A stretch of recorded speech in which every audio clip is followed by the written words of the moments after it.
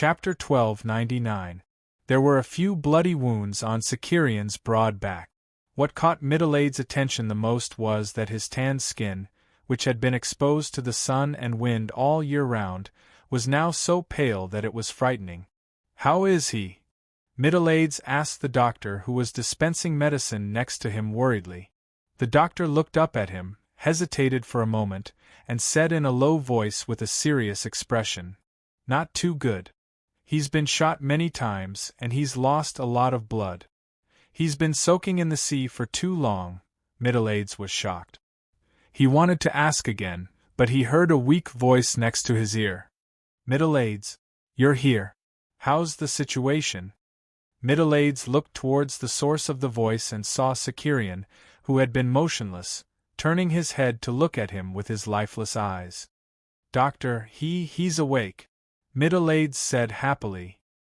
"He woke up not long after he was sent here, and he kept asking about the situation of the naval battle." The doctor sighed and said, "Hurry up and tell him, lest he keeps worrying about it and affects his recovery." Middle-Age walked to the bed and squatted down. He thought for a moment and then half knelt on the ground. This way, he and Sicarian could talk more easily. Before he could say anything, Sicarian smiled first.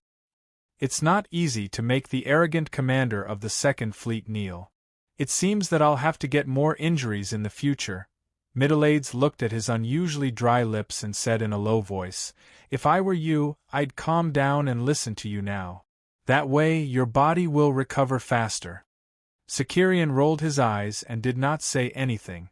Middle-Age then said in a low voice, "According to the rough statistics after the war, we sank more than 160 warships and captured nearly 350. The Persia fleet suffered heavy losses.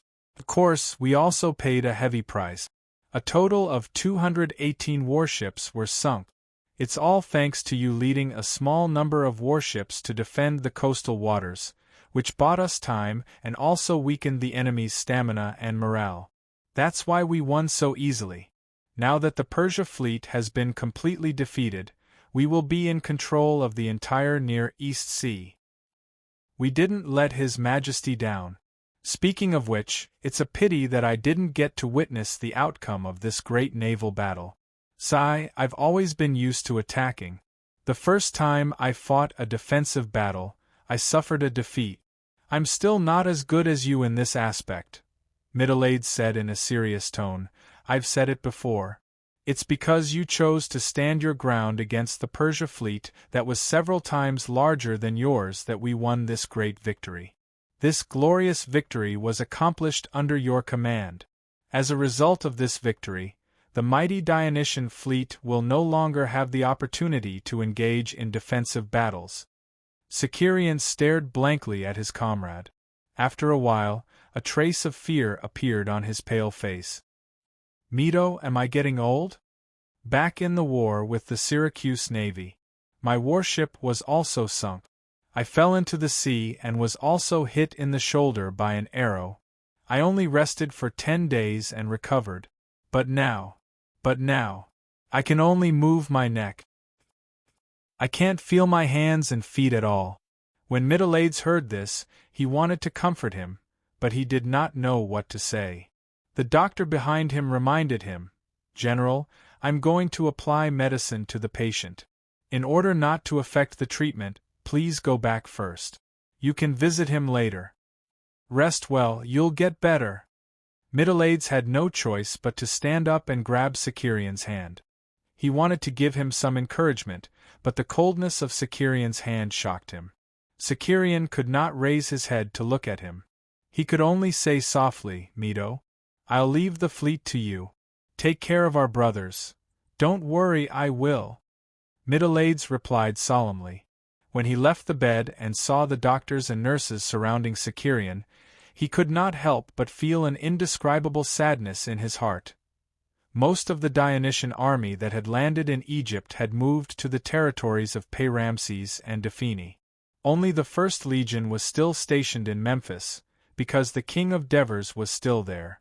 As the commander-in-chief of the army, the Devers were supposed to stay with the main army. He had always done so, but this time was different. The kingdom of Dionia had just annexed Egypt. Although the Assists had been appointed to govern Egypt, the presence of the king of Dionia would undoubtedly make the handling of government affairs smoother, which would be more conducive to the smooth transition of Egypt. Therefore, the Devers seized this period of time to help the Assists solve some problems. At the same time, he appointed Alexis to go to Defini to temporarily take charge of the army on his behalf. He also asked Felicius, Epthenus, and the others to help him manage the military affairs, plan and prepare for the raid on Cyprus. This group of old people, who had already retired and had originally followed him to Persia, were once again entrusted with important tasks. After the military raid on Cyprus began, waiting for the result was a difficult process, especially for such a major military operation. Therefore, the Devers did not sleep well these days. On this day, at the strong request of Henipolis, the Devers went for a walk in the garden to relax after dinner. The garden of the Pharaoh of Tereb Palace was vast, and there was a large artificial lake in the middle. Water from the Nile River was brought in, and various aquatic plants, such as lotus flowers, were planted in the lake. There were also all kinds of wild ducks with their wings clipped, wild geese, and even the rare hippopotamus. All kinds of rare trees and flowers were planted around the artificial lake, and there were even some ostriches. At this time, it was spring, and the garden was in full bloom. The birds were singing, and the insects were chirping. It was exceptionally lively. Strolling on the flat road beside the lake, breathing in the moist air with the fragrance of plants, it was relaxing, and all worries were gone. The Devers could not help but sigh. This is really a good place. We should let Crystal, Stoia, and Agnes stay here for a while. Your Majesty, didn't General Prososus lead the Greek coalition to completely defeat the Persia's Asia Minor army? I believe that they will soon be able to force Miletus to surrender. You can let the two concubines stay in Memphis for a while before going to Miletus. As the court clerk of the Devers and the biographer personally authorized by him, Henipolis was more familiar with the Devers family affairs. The Devers shook their heads. We have not yet defeated the Persia fleet, and we have not completely taken control of the eastern Mediterranean. They cannot come for the time being, it is not safe. Henipolis secretly hated himself for talking too much. He had inadvertently reminded His Majesty of the ongoing war. He was thinking of ways to divert the king's attention when he heard the Devers shout, "Don't stop it, let it come." It turned out that an ostrich, perhaps out of curiosity, actually walked boldly towards the Devers. The guards went forward to chase it away, but were stopped by the Devers. The ostrich was only a young bird, but it was already as tall as an adult. It walked straight to the Devers with its long, slender legs. Its pair of big eyes blinked as it curiously looked at the new king of Upper and Lower Egypt. It looked very cute, but it made the guards and attendants around it nervous. The great Devers could not help but reach out to it, and it immediately retreated in alarm. The Devers smiled and said softly, "Don't be afraid." The ostrich seemed to understand.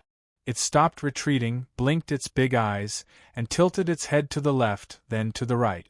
Then, it carefully walked up and gently pecked the Devers' palm with its long beak. Seeing that the Devers did not respond, it pecked a few more times. The guards immediately shouted loudly, and the ostrich felt afraid. It immediately turned around and ran away. "It's just a bird. What's there to worry about? It just made my hand itch," the Devers complained. "Your Majesty, do you want the guards to catch an ostrich for you?" Henipolis asked hurriedly. The Devers waved his hand. "Don't do that. It's more interesting to watch them play and run freely in this garden. Thanks to your suggestion, it's really interesting to walk around this garden." As the Devers spoke, the smile on his face suddenly froze. He saw guards rushing from the direction of the palace. "Your Majesty, an urgent battle report from Naucrates."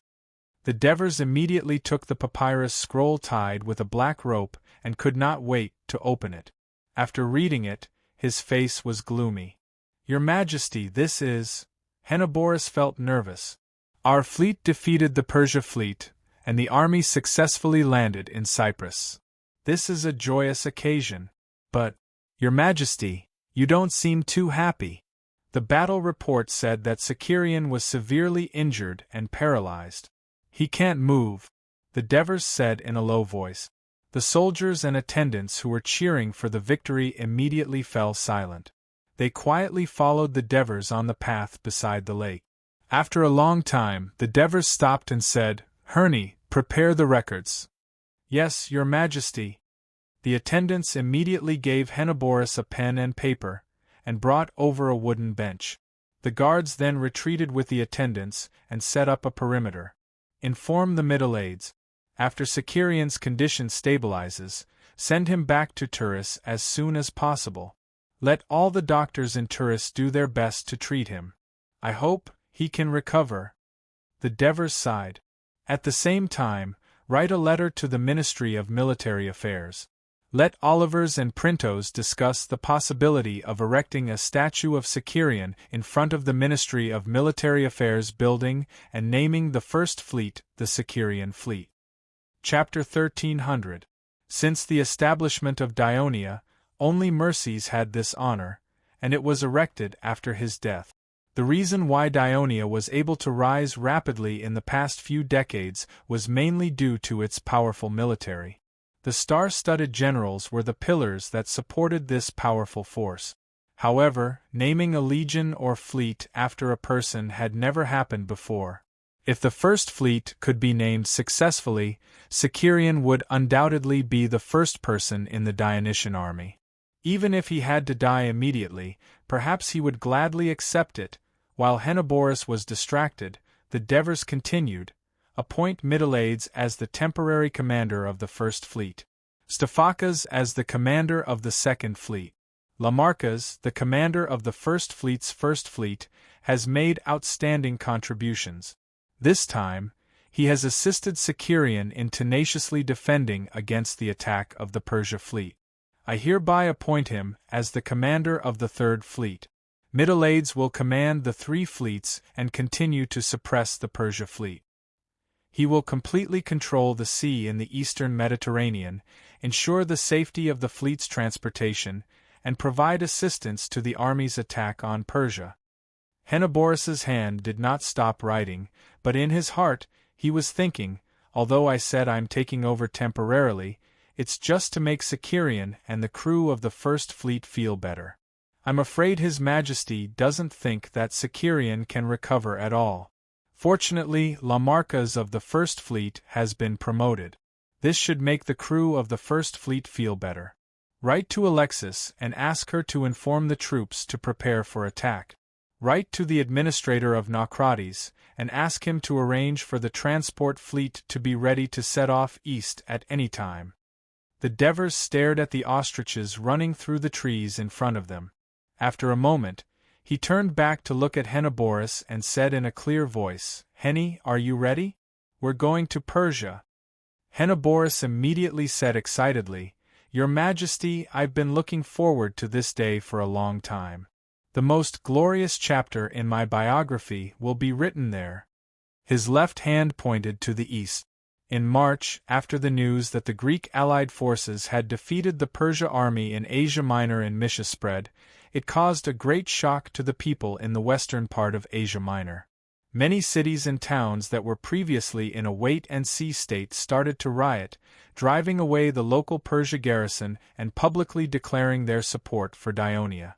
On one hand, Leotychides accepted their surrender, but on the other hand, he requested them to provide him with provisions.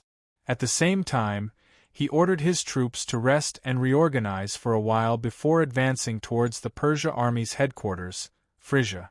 Persia's Asia Minor army was just a temporary army. After suffering a crushing defeat, some of the demoralized regional armies refused to continue fighting. Some of them did not even ask for permission from Phanabatsos and directly led their remaining troops back to their respective regions. Phanabatsos, whose forces had been drastically reduced, did not try his best to defend himself against the rapid approach of the Greek allied forces. Instead, after a series of conspiracies with his colleagues, he arrested Iazon for being a traitor. Iazon, who had managed to escape back to Phrygia, was executed before he could even defend himself. In his war report to the king of Persia, Phanabazos argued that during the battle with the Greek allied forces, the Greek mercenaries, who had been entrusted with the important task, suddenly turned against him, which was the main reason for the defeat. The Persia commanders and generals used Iazon as a scapegoat, trying to escape the blame of the defeat. However, this caused the defeated Greek mercenaries to panic. Several mercenary officers launched a rebellion under the banner of revenge for General Iazon. Although it further proved that the Greek mercenaries were unreliable, it caused the situation in Phrygia to completely go out of control. As a result, Phanabazos had no choice but to lead the remaining troops to continue to retreat in panic. The Greek allied forces successfully occupied Gedium, the center of Phrygia. Leotychides did not continue to the east and deep into the interior. Instead, after gathering a lot of supplies, he left a troop to guard the place.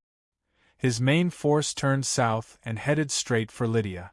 Along the way, they did not encounter any effective resistance.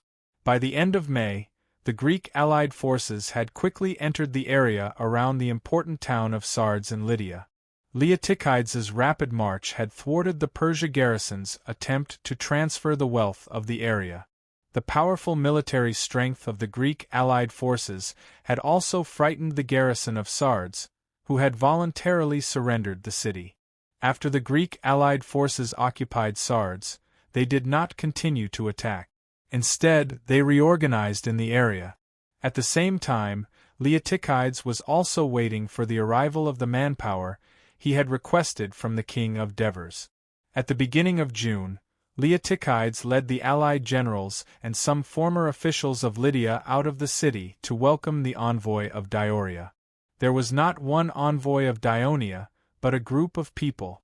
The one in the lead was an old man. Even though he had a head full of white hair and an aged face, his expression was resolute and his every movement was dignified.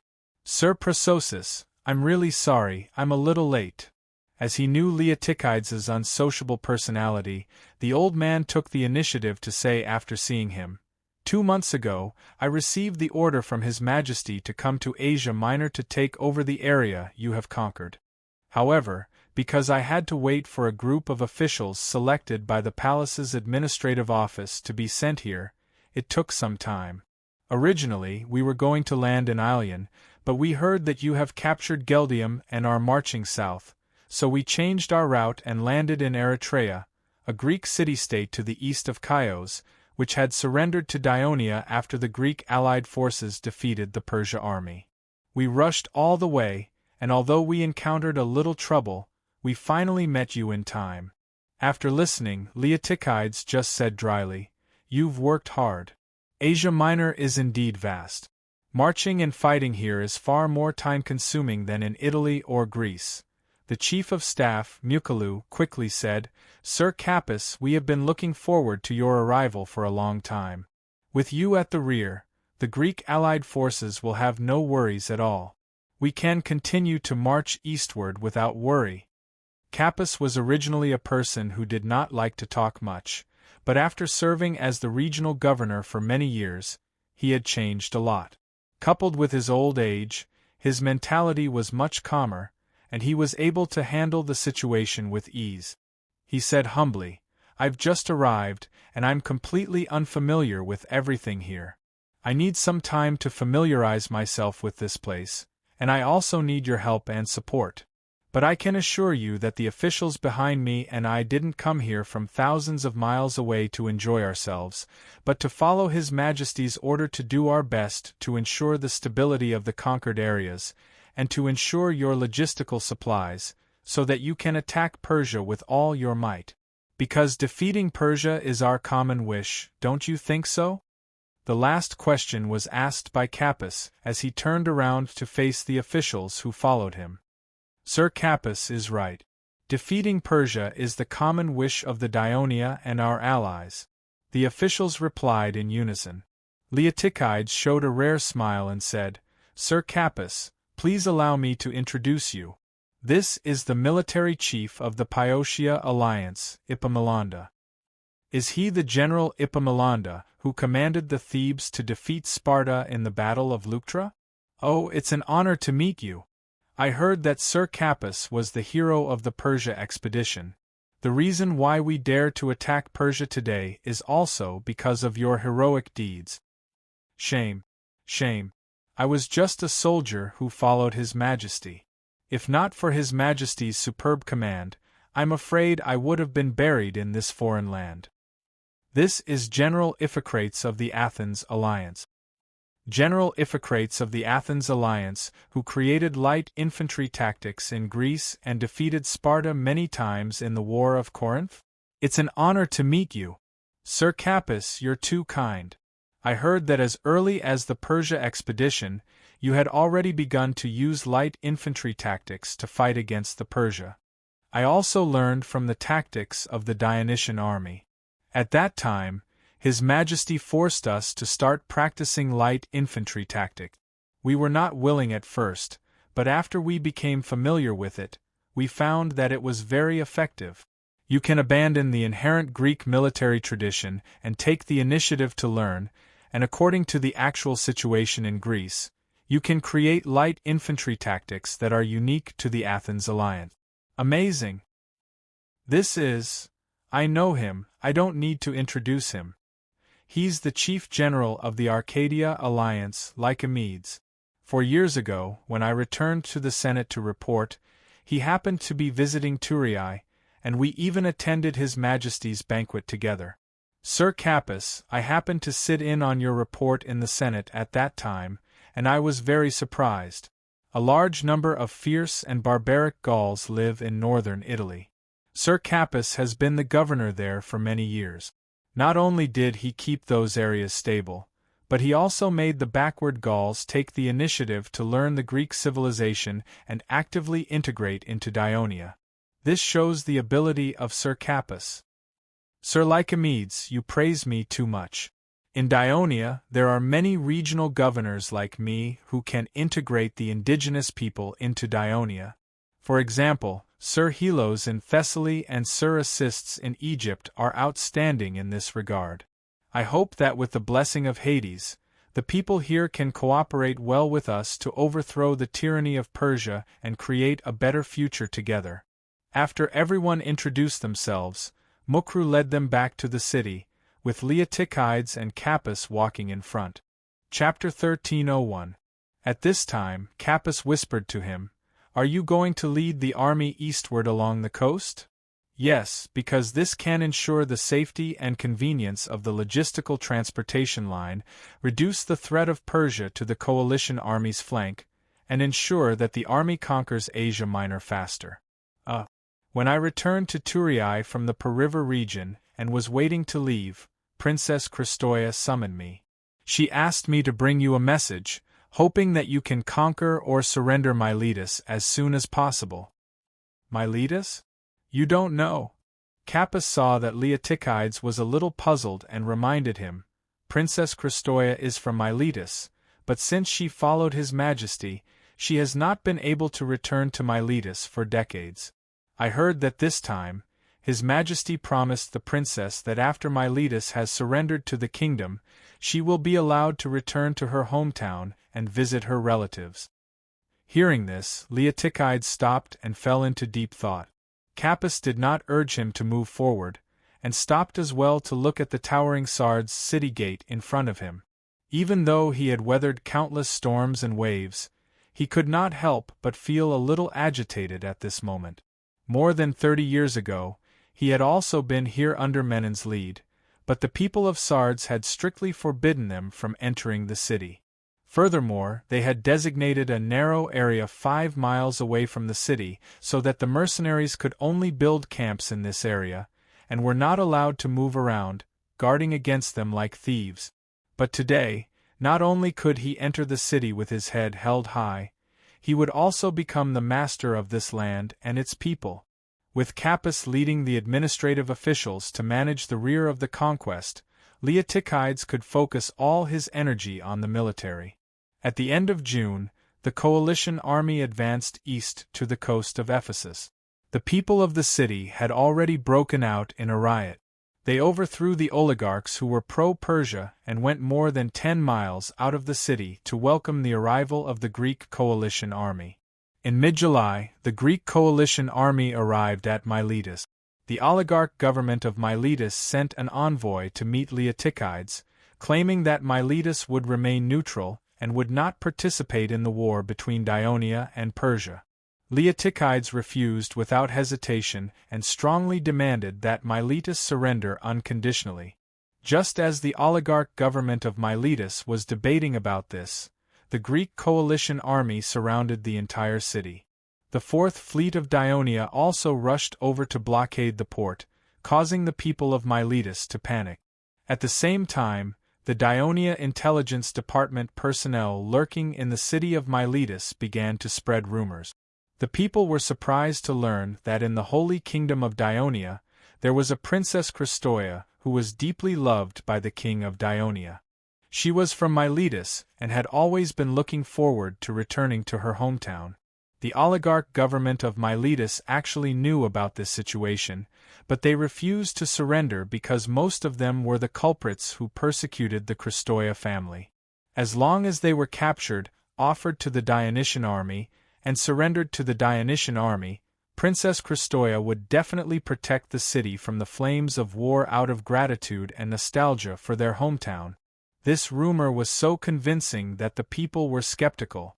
Some people specially investigated the people and things mentioned in the rumor and found that it was actually true. It immediately set off a great wave among the people. Therefore, people who were dissatisfied with the oligarchs of Miletus began to link up and incite the people to overthrow them and submit to Daionia. The government of Miletus felt that the situation was not good and was preparing to send troops to suppress it. Who knew that the Dionysian army outside the city would launch an attack at this time? Although the walls of Miletus were tall and strong, it was obviously not enough to defend the entire city with only the military strength of Miletus. Not to mention that it was completely surrounded and there could not be any reinforcements. Therefore, under the restraint of the Dionysian army, the oligarchs could not transfer more troops to suppress the instability in the city. On the other hand, the patrols they sent in the city quickly aroused the anger of the people. In the end, the people launched a riot and helped the Dionysian army easily break through the city of Miletus. This resulted in very few casualties on both sides, thus achieving Leotychides' goal, to give a good explanation to Princess Christoia, who was respected by the people of Daionia. After the surrender of Miletus, the Greek coalition forces did not encounter any more battles. All the towns along the way opened their gates and surrendered until they arrived at the city of Halicarnassus, the capital of the Caria region. The coastal city-states of the Caria region, like most of the coastal city-states in western Asia Minor, were once colonized by the Greek. Not only did it maintain close ties with the Greek city-states, but it also gradually civilized and integrated the indigenous people of the Caria region over a period of hundreds of years. Not only did most of the towns in the region look the same as the Greek cities, but Greek had also become the common language of the region.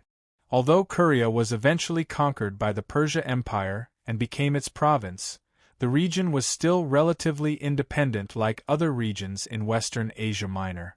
Most of the towns in the region were even united around a close neighbor alliance centered around the Temple of Zeus in Lagina. Of course, it was only a religious group, not a political entity. After Agesilaus led his army into chaos in the western part of Asia Minor and Tissaphernes was sentenced to death by the Persian queen mother, Hecatomnus, a noble of Caria, took advantage of the turbulent situation to establish his rule in the Caria region. At this time, because the king of Persia not only negotiated peace with Sparta, but also supported Sparta's hegemony in Greece, this caused great dissatisfaction among the nobles and people in western Asia Minor. In order to appease them, Artaxerxes married a daughter to the son of Phanebatzos and temporarily appointed Hecatomnus as the governor of Caria. Hecatomnus was a very shrewd man, and so was his son, Masulas. They had always paid tribute to the treasury of Persia on time and expressed their allegiance to the king of Persia. 5 years ago, when almost all the governors in Western Asia Minor rebelled, Masulas, who took over his father's position as the governor of Korea, also wavered. At first, he remained neutral, but when the rebels were at a disadvantage, he sided with the king of Persia and helped the Persia army to completely wipe out the rebels. Therefore, after the war ended, he was able to retain his position as the governor. During this period of turmoil, his power in Korea was further strengthened. Not only was he officially appointed as the governor of Korea by Persia, but he was also the co-owner of many cities in the Korea region. Masulas also moved the governor's residence from Milesa to Halicarnassus. Not only did he spend a huge amount of money to rebuild the city, but he also expanded the port. He built a strong castle and 2 military ports on a small island outside the city, Zephion. He also spent a huge amount of money to build a fleet. The ambitious Masulas obviously wanted to develop Korea into a maritime power. As he was worried that the landing of the Greek allied forces would disrupt his ongoing plans, he actively supported Phanabazos this time. Not only did he provide a large number of troops, but he also became one of the main advocates of building the Asia Minor fleet. He generously provided 1/4 of the warship. Of course, he was also planning to take control of the command of the Asia Minor fleet after the war ended. Unfortunately, the Asia Minor fleet was completely wiped out by the Dionysian fleet in Samos, which dealt a heavy blow to him. Then, the Greek allied forces defeated the Persia army, which made him extremely uneasy. He immediately mobilized the military in the Korea region and strengthened the defense of Halicarnassus. His prediction was not wrong. After that, the Greek allied forces advanced eastward along the coast and entered the Korea region. Masulas immediately used the same trick and sent an envoy to meet Leotychides. He proposed to him that Korea was willing to remain neutral in this war, and was even willing to provide some resources for the Greek allied forces to pass through the Korea region, as long as the Greek allied forces no longer saw Korea as an enemy. Masulas's idea was good, but Leotychides had studied some information about Korea in detail, and he was not at ease with the cunning Masulas. Moreover, the Korea region was not weak, and he was not at ease to leave such a hidden danger in the rear of the army without dealing with it. So, he did not accept Masulas's request, but proposed that the Korea region must surrender to Dionia. Of course, this was unacceptable to the ambitious Masulas, so the negotiation failed, and the war began. Masulas knew that the morale of the Greek allied forces was high, and they were strong. Fighting them in the field would only result in a crushing defeat. So, he withdrew his forces into the city and focused on defense to buy time and wait for the situation to change. The father and son, Hecatomnus and Masulas, had been in charge of the Korea region for more than 20 years. The opposition had been suppressed for a long time, and their influence was minimal. The people basically agreed with the rule of this family, so it was impossible for there to be unrest and riots when the army was pressing on the border like Ephesus and Miletus. So, the Greek allied forces had no other choice but to attack. However, under the high and thick walls of Halicarnassus, the Greek allied forces had failed several times. This caused the Greek allied generals to be careless because of the previous successful attack. They had no choice but to patiently fight with Masulas. At the end of April, the Devers led the army eastward from Defini. The huge fleet of supplies traveled side by side along the coast. After a long journey of 6 days, they crossed the desert, bypassed Gaza City, and entered the Canaan region. Then, they easily captured the port of Jaffa, making it an important supply port for the army. Chapter 1302.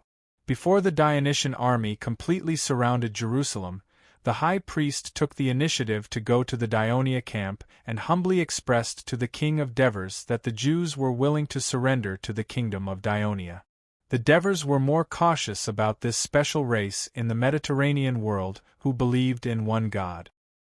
He quickly accepted the surrender of the Jews, and made a promise and warning: as long as the Jews are loyal to the Holy Kingdom of Dionia, they can have the right to live according to their own laws and religion, but at the same time, they can't affect the living rights of other races under the rule of the Holy Kingdom of Dionia because of their own customs. Otherwise, Dionia will intervene.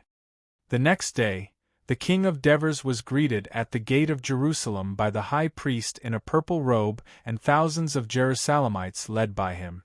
The Devers followed the example of Cyrus and once again read out his promise and warning in public. The people cheered. At the same time, the Jewish priests also tied up the governor of Canaan appointed by Artaxerxes, Nehemiah, who had worked hard for the reconstruction of the Canaan region, and his subordinates. They pushed him to the Devers and handed him over to them. The Devers did not punish the governor of Persia, who was also a Jew, in public. Instead, after bringing him back to the camp, they asked Nehemiah kindly if he was willing to serve the kingdom of Dionia. He would be sent to govern the Canaan region after he was familiar with Dionia's political system and legal system. The Jews were flexible, not conservative and stubborn. Nehemiah obviously inherited this characteristic. Surrendering to Dionia would not only allow him to live, but also allow him to fulfill his long-cherished wish of rebuilding Jerusalem and take revenge on the Jewish priests who betrayed him. So, he knelt in front of the Devers happily. With Nehemiah as a guide, the Dionysian army quickly conquered the entire Canaan region. Then, under Nehemiah's leadership, they successfully invaded the Samaria region to the east of Jerusalem. They quickly captured many towns, and even captured the governor of the region, Samara. This was a great relief to Nehemiah. Canaan and Samaria were conquered by Dionia one after another, making Gaza an isolated enclave of Persia. The Dionia defenders panicked. They were eager to leave this dangerous place and return to their homeland. Under the strong request of the soldiers, the commander of the defending army had no choice but to let the soldiers bring enough food and water and quietly leave Gaza City. They marched towards the northeast, attempting to bypass the area occupied by the Dionysian army and go to Damascus through the trade route at the edge of the desert in the east. Unexpectedly, the Dionysian army had been keeping a close eye on the movements of Gaza City. They soon discovered the intentions of the Persia defenders. On the second day, the 4 Dionic cavalry legions and the Namibian light cavalry legion caught up with the marching Persian garrison. The light cavalry legion attacked with arrows and javelins, while the heavy cavalry legion launched an attack and quickly defeated the Gaza garrison. Gaza City also fell into the hands of the Dionic army. After completely stabilizing the rear, the Devers led the army north and soon entered the Phoenician region. It could be said that the Phoenicians were the earliest enemies of Dionia in these regions affiliated to Persia. When the Phoenicians made the decision to send a fleet to support Carthage, they probably never imagined that one day the army of Dionia would arrive at their city. Moreover, the first city that the Dionysian army was going to attack was Tyre, the initiator. After the Phoenicians surrendered to Persia, the successive kings of Persia promised that as long as the Phoenicians paid a certain amount of gold and silver every year, and their fleet was always at their disposal, they would allow the Phoenicians to live in their original way. For hundreds of years, the kings of Persia rarely interfered in the administrative affairs of the Phoenicians. One of the main reasons was that the mountains of Lebanon separated Phoenicia from the inland Persia. Land transportation was very inconvenient, and this terrain also had a great impact on the Phoenicians. They did not have vast and fertile farmland to support a larger population. They could only devote all their efforts to developing their economy on the sea, thereby becoming rich and prosperous because of maritime trade. However, due to certain conflicts of commercial interests between the city-states of Phoenicia, although they had established a Phoenician city-state alliance very early on, they had never been able to form a unified country. Therefore, the king of Persia was more satisfied with the state of the Phoenician city-states. The Phoenician city-states had also taken advantage of the preferential treatment that Persia had given them and made a lot of profits from trade with the inland. Therefore, they were still relatively loyal to Persia. Tyre was the most powerful of the Phoenician city-states, and its city was built on a small island about 8 miles from the coast. It was easy to defend and difficult to attack. In the history of the previous life, King Alexander of Macedonia, who had attacked Persia smoothly, encountered a setback here and spent a full half a year. It was precisely because of this memory that the Devers were very cautious when he led his army to Tyre. He planned to lead the generals on a warship to carefully inspect the defense of Tyre before considering whether to directly attack the city or force it to surrender through a long-term siege. However, before he could set off, Tyre's messenger arrived first. Tyre's messenger was also an acquaintance, the former Carthage Sophie Tepenrako. After seeing the Devers, not only did he not show the arrogance and hostility towards Dionia that he used to have, he even showed some flattery. Therefore, the atmosphere of the whole meeting was relatively relaxed. The Devers asked about the recent situation of Hanno and the others, and Tepenrako's expression became a little gloomy. It turned out that after Dionia forced Carthage to expel the Hanoverian faction, most of them chose to settle in their former motherland, Tyre. Tyre also accepted them, but not only could Hanno and the others not reproduce their power in Carthage, but the higher-ups of Tyre also deliberately suppressed them, making it difficult for them to gain some power. The people of Tyre used to be extremely envious of Carthage's wealth and power, but now they often despised these stray dogs. Although they did not have to worry about food and clothing, Ochradan, who joined Dionia, persuaded the Carthage council to allow them to take away part of their property out of guilt. Their lives were relatively depressed, especially Hanno. He, who used to have hundreds of followers, could not bear such loneliness and passed away after a few years. However, since Dionia declared war on Persia, the higher-ups of Tyre began to pay attention to Tepenrako and the others. Not only did they often ask them about the situation of Dionia, but they also elected Tepenrako and a few others as counselors to discuss how to deal with the attack of the Dionysian army. The reason why Tepenrako was sent as an envoy was also because he was familiar with the people of Dionia, so it was easier for him to be accepted by the people of Dionia. The purpose of Tepenrako's visit was to represent Tyre to surrender to Dionia. Regarding this good news, the Devers did not seem happy. Instead, he was a little cautious. In his memory, when Alexander led his army to Tyre, the people of Tyre also took the initiative to surrender. However, when Alexander proposed to go to the Mercian temple in Tyre to worship Hercules, Tyre immediately expressed their refusal. It turned out that they had only chosen to feign surrender in the face of military pressure. They wanted to wait for the final battle between Alexander's army and the army of Persia before making the final decision. Therefore, the Devers made the same request. Tepenrako said that he could not make a decision and needed to ask for the opinion of the Tyre council before replying. After he left by ship, the Devers immediately reminded the generals to prepare for battle and not be fooled by the surrender of the people of Tyre. Unexpectedly, in the afternoon, Tepenrako once again came to the camp of Dionia and sincerely expressed to the Devers that the Tyre council was ready to welcome the visit of the king of Devers at any time. The Devers did not refuse. The next day they led a group of elite soldiers to the island, and the people of Tyre welcomed them respectfully. In the holy kingdom of Dionia, Hercules was one of the most popular gods. Therefore, the Devers solemnly worshipped his statue here. Throughout the worship process, the people of Tyre were always obedient, which made the Devers believe in their sincerity. Based on the situation they observed in the city of Tyre, the Devers analyzed the reason why the people of Tyre made a choice that was completely opposite to the history of his previous life. It was because in the history of his previous life, although Alexander won many battles on land, his navy was very weak. At one point, he even disbanded his already weak fleet, causing the Persia fleet to harass the rear of his conquest many times, causing him a lot of trouble. Alexander could only take over the Mediterranean Sea by capturing the towns belonging to the Persia along the coast one by one. This was the only way. Because of this, the people of Tyre bullied him because he did not have a navy, making it difficult to capture their cities in the middle of the sea.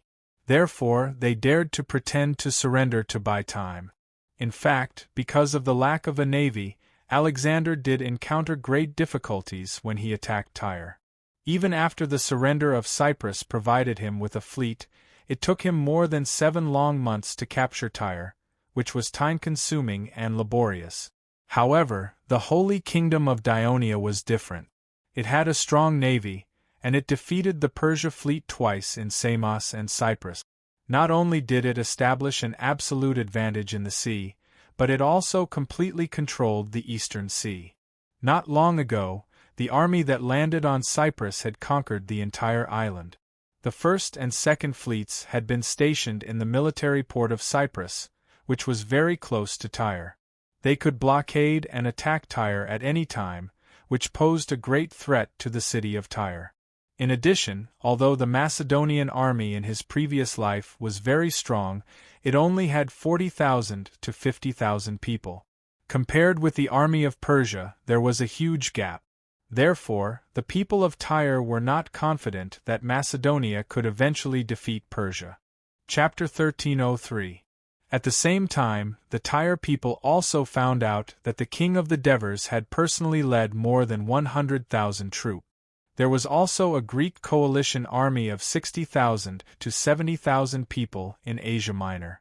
In total, the powerful army of more than 200,000 people had defeated the Persia army many times. They were mighty and unstoppable. The Persia army might be more numerous, but in terms of combat effectiveness, it seemed that they were no match for the mighty and unified Dionysian army. This was the feeling of the Tyre generals who had fought with the Persia army many times. More importantly, many of the Tyre people became prisoners of Ionia during the Battle of Cyprus and were still imprisoned in Cyprus. The Devers were overjoyed by the surrender of Tyre.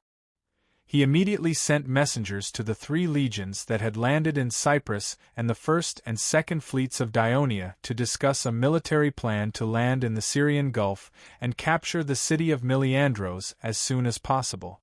At the same time, the surrender of Tyre also had a huge impact on the other Phoenician city-states. They were not as strong as Tyre, and they did not have cities built in the sea to defend themselves. They did not dare to confront Ionia, so the city-states of Sidon, Aduras, and other city-states quickly surrendered, and the Dionysian army successfully conquered the Phoenician region. The Devers did not immediately lead the army north. He waited for the army of Cyprus to successfully land in the Syrian Gulf before he issued the order to go north. However, the route of the march was no longer along the coast, because the Libanus Mountains formed a barrier from the north to the south of the northern Near East coast. The further north they went, the more difficult it was to travel, especially for a large army like Ionia. The Devers did not choose to go around the Libanus Mountains and go to the edge of the desert in the east. Firstly, the distance was longer, and secondly, the climate was hot. There were few people along the way, and it was difficult to supply food and water. There were no large towns, except for Damascus, which was at the southern end and very close to the Phoenician region. Perhaps in the future, Damascus would become a battleground in the Near East, but at this time, the Devers did not really care about it. Although it was still a large town, it had no Persia garrison, and it did not show hostility to the Dionysian army. Instead, it sent messengers to express its willingness to be neutral to the Devers. Therefore, the Devers did not spend time to capture Damascus. They only asked the Mountain Reconnaissance Brigade to closely monitor the movements in Damascus while they led the army out of the Phoenician region and east into the Libanus Mountains. In the Amanus Mountains of northern Syria, the snows converged into a single river, the Orontes, which flowed from north to south through Mount Libanus and finally into the northern part of Phoenicia. Thus, in the middle of the mountains, a relatively wide and narrow plain, the plain of Amycus, was formed. This was the route of the Dionysian army to the north. Fearing that the Dionysian army would be heavily intercepted in the north, the Devers specifically ordered the army in Cyprus to land in Syria first to ensure the smooth movement of the main force north. But in fact, the Devers were too worried. Not long ago, part of the garrison in the Syrian region had been transferred by the king of Persia to Phanabazos in Asia Minor, leaving the troops here empty. There was no way to intercept the main force of the Dionia, and they could not even provide enough defense for the region. The Cypriot army easily landed on the coast of Syria and quickly captured the city of Miliandros. Then they quickly moved east and surrounded the town of Sochi at the northern entrance of the Amanus Plains. By the time the main force of the Dionia arrived near Sochi, the town had already been captured.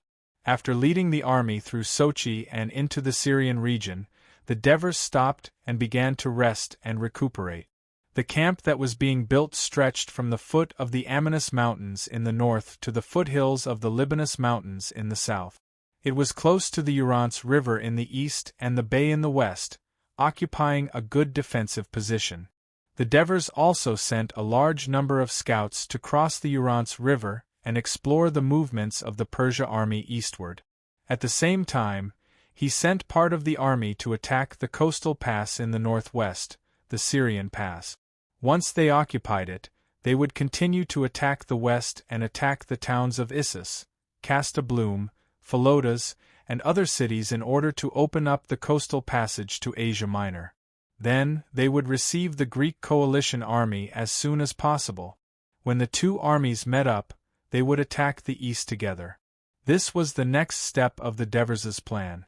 But what the Devers did not know was that the Greek coalition army, which had attacked quickly before, had now encountered some trouble. After the Greek coalition army suffered a setback in their attack on Halicarnassus, in order to not waste time and reduce the number of troops, Leotychides decided to leave some troops to surround the city, while the main force of the army continued to advance eastward. However, after passing through Caria and entering the region of Lycia, the Greek coalition army could no longer advance along the coast. This was because Lycia and the neighboring region of Pisidia were both mountainous areas. The roads were difficult to traverse. The Greek coalition army could only bypass Lycia and Pisidia to the north, then pass through the pass of the Taurus Mountains in the region of Cappadocia and enter the fertile region of Cilicia. Most of the road they had to trek was a straight road that the Persia court built to govern the empire. Although this road was easier to traverse, they had to enter the interior of Asia Minor. During this period of time, the military commander of Persia's Asia Minor, Phanabazos, had reorganized part of his defeated army and received some reinforcements from the court.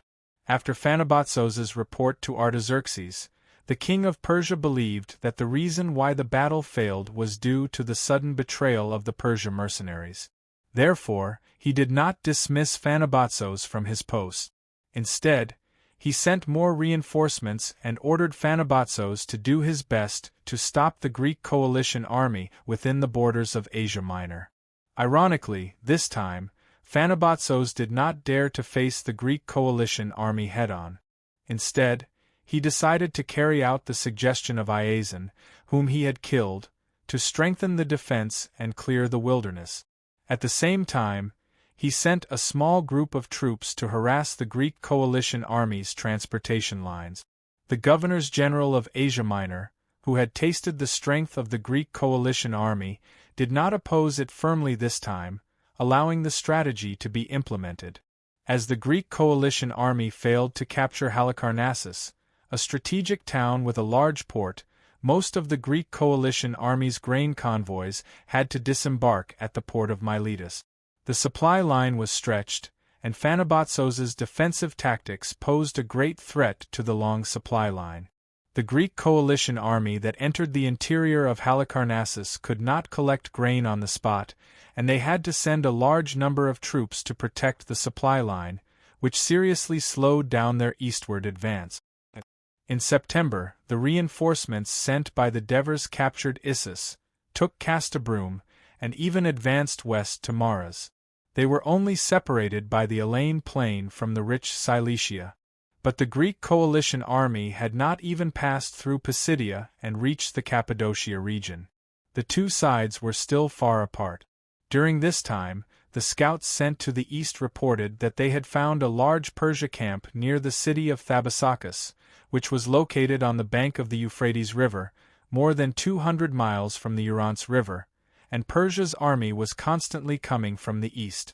The Persia's army was finally coming. Both the Devers and the generals under them suddenly became alert. Not only did they order the soldiers to reinforce the camp and strengthen the defense, but the Devers also sent messengers to the Elaine plain to inform the troops that were preparing to receive the Greek coalition army there to return immediately.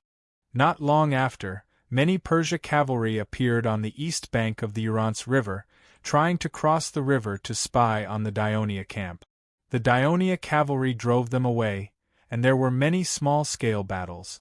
But the main forces of both sides stayed in Syria, and the main forces of both sides were stationed near Thebasakis. Both sides did not move, and the confrontation lasted for more than a month. At dusk, the Devers' tent welcomed a guest. "Why, Zam, you're finally back. I haven't heard from you for so long. I thought you missed home and didn't want to go back to Daionia, ha ha." Although the Devers were joking, they were very excited. They stepped forward and gave Zam a strong hug. "Your Majesty, to be honest, when I return to Dukia and see my brothers speaking the same language, wearing the same clothes, and eating the same food, I always feel scared." Zam said with a relieved expression, "I'm scared that my experience in Daionia is just a dream. Now that I've seen your Majesty, I can finally be at ease." Then he said with slight guilt, "I found that I can't leave the prosperous life of Daionia, and I can't get used to the poverty of Dukia." The Devers comforted him. "When the conditions are right, people are willing to enjoy happiness, and they won't take the initiative to suffer. But the poverty of Dukia is mainly caused by the cruel oppression of the Persia. As long as we defeat Persia, I believe that this terrible situation of the Dukia people will gradually improve. Oh, by the way, you haven't eaten on the way back, right?" "Your Majesty, I went to see Sir Marigi before I came to see you, and I've eaten a little at his place. This time, if it wasn't for Sir Marigi who found a Persia caravan to cover my movements, I wouldn't have been able to reach Dukia so smoothly." The Devers looked at Marigi, who had a calm expression next to Zam, and smiled. "I'm afraid you don't know, but Marigi used to be the royal merchant of Prince Cyrus, and he has a lot of connections among the merchants in the west of Persia. After defeating Carthage 10 years ago, he thought that Persia would become the biggest enemy of the kingdom, so he secretly supported a few trustworthy friends in Persia with the help of the intelligence department. These friends of the kingdom even secretly sold weapons and food to Dukia several times, which were banned by Persia." Chapter 1304. "I've heard about it from my tribesmen. My eldest brother even said gratefully that without their help, his tribe would not have become the largest tribe in Dukia." "Thank you, Your Majesty." "Thank you, Sir Marigi." Zam sincerely bowed to both of them. Marigi quickly moved away and said in a calm tone, "It's nothing. It's all for the kingdom." "Zam, you've gone to Dukia. Why are you so different now?" The Devers joked, "Don't thank me anymore. I want to hear the details of your adventure in Dukia. Come, sit down. Let's talk." The guards brought over wooden chairs. After everyone sat down, Zam began to narrate. "After I arrived in Egypt with Chalcidus's vanguard, I boarded an Egyptian merchant ship arranged by Sir Marigi at Naucrates that actually belonged to his friend in Persia. I boarded it and entered the port of Issus. After that, I followed a merchant team arranged by this Persia merchant to the Mesopotamian plains. Your Majesty, this Persia merchant is the Messias that I've mentioned to you before," Marigi interrupted. "After we arrived here, did you send someone to contact him?" The Devers asked with interest. "Your Majesty, I sent someone to Issus to look for him. Unfortunately, he was not at home.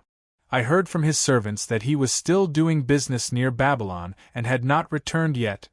The Devers noticed Marigi's hesitation when he answered, so he said in a gentle tone, "After all, Persia is his mother country.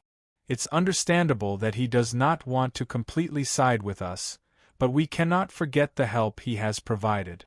After we win, we will definitely reward him." "Thank you, Your Majesty." Marigi heaved a sigh of relief and immediately expressed his gratitude. "Why, Zam, please continue." "I followed Mazias's caravan to the east along the north bank of the Euphrates River. At first, it was relatively smooth, but later, it was said that the news of our army entering Egypt and part of the Greek army landing in Asia Minor had reached Babylon. The king of Persia had issued an order to mobilize the army, and the order in the towns along the Euphrates River became a little chaotic. My caravan was intercepted several times by the checkpoints in the towns. The temporarily formed army wanted to seize the caravan's goods for various reasons. Although Mazias had some tricks up his sleeve, he was able to get them to let us go in the end. However, after discussing with me, we decided to go north in advance after we had enough food and water in Kalsoti. Unexpectedly, the order in the Mesopotamian plains became even more chaotic. Not only was my caravan robbed, but there were also a few casualties. I had to pretend that I was a messenger sent by the Dukia people, claiming that the goods the caravan was carrying were used by Dukia to form reinforcements. Perhaps it was because we, the Dukia people, had defeated the army of the king of Persia and established our reputation. After that, the caravan was no longer harassed by the garrisons in the towns, and we smoothly passed through Gain, Lalitha, Mespira. We smoothly arrived at the Dukia Mountains. Speaking up to this point, Izam seemed to be rather proud of himself. Then, his tone became gloomy again. When I met my people, I found out that my father had passed away 10 years ago. My eldest brother and a few other brothers had died in the war against the Persia. My second brother, Remy, was in charge of the tribe now. Although he was surprised by my sudden appearance, he was not too surprised. According to him, his tribe had been in close contact with Mazias and a few other caravans. Through them, he learned some things about Dionia. He even knew that I was not dead, and had even become a high-ranking official in the kingdom.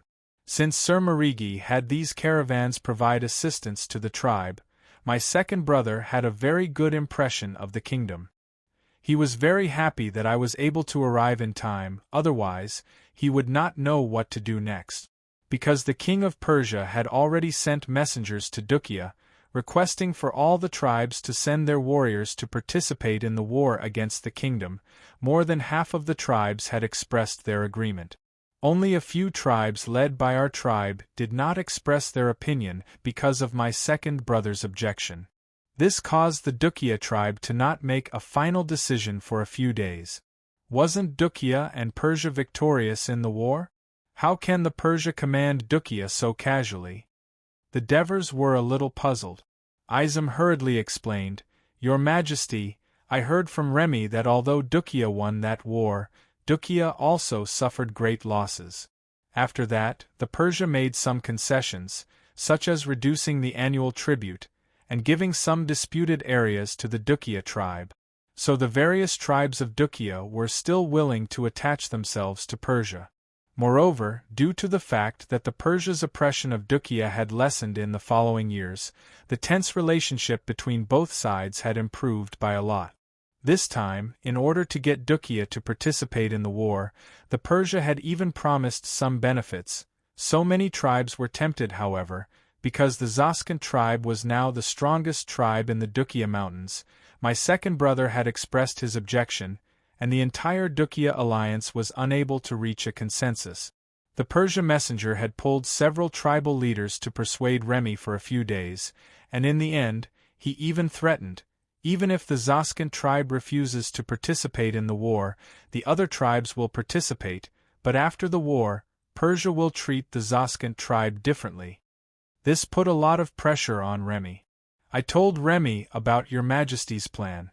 Although he was a little tempted by Your Majesty's promise, to allow Dukia to become independent after the war, and even to fully support him to become the king of Dukia. He was still a little worried. I gave him a detailed analysis of the military strength of Ionia and Persia, as well as the current situation in the Mediterranean Sea, and he reluctantly agreed to the request of the Persia messenger to lead the army to participate in the war. Did your second brother persuade the other Dukia tribes to participate in this plan? Marigi interrupted. I also raised this question to him, but he was very cautious. He told me that there were two big tribes that had a bad relationship with the Zoskin tribe. If he were to contact the other tribes in secret, it would be hard to guarantee that the news would not leak out. Once the Persian knew about this, the Zoskin tribe would be in a dangerous situation, so he didn't want to take this risk. However, he had already gathered all the young and strong people in his tribe, more than 5,000 people, to participate in this war. This force plays an important role in the Dukia tribes. When the time comes, he only needs to secretly persuade the tribes that have a good relationship with the Zoskin tribe to act together, and I believe that it will have a great impact on the war. Izam said confidently. Devers smiled and praised. Very good, your second brother is calm and thoughtful. He made me believe that our cooperation with the Zoskin tribe will succeed. Izam, did you follow your tribesmen to Tabasakas?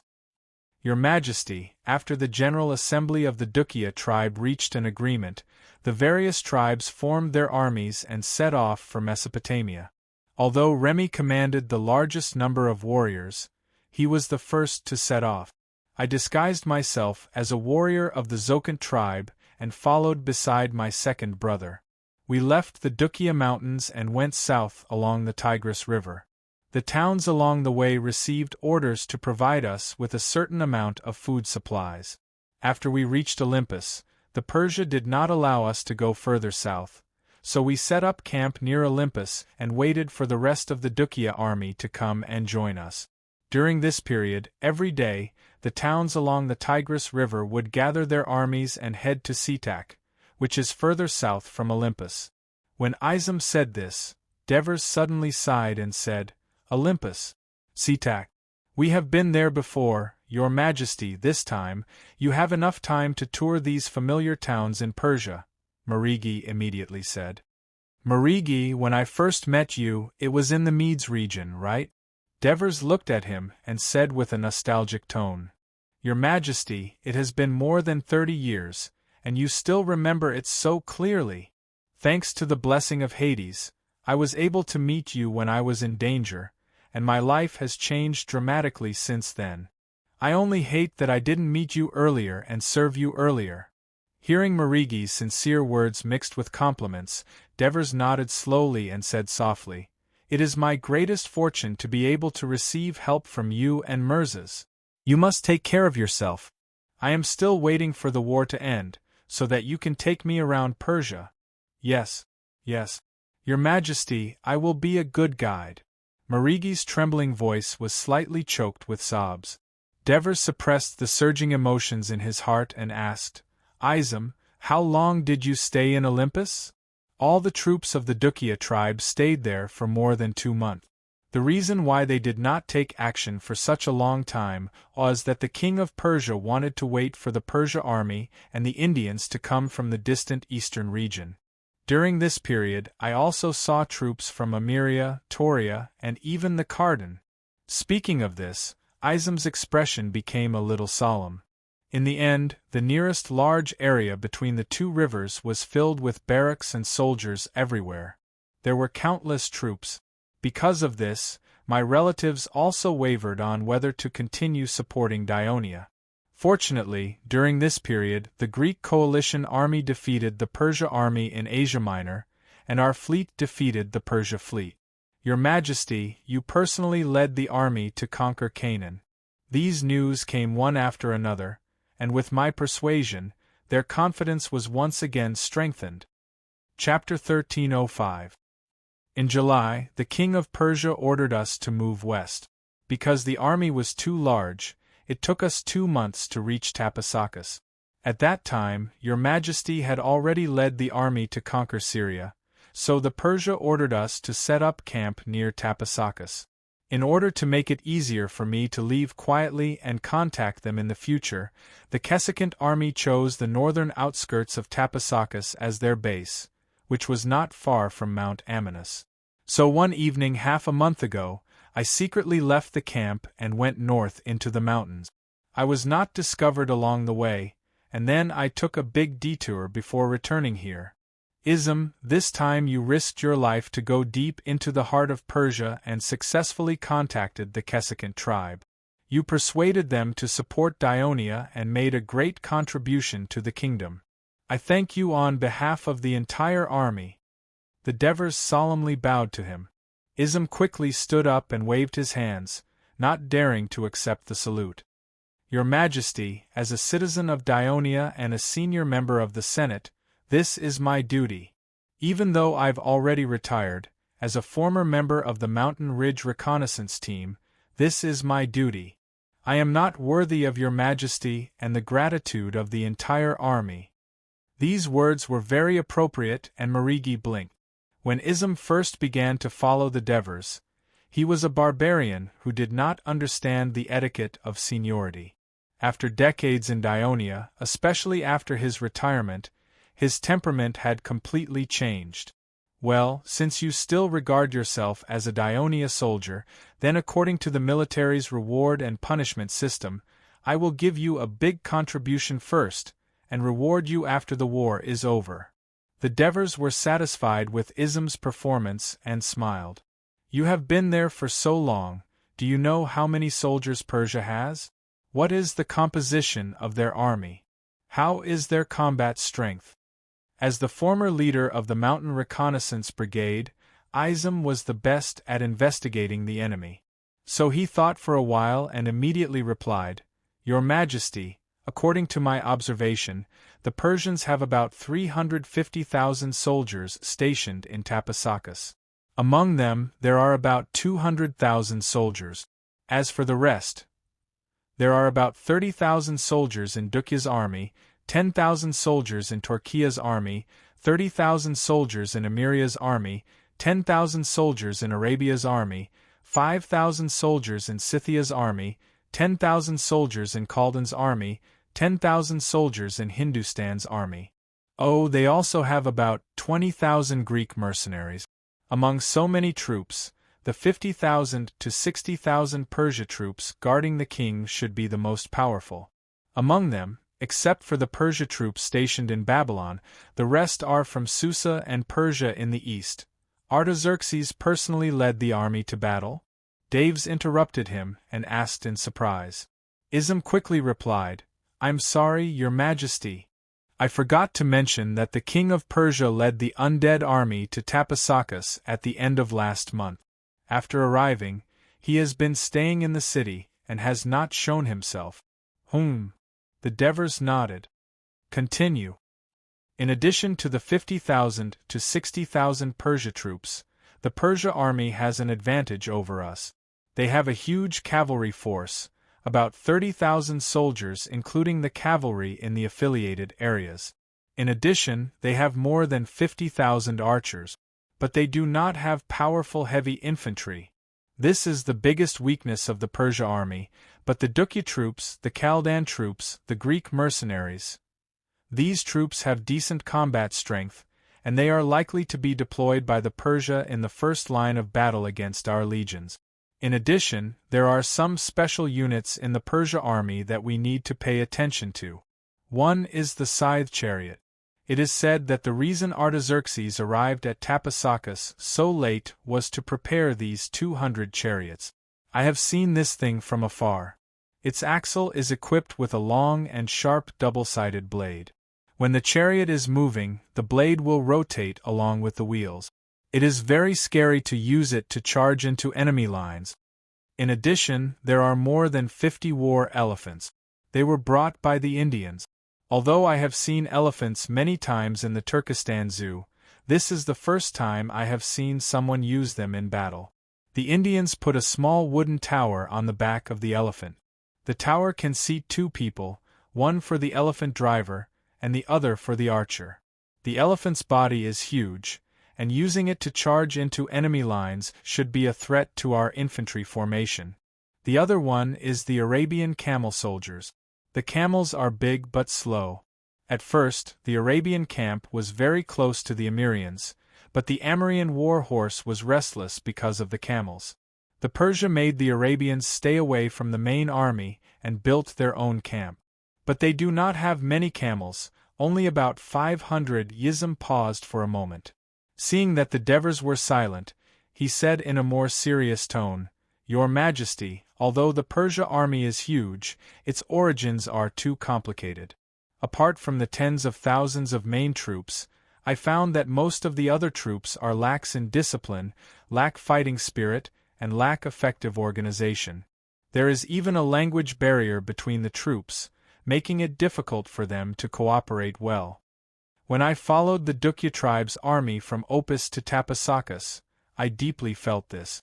The troops followed the marching route set by the Persia and lost control in less than an hour. They were mixed together and scattered all over the plains. So every afternoon, the entire Persia army had to stop advancing and regroup. This took at least 2 hours, including the Dukya tribe's army. They often clashed with other troops because of this. A Persia army with no fighting spirit, no discipline, and no unity is unable to fight against our army, even if we are at a disadvantage in terms of numbers. However, the Persians were also aware of this. When the majority of the troops arrived at Tapasakas, they began to reorganize their troop. How did the Persia reorganize? The Devers asked seriously. For some of the smaller troops, such as the Chaldans and the Arabs, they merged them into the Persia army. As for the larger troops, such as the Dukya and the Armenians, they stationed some Persia generals in their army. On one hand, they were responsible for conveying the orders of the king of Persia, on the other hand, they were responsible for supervising the execution of the orders. At the same time, these generals were also responsible for training the troops to cooperate with the Persia army. So these days, the Persia army has been training on the plains near Tapasakas. Before I left, I felt that the condition of the Persia army was better than when they first arrived at Tapasakas. Your Majesty, if we allow the Persians to continue like this, even if we can win in the end, we will have to pay a heavy price. So, Yizam solemnly requested, Your Majesty, we should take advantage of the fact that this Persian army is still relatively loose and has not gathered together to launch an attack as soon as possible. The Devers pondered and did not immediately express their opinion. Seeing this situation, Marigi immediately changed the topic. Yizam, you have been in the plains of Mesopotamia for so long, what do you think of the attitude of the people there towards the Persia army? Of course it is not good. Yizam replied with a look of disdain. The Persia army is not our Dionysian army, we have strict military rules. Their affiliated forces come from different regions and different races. Not only are their military discipline lax, some of them even have grudges with the Persia. For example, the Dukya tribe came to such a rich place like Mesopotamia and looted, destroyed, raped, and even killed people every day. The Persia even formed a large military team to deal with these violations and even had a few minor conflicts with their affiliated forces. But even the Persia soldiers themselves are doing these disgusting things, so when the towns along the way hear of the arrival of the army, they will close their gates and refuse to let the soldiers in, even to the Persia army. I heard some rumors that some Mesopotamian nobles have intercepted the carriage of the Persia king several times on the way and complained about the Persia army, but the Persia king did not seem to punish them. Hearing this, the Devers asked Marigi with interest. The residents of the plains of Mesopotamia seemed to be dissatisfied with the rule of the Persia. Your Majesty, Marigi replied with slight excitement, although Persia has ruled the plains of Mesopotamia for more than 100 years and has been operating it as a core area, Persia residents still do not make up the majority in the plains of Mesopotamia. The main ethnic groups in the plains are still Babylonians and Medes, but they have always been submissive to the Persia, and the Persia also treats them as equals. Outsiders also see them as part of the real Persia. But in fact, there is still a difference between the two. Especially the Babylonians, because they have been ruled by many foreign races for hundreds of years, they are used to being indifferent to the war between countries. As long as it does not infringe on their interests, they can accept whoever rules the plains of Mesopotamia. Therefore, when little Cyrus led the army from Asia Minor into the plains of Mesopotamia, he was almost close to Babylon and did not encounter any obstacles along the way. This may be an important reason. I do not know if Artaxerxes was angry about this, but the information obtained from Ozias shows that he trusted the Persia nobles of Susa and Persia, who gave him a lot of support during that turbulent period. Later on, he gave them more power and preferential treatment, and even rewarded them with some land in the plains of Mesopotamia. These Persia nobles wantonly expanded their territory in Mesopotamia, causing tension between the nobles and the residents of Mesopotamia and the Persia. Although Artaxerxes later realized this problem and mediated, the dissatisfaction of the Mesopotamians towards the Persia will not disappear.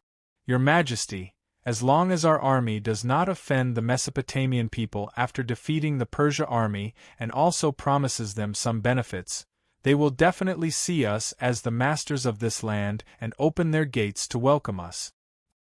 Chapter 1306. The Devers were listening attentively and feeling happy. Suddenly, Marigi knelt down and said with a guilty face, "Your Majesty, I'm actually a Babylonian. I just wanted to make myself look noble, so I always called myself a Persia. Later, I wanted to confess, but I felt that if the people of the kingdom knew that I had lied, it would damage the prestige of the Ministry of Commerce. So, Your Majesty, please forgive me for hiding this for a long time." The Devers laughed and pulled him up. He said in a clear voice, "You're not a Persia. That's great. I was worried that if Persia was defeated and Persia lost too badly, it would hurt you. Now I'm relieved. This means that after the decisive battle with the Persia army, I will appoint you as the messenger of Dionia. You will go and persuade your compatriots to surrender to the kingdom and share the fruits of victory together." "Thank you, Your Majesty." Marigi bowed deeply to the Devers with a joyful face. The next day, the king of the Devers called for a military conference. Not only did he require all the generals to attend, but he also invited Alexis, Felicius, Tormid, Amintas, Epthenus, and other retired mercenary generals to attend the conference. After listening to Zam's detailed report on the Persia army, they discussed whether to change the current defensive posture and attack the Persia army.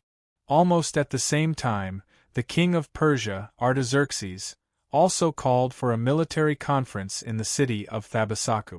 Although his army was larger than Dionia's, there were only a few people attending the conference. Tarabasis, the king of Persia's trusted advisor, Halpergus, the governor of Susa, Mardonios, the general of Persia's polis, both of them were descendants of the 6 allies of the great king Darius, who rebuilt Persia, so their status was extremely high.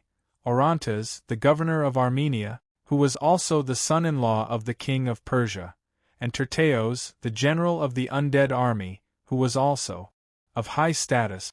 He was born in the Achaemenid royal family. Although he was a distant branch, he married a daughter of Artaxerxes and had a close relationship with the king of Persia. The last one was Marktonos, the head of the royal secret service. He was narrating the information about the Dionysian army aloud. From the turmoil in Egypt last September, the Dionysian army landed in Egypt one after another, to the arrival of the king of Dionia in Egypt in January of this year. Then they invaded Canaan, captured Phoenicia, and occupied Syria. During this period of time, the flags of the so-called Legion of Dionysia that we could detect are the 1st, 2nd, 3rd, 4th, 5th, 6th, 7th, 8th, 9th, 12th, 13th, 14th, 15th, 16th, 17th, 18th, 19th, mainly Gauls in the Per region, and 21st, mainly Phoenicians and Namibians in the Aphila region. Based on the fixed combat strength of each legion of Dionia, there are 144,000 soldiers in total. In addition, There are also flags of 5 Daionia cavalry legions in the Dionysian army, with more than 10,000 soldiers. This army, led by the king of Daionia himself, has a total of more than 150,000 soldiers. This is consistent with the judgment of the total number of Dionysian army made by our spies in Syria. Marktonos spoke with fervor and assurance. He knew the situation of the Dionysian army like the back of his hand. He was able to obtain such accurate information thanks to the department he was in charge of, the Royal Secret Service of Persia. Cyrus founded Persia, but Darius made Persia truly an empire. He perfected the political system of Persia, established a complete administrative and bureaucratic hierarchy, reformed the financial and monetary system of Persia, and established Ahura Mazda as the leader of the people's faith. He also built a huge road system within the country, making the communication between the central and the regions more convenient. Of course, Persia had such a vast territory, and even some regions were still autonomous. In order to rule the subjects more effectively and prevent the Great Rebellion during the Cambyses period, it was necessary to have a more detailed and accurate understanding of the situation of the officials and people in each region in order to be able to respond in time. Therefore, Darius established the Royal Secret Service to serve the king, which was more than 100 years earlier than the intelligence department of the Kingdom of Daionia. Although more than 100 years had passed, this intelligence department had become bloated and inefficient, it was still the most trusted eyes and ears of the king of Persia. Not only did it monitor the movements of the subjects in the country, but it also paid attention to the situation in neighboring regions like Egypt and Greece. Therefore, when the Dionysian army appeared in Egypt and Asia Minor, it immediately became the focus of its attention. After such a long time, and in their own country, with the ability of the Royal Secret Service, it was natural that they had a clearer understanding of the situation of the Dionysian army. The Dionysian army only has 150,000 soldiers. Our army has twice the number of soldiers. With such a huge advantage, I don't understand why they don't take the initiative to attack the Daionia. Instead, they cowardly hide in Thebasakis. Maldonios said loudly. His tone was obviously dissatisfied with Artaxerxes, but he had no scruples. Not only because his ancestor, Gobryas, was the closest of the 6 conspirators of Darius who usurped the throne of Persia, but his family had always been trusted by the royal family. Moreover, during the rebellion of Cyrus the Younger, he was the first top noble in Persia to support Artaxerxes. Thus, he helped the king of Persia gain the support of the native nobles of Persia and overcome the crisis when he first ascended the throne. Because of this, he was also trusted by Artaxerxes, who allowed him to command a large army and guard the real capital of Persia, the Susa region. Faced with Maldonio's accusation, Artaxerxes was a little embarrassed. Although he had expressed his contempt for the barbarian country of Daionia on many public occasions, in fact, the military performance of the king of Persia had almost become a joke among the nobles of Persia. The only thing he was proud of was the rebellion of Cyrus the Younger, who was quite prestigious among the nobles of Persia when he first ascended the throne. But in fact, he knew very well that in that decisive battle, he led more troops than his opponent, but he was at a disadvantage in the battle. If Cyrus the Younger had not been stupid and personally led the troops to charge and died in the battle, the result would have been completely different. Therefore, when the aggressive kingdom of Daionia, which had almost never suffered a defeat in the western Mediterranean, launched an attack on Persia, he felt a little guilty. So for more than half a year, he stayed in Babylon and watched as Canaan and Phoenicia were captured one after another. It was not until the armies of all regions had gathered that he dared to take action. But when he was about to face the Dionysian army, he could not help but feel a little flustered. His experience of repeated defeats in the past came to mind, and he did not dare to make a rash decision. As the most noble king of kings, of course, Artaxerxes would not show his timidity in front of his ministers. He glanced at Tarabasis next to him. Tarabasis immediately understood and said, "Your Majesty actually wanted to launch an attack on the Dionysian army for a long time, but I dissuaded you. Lord Maldonios, although our army is large in number, you should have a lot of experience in terms of combat power after staying here for so long. The natives and barbarians, who make up more than half of the army, look fierce, but they only know how to fight. They do not know how to line up, obey orders, or cooperate with our Persia army. If we attack the Dionysian army in such a state, they will only become a burden to us. So we need to spend some time training them and make them our help as soon as possible. Lord Maldonios, you have also commanded such training several times, so you should have felt their progress. I believe that it will not be long before they can cooperate with our army and launch an effective attack on the Dionysian army." Maldonios snorted and could not think of how to refute. Halpergos sneered and interrupted first. "It is said that Lord Tarabasis is wise, but I think he is only SOSO. It turns out that we are wasting time here just to make those barbarians a little more obedient. But don't forget that the Greek coalition army in Asia Minor is coming here.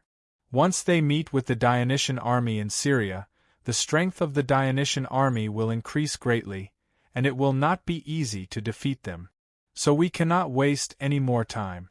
We must defeat the Dionysian army in front of us as soon as possible.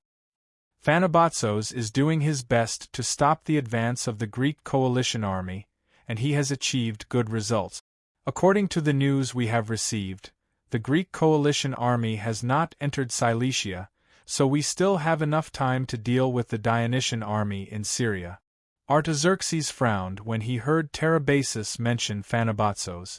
In fact, through the intelligence of the spy, he already knew the real situation of the battle in the western part of Asia Minor. Although he was angry at Phanabatsos for lying about the military situation, he did not punish Phanabatsos. He even gave him more support because he knew very well that in such a terrible situation in Asia Minor, only Phanabatsos could support the overall situation. Iazon, the scapegoat, only gave both sides a way out. Of course, after the war, he would punish Phanabatsos for deceiving the emperor. At the same time, because he knew that Phanabatsos' claim that the Greek mercenaries led by Iazon had defected to the enemy was a lie, he rejected the proposal of some Persia officials. He did not vent his anger on the Greek soldiers he hired. Instead, he gained the gratitude of the Greek mercenaries. Chapter 1307. Enough time. Orontes also said coldly, "I don't think so. Didn't the previous news say that the Dionia had sent part of their army to the west to capture the cities of Issus, Castablum, and other cities, opening up the road from Cilicia to Syria?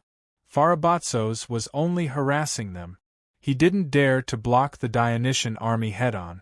As long as the Greek army passes through the Taurus Mountains, they can smoothly reach Syria and join forces with the Dionysian army. This will undoubtedly greatly increase the enemy's strength." At this point, Orontes turned around and bowed respectfully to the king of Persia. He then said solemnly, "Your Majesty, the Greek soldiers are very strong in close combat. This time, the Dionia has also gathered the most powerful armies of Sparta, Athens, and Thebes. Although according to Phanabatsos' report, it was the betrayal of the Greek mercenaries that led to the defeat of the entire battle, it may also be that the Greek army led by the soldiers of Sparta, Athens, and Thebes first defeated the left wing guarded by our army, which led to the sudden change in the situation of the battle. Therefore, we must defeat the Dionysian army in Syria as soon as possible before the Greek army arrive. Only then can we secure the final victory of this war." Back then, Orontes was ordered to stop the Greek expeditionary army and suffered a crushing defeat. The terrifying impact of the Sparta soldiers left a deep impression on him.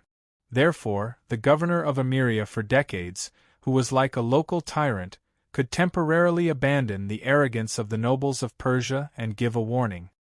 His words immediately made Artaxerxes' face turn ugly, because he also had the same memory. In the battle with Cyrus the Younger, he witnessed with his own eyes the charge of tens of thousands of Greek heavy infantry to defeat his left wing. At that time, he almost fell into despair. For the other generals present, the fact that the Greek army was able to defeat King Darius and King Xerxes twice and maintain the upper hand in the battles with the Persia army for decades was obviously more worthy of their attention than the Dionysian army, which had yet to achieve a brilliant victory against the Persia army. The crushing defeat of the Persia fleet in the Battle of Cyprus did not cause a shock to the nobles of Persia, because Persia was not good at naval battles. Almost no Persia participated in the entire Persia fleet. As for the battle in the western part of Asia Minor, Artaxerxes did not announce the real situation, so Phanabotso's report made them misjudge the situation. The defeat of the Persia army was mainly due to the betrayal of the Greek mercenaries. Seeing that everyone in the room had their eyes on him, Tarabasis' heart tightened. He knew very well that at the beginning of today's meeting, Maldonios, Halpergos, and Orontes had questioned the strategy adopted by the Persia army. In fact, they were expressing their dissatisfaction with him. The conflict between Tarabasis and these top nobles of Persia had been going on for a long time, and the root cause was jealousy. The king of Persia regarded Tarabasis as his confidant and obeyed him. This was obviously incomparable to the ministers of the kingdom, who were far away from the royal court. Of course, this also involved the conflict between the old nobles of Persia and the new nobles.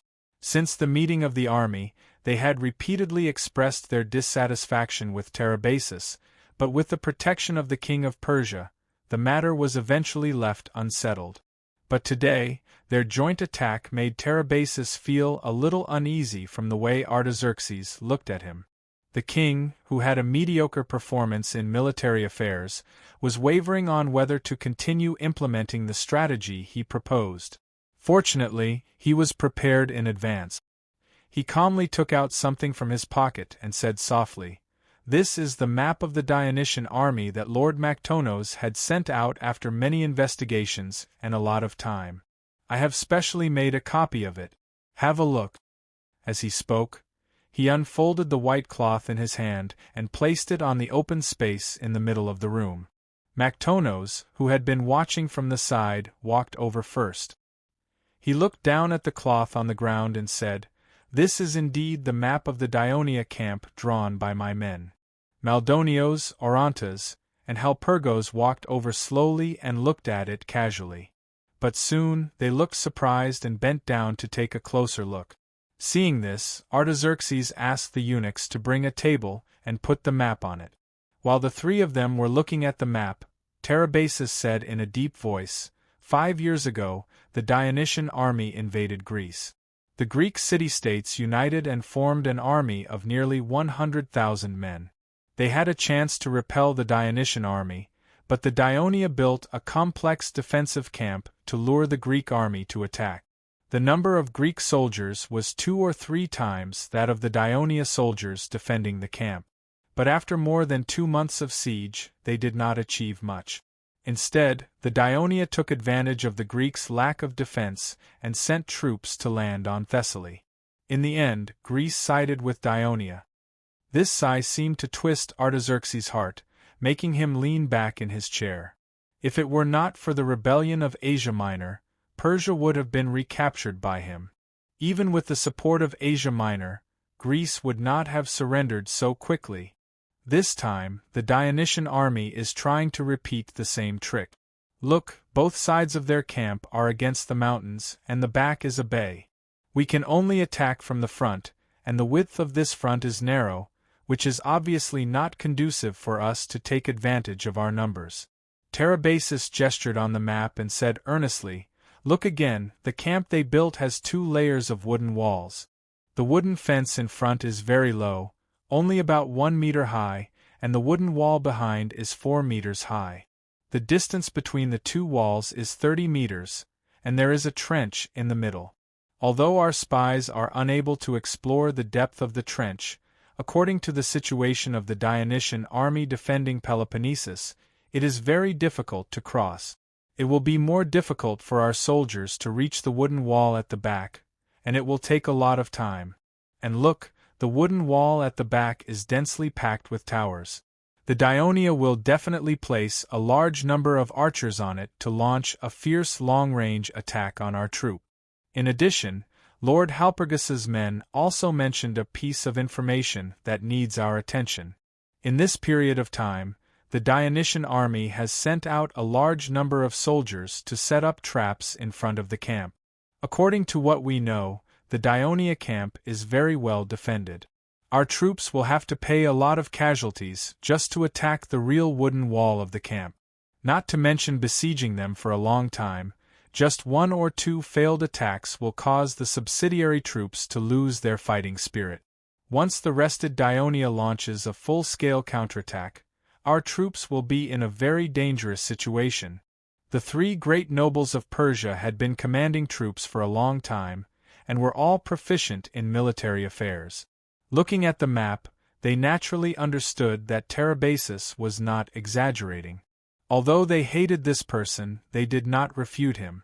Instead, they stared at the map and thought hard, hoping to find a solution to the problem. After a brief silence, Orontes asked reluctantly, "Are we going to stay here and do nothing? Are we just going to watch as the Dionysian army and the Greek army converge?" Tarabasis was waiting for the question. He calmly replied, "The Dionysian army has invaded our borders aggressively, capturing Canaan, Phalli, and Syria.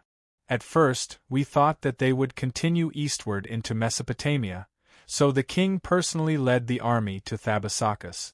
But the Dionia slyly stopped advancing, trying to exhaust us through defense while waiting for the Greek coalition army to meet. Of course, we can't let the Dionia get what they want, so we have to force them to leave their camp and take the initiative to attack us. Only then will the overall situation be more favorable to us." Halpergus sneered and said, "Since the Dionysian army can suddenly change from an offensive posture to a defensive one, it shows that their king is very cautious.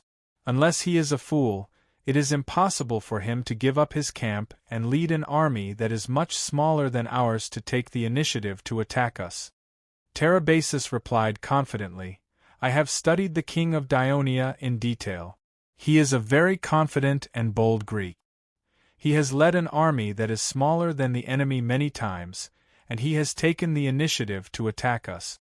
This is also one of the reasons why the Dionia has rapidly expanded in just a few decades and become our opponent. It shows that he is not someone who does not dare to take the initiative to attack just because his army is small. On the contrary, he likes to take risks. It is only because the king arrived in time with his army that he temporarily took a defensive position and waited for reinforcements. But as long as we pay a price, I believe that he will have to give up his defense and take the initiative to fight us." "What price?" Artaxerxes asked eagerly. Tarabasis looked at the king of Persia with a very serious expression and said in a deep voice, "Your Majesty, the reason why Phanabazos was able to stall the Greek coalition army was mainly because he burned and evacuated the villages and towns along the Greek coalition army's route, so that the Greek coalition army could not collect any food and supplies, making it difficult for them to transport. Now we can adopt a similar tactic, evacuate all the people in the area around Thabasakis, burn the villages and supplies that cannot be taken away, and turn the area between Thabasakis and Syria into a barren land." Chapter 1308. "That's ridiculous!" Maldonios interrupted Tarabasis and rebuked him angrily. "It's shameful enough to retreat without a fight and allow the enemy to occupy our land. You want us to drive the people away and destroy their property? Do you think they don't hate the army enough? Are you trying to provoke them into a riot? Your Majesty, the army of Dionia has invaded our territory, and the situation is tense. Tarabasis's ridiculous scheme will only disturb the kingdom and affect the army's performance in battle. I request that he be severely punished." Halpergos also rebuked Artaxerxes. Artaxerxes was also displeased, but when he remembered that Tarabasis had always been quite resourceful and was also his favorite subject, He suppressed the displeasure in his heart and asked coldly, "Tarabasis, why are you doing this?" Tarabasis ignored Maldonio's rebuke and said calmly, "Your Majesty, the king of Dionia is a greedy man. Over the past few decades, he has annexed one city-state after another and controlled the entire western Mediterranean Sea. This time, his invasion of our kingdom is not just to occupy Asia Minor, Syria, Phoenicia, and Canaan. His target must be our entire kingdom. That's why he has transported nearly 200,000 soldiers from thousands of miles away. However, these 200,000 soldiers consume a lot of resources every day. It is far from enough to rely on the few areas that he has occupied to provide supplies. Furthermore, transporting food and supplies from the western Mediterranean Sea thousands of miles away is too long, and it will consume a lot of time and manpower. Furthermore, once the Dionysian army continues to advance eastward from Syria, it will be even more difficult to transport supplies. For the Dionysian army, the best solution is to loot food and supplies on the spot. Mesopotamia is the wealthiest country in the world, and the people have just completed a harvest of food. It is more than enough to satisfy the needs of the Dionysian army, but, Tarabasis said in a serious tone, once we take the measures I mentioned and assume that we are going to defend Babylon, the king of Dionia will be very anxious.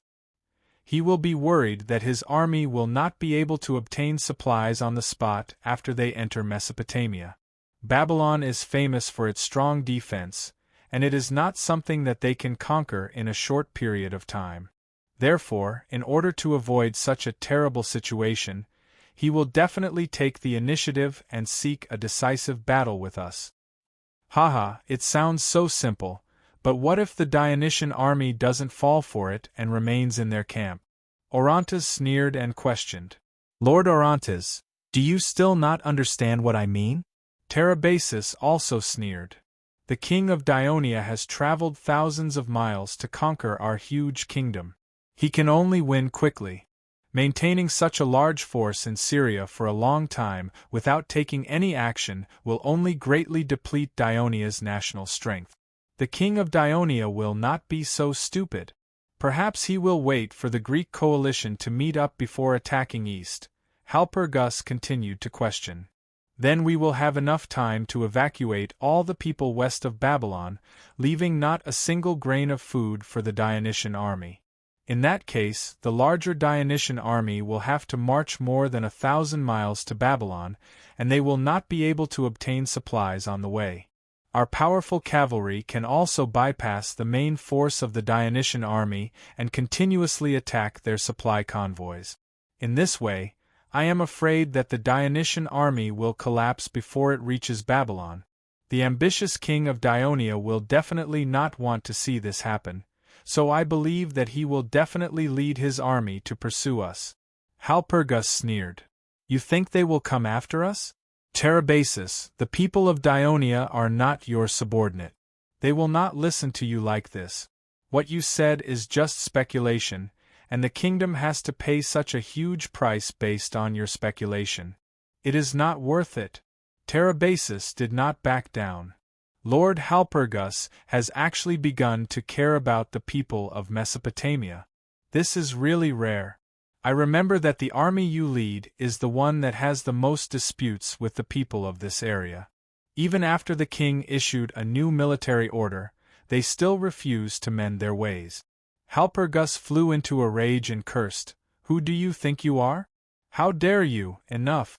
Artaxerxes slammed the seat and shouted, "This is not a place for you to scold each other and show your personal grudges. Tarabasis, are you sure that the Dionysian army will leave their camp and take the initiative to fight us?"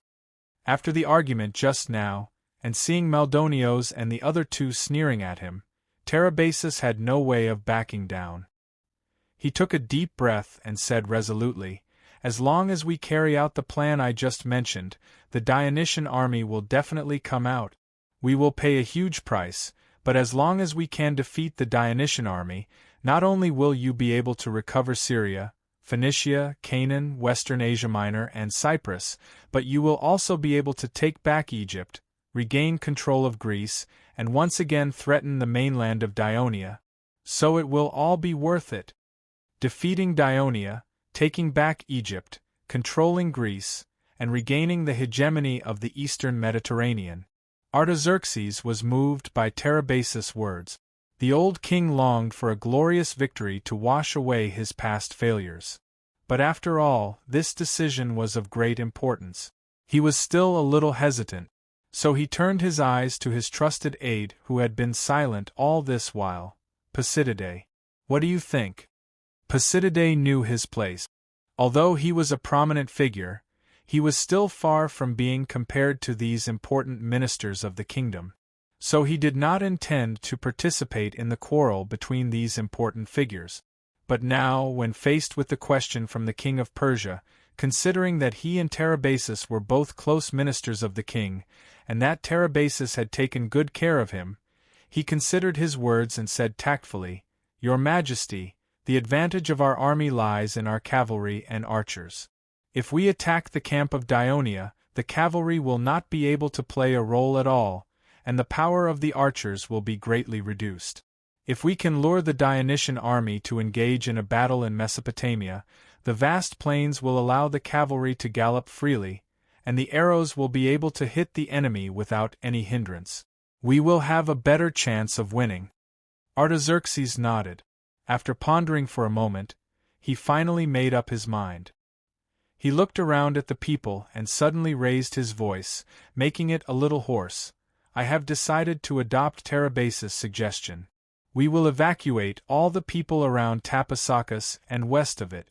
We will burn all the villages and destroy the city of Tapasakis.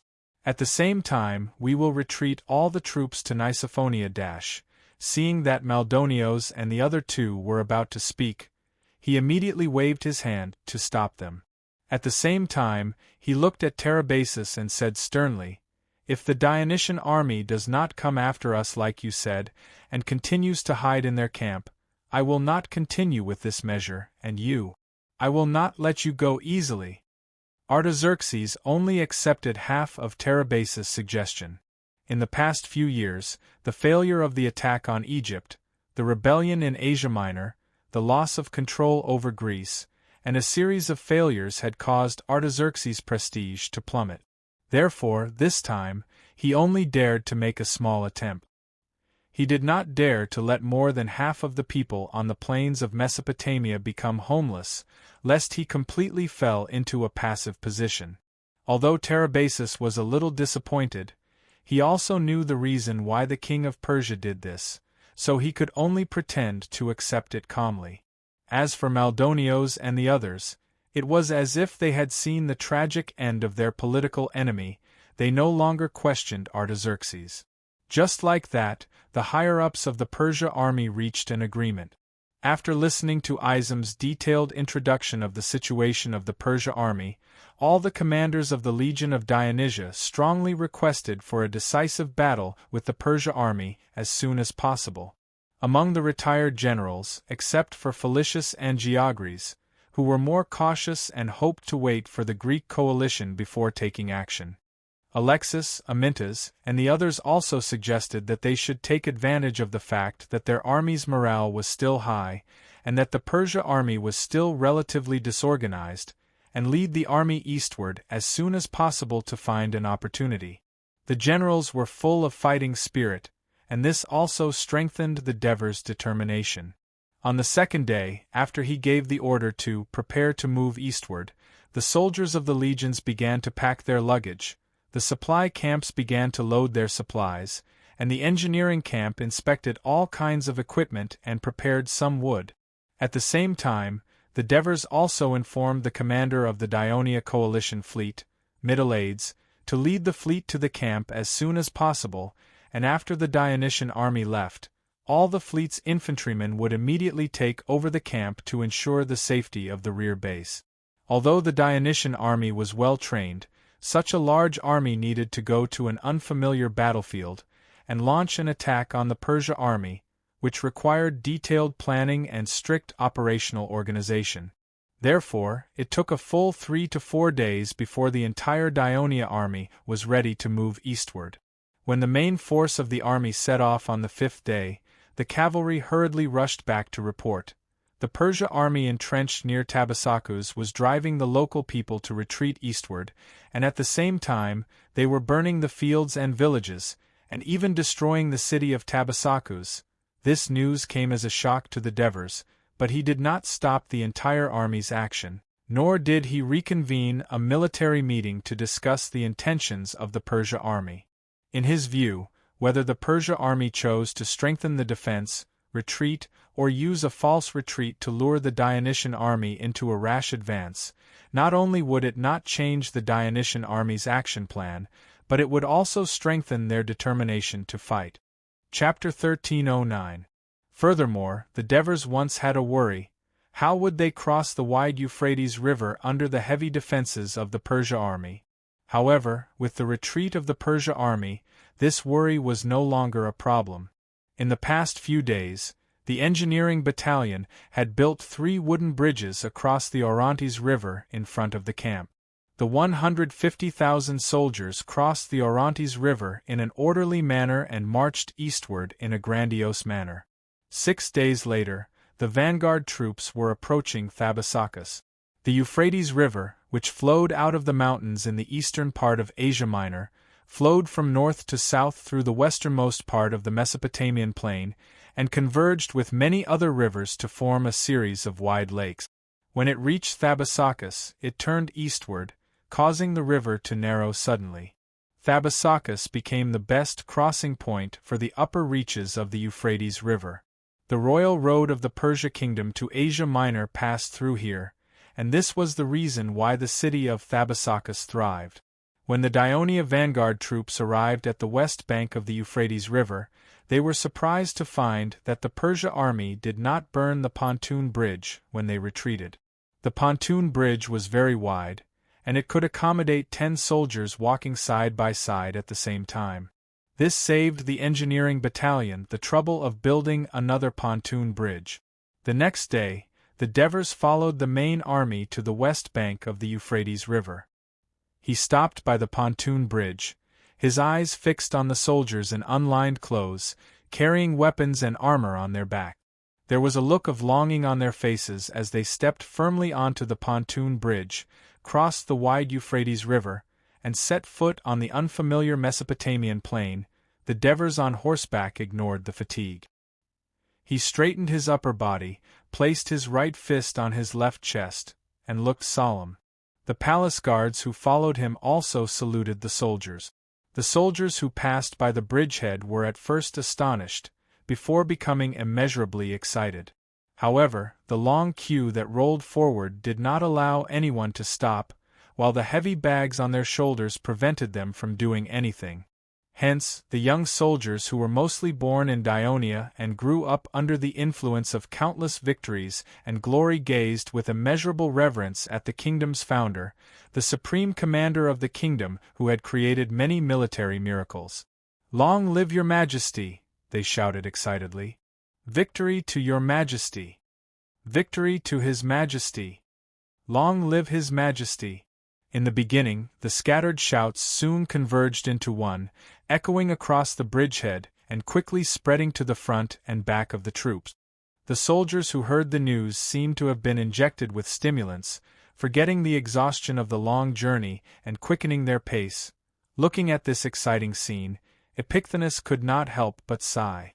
30 years ago we were also here. Just like these little guys, we stepped on this pontoon bridge full of hope and entered the fertile Mesopotamian plains ahead. Don't forget, when Menon led us as the vanguard of the entire army, we were the first to enter the Mesopotamian plains. Amyntas, who was half lying on the carriage, said proudly. His lower limbs were paralyzed and he could not walk. Originally, he was carried by the servants in wooden palanquins, but the speed was too slow to keep up with the main army. Therefore, the Devers allowed him to ride in small open carriages. Ever since the army landed in Egypt, his physical condition had been poor due to the lack of acclimatization, but when the army re-embarked on the route of Cyrus the Younger's march to Babylon, his spirit became better. "Amyntas, how dare you say that?" Agathia, who used to belong to another mercenary team, said disdainfully. Back then, Menon rushed to be the vanguard, saying that he wanted to scout the way for the army, but everyone knew that he just wanted to be the first to rush to the Mesopotamian plains to loot, so Cyrus the Younger agreed to his request and then issued an order to the entire army to prohibit looting on the Mesopotamian plains. Were you disappointed at that time? What's there for me to be disappointed about? Amyntas was about to refute when he suddenly thought of something and deliberately said loudly, Hieronymus, did you just say we? Don't forget, His Majesty was also one of us back then. As he said that, he also pointed to the Devers standing solemnly in front of him. Hearing this, Agathia, who had always kept a low profile among the old generals, was a little flustered at this time. He hurriedly explained, Don't talk nonsense, actually, the reason why we joined the mercenary team and served Cyrus the Younger was also to survive. Hieronymus, who used to be the leader of another mercenary team, spoke in time, dispelling Agathia's embarrassment. In fact, even Cyrus the Younger allowed us to loot the Asia Minor many times to solve the shortage of military funds. The reason why he didn't allow us to loot Mesopotamia was probably because he thought that after he won the throne, Mesopotamia would be the core area under his rule, so he didn't want the people here to resent him. Alexis let out a long sigh. Asia Minor is a part of Persia, but neither Cyrus the Younger nor Artaxerxes cherished that vast land. Instead, they treated the people there as foreigners and took whatever they wanted. How could the people of Asia Minor not rebel? How could the people in other parts of Persia be truly loyal to Persia? We should thank the people of Persia for doing this. Because they didn't treat other races as their own, we had the opportunity to invade this vast land and finally defeat this powerful enemy. Matones pointed at the soldiers of the First Legion who were crossing the river and said proudly, These little guys are luckier than us. We were just tools in the hands of the people of Persia. We died in this foreign land for the sake of the royal family of Persia for no reason. Although they are marching along the same route as us, they are fighting for themselves and for the kingdom. They will create an unprecedented great victory. Well said, Matones. Amyntas leaned back on the seat of the carriage and said with a hint of mockery, Although you weren't in my team back then, I've heard of you. A strong, brave, but ill-tempered recruit who gave the commander a lot of headaches. No one would have thought that after a few decades, you would become the commander of tens of thousands of soldiers, and speak so logically, Lord Amyntas, I've also heard of you back then. Matones retorted rudely, Do you know why I didn't want to go to the 100-man team you commanded back then?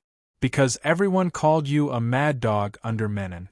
Although you often led the team to charge at the front, there were no tactics to speak of, and there were many casualties every time.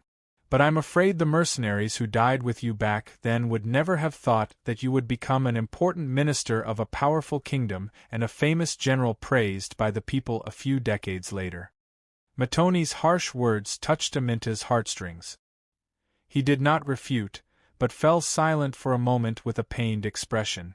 Then he said in a deep voice, We came to Persia this time not only to take revenge on the king of Persia and wash away the humiliation of the past, but more importantly to find the bones of our comrades and bring them home. As soon as these words came out, everyone fell silent, and the atmosphere became a little heavy. Henipolis, who had been listening and collecting information for his future biography, could not help but ask in a low voice, My lords, you have said so much just now, can you briefly talk about His Majesty at that time? He should have been a young recruit at that time, right?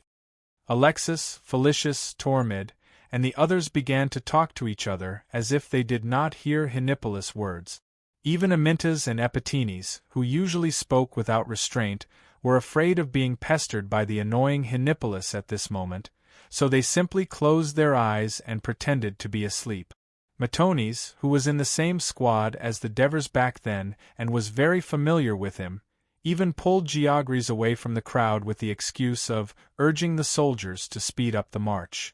It was not because too much time had passed and they could not remember how the king of the Devers behaved back then. On the contrary, the two of them clearly remembered that when the mercenaries arrived at the bank of the Euphrates River, the young Devers were shocked by the abnormally wide river. When he stepped on the pontoon bridge, his legs actually turned to jelly, and it was almost Matones who supported him the whole way to the other side of the river. If they truthfully told the truth about these embarrassing incidents of the Devers back then, how big of an impact would it have on the people of the kingdom today? Moreover, today, 30 years later, they revisited the old place and looked back at the past, feeling even more emotional. Compared to their companions who died in battle here, they were so lucky. Not only did they escape from the encirclement and pursuit of the Persia army, but they were also able to kill their way back while they were still alive, trampling the once invincible enemy under their feet, washing away the shame. All of this was because of the person standing in front of them. It was under his leadership that the impossible became possible, creating an unprecedented miracle. At this moment, their hearts were filled with gratitude and respect for the Devers. After some time, the Devers turned around and said in high spirits, "Brothers, it's time to cross the river." The men replied in unison, "Yes, Your Majesty." When the Devers crossed the Euphrates River, they found that the situation was just as the scouts had said. The originally golden fields had been burned black, and there were villages in ruins everywhere. The largest of the ruins was the city of Tabasacus. Not only were the residences in the city burned down, but even the city walls were completely destroyed. This made the soldiers of the Legion, who originally wanted to save themselves the hard work of building a camp, furious. All of them scolded the Persia people for being coward. Although the surrounding environment had become a little harsh, the Devers still ordered the whole army to build a camp near the city of Tabasacus. Chapter 13:10. The reason was simple. The Dionysian army must firmly control the pontoon bridge over the Euphrates River to ensure the smooth transportation route. When the army began to build the camp, the soldiers found a problem. The area was a continuous plain covered with withered yellow grass. Clusters of bushes and reeds could be seen from time to time, but not a single tree could be seen. Unable to make wooden fences, the soldiers had to dig more soil to make earthen walls. Of course, there were also things that pleased the soldiers. For example, the terrain here was unusually open, and the camps of the legions could be completely spread out. Unlike in Canaan and Syria, where the narrow terrain forced them to huddle together, there was little room to maneuver, let alone in Phoenicia. Another thing that excited the soldiers was that there were many animals living on the plains north of the city of Tabasacus. Wild donkeys, antelopes, bustards, and even ostriches, they foraged in groups on the wide plains. Even when they saw strangers from afar, they did not panic and ran away, because their running limbs or wings were good enough for them to evade human pursuit. While the Dionysian army was building the camp, they sent out the Namibian Light Cavalry Regiment, which was best at hunting on the plains. Thousands of Namibian light cavalry used tactics to surround wild donkeys and antelopes, shooting the bustards and ostriches with bows and arrows during the chase. In just 2 days, they provided a lot of fresh meat for the soldiers. In addition, the chefs in the supply camp also used fishing nets to catch a lot of big sturgeon in the Euphrates River. Donkey mutton was nourishing, the bustards fresh and tender, the sturgeon delicious. Only ostrich meat was relatively coarse. Since the Dionysian army left Egypt and fought all the way, the original reserve of dried meat had long been used up. Especially after entering the inland, their daily food was drinking hot water and eating bread. The soldiers did not expect to eat such delicious food in the ruins of the city of Tabasacus. Not only did they feel tired, but they also had the energy to work. 2 days later, the Namibian light cavalry, who had killed all the animals near the camp, had to move eastward in search of new prey. One of the cavalry, while chasing wild donkeys, even entered the territory of Nisiphonia. Then they were shocked to see an endless thick fog of dust rolling toward them, and the whole sky was dimmed. The Persia army had arrived. Before they could run back to the camp in panic, the scouts had already sent the news back to the king's tent. On one hand, the Devers ordered the legions to be on alert. On the other hand, they asked the scouts to pay close attention to the movements of the Persia army and report back at any time. In the afternoon, the Devers received news again. The Persia army stopped advancing 20 miles away from the Dionia camp and began to set up camp to rest. At the same time, they sent a team of less than 10 messengers to meet the king of Dionia. Tarabasis came to the Dionia camp under the escort of the Dionia cavalry. He stopped and looked into the distance. The Dionia camp in front of him was very simple, with only a long ditch and a soil wall more than a meter high. It was completely incomparable to the camp in Syria, but to be able to build the basic defense of the camp in just 2 days, the people of Dionia were really good at building fortifications. Tarabasis was secretly glad that his army arrived in time. At the same time, he thought about how his army should attack this simple camp if the Dionysian army still held their ground. He thought as he walked and soon came to the gate of the camp. It was said to be the camp gate, but it was actually just a gap in the earth fence. 4 heavily armed palace guards and the clerk, Henipolis, stood at the gap. "Welcome, messenger of Persia." Henipolis said welcome, but there was not a trace of enthusiasm on his face. Instead, he looked cold. Tarabasis showed a blank look, and Henipolis immediately realized that the other party did not understand Greek. The palace clerk, who was proficient in many languages, immediately repeated it in Persia. Only then did Tarabasis understand. He raised his head and replied, "I'm here to meet your king on the king's orders. His Majesty knows your purpose and agreed to meet you. Come with me." Henipolis directly interrupted him, waved his hand and gestured for him to follow, then turned around and walked back. Tarabasis' face twitched a few times. He suppressed the displeasure in his heart and quickly followed Henipolis into the camp. He immediately gathered his thoughts and began to carefully observe his surroundings. As far as he could see, the camp was a little messy. Not only were the tents built crookedly, but they were also not neatly arranged, causing the paths between the tents to be crooked. Many soldiers in unlined clothes wandered between the tents. Some were even shirtless, lying on their backs by the side of the path to bask in the sun. Even when they saw Tarabasis and Henipolis, they did not move. They only moved away reluctantly under Henipolis' scolding. Tarabasis could clearly hear their grumbling. "I've been building the camp for the past few days. I'm exhausted. It's not easy for me to lie down and rest for a while, but they still come to disturb me. How annoying. Isn't he just a lowly official writing documents for His Majesty? How dare he yell at me? If he annoys me, I'll slap him to the ground. If it's not marching, then it's building the camp. There's no end to it. We've already obtained enough wealth. Why do we still need to advance east? We might as well retreat." Tarabasis could understand Greek, but he pretended not to understand. He wanted to use it to find out more about the Dionia camp.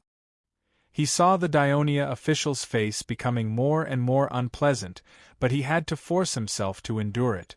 In the end, he simply stopped ordering the idle soldiers to make way for them. This also slowed down their progress. Tarabasis remained silent, but his face deliberately put on an impatient expression.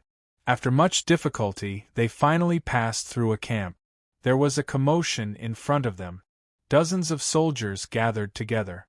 First, they were cursing and then they started to fight. Not long after, a heavily armed patrol team arrived and waved their sticks to disperse them. "What happened?" Tarabasis asked curiously. Henipolis hid the embarrassment on his face and said perfunctorily, "Nothing, nothing. A group of energetic soldiers had a wrestling match in private, and it turned out to be too much." Tarabasis did not ask further, but in fact, he had heard it very clearly. The two groups of soldiers fought over the prey they had caught. Finally, they arrived at the Dionysian army's main tent. Tarabasis heard quarreling coming from inside the tent. He listened carefully. It seemed like they were arguing over whether to continue marching east.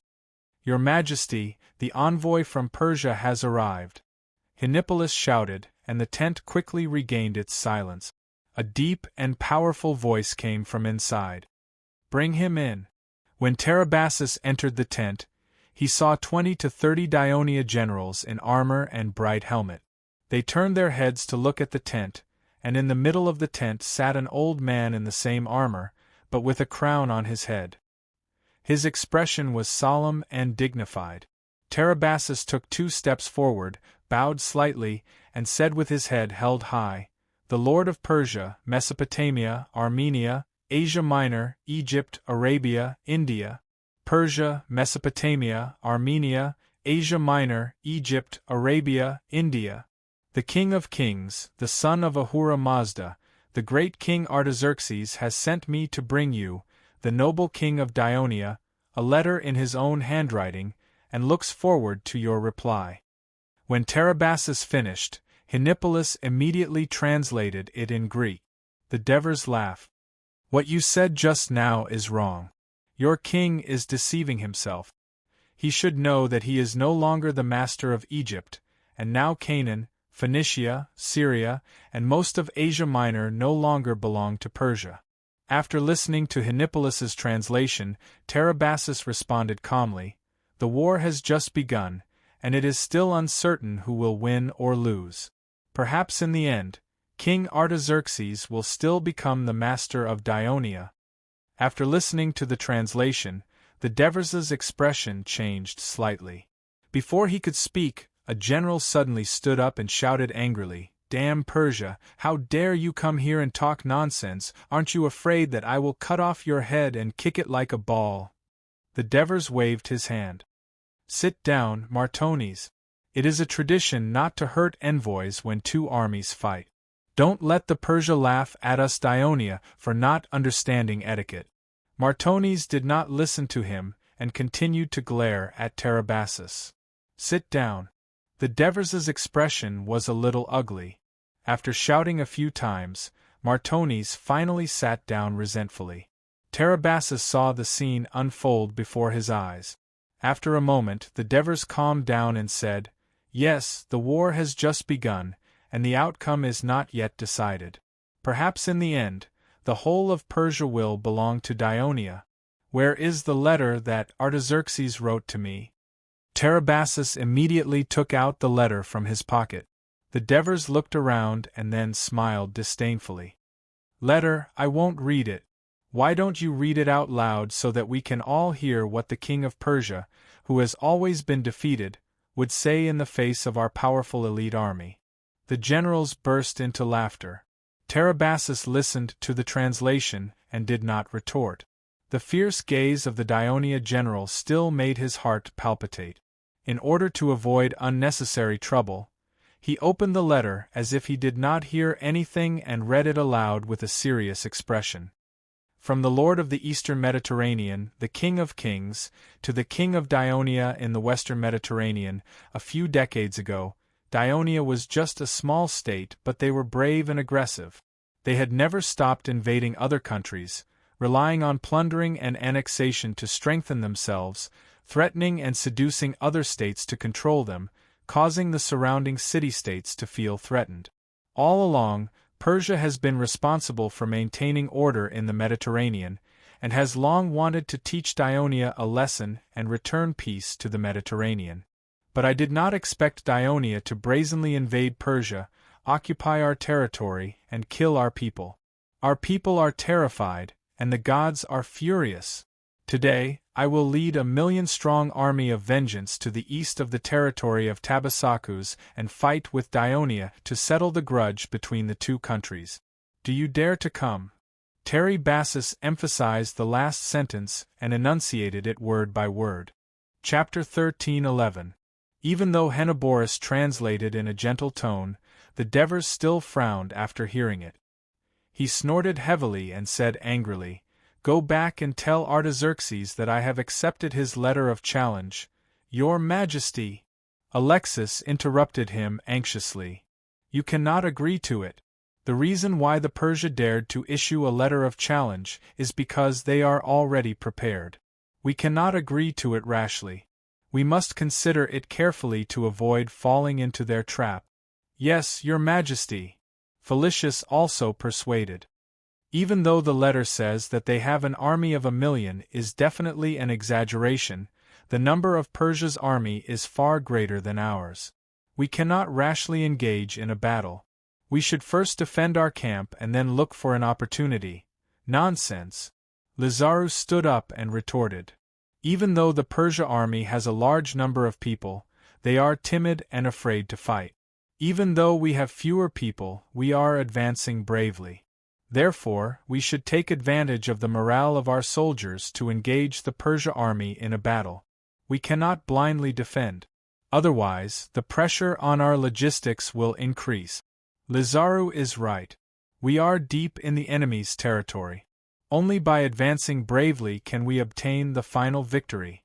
Once we hesitate, the entire army will be in trouble. Matones also expressed his opinion loudly. Not long after, the entire tent became lively. The situation seemed to be no different from what Tarabasis had heard from outside the tent. Dozens of generals were divided into two factions. They supported or opposed the battle. Both sides were arguing endlessly, and it was difficult for them to reach an agreement.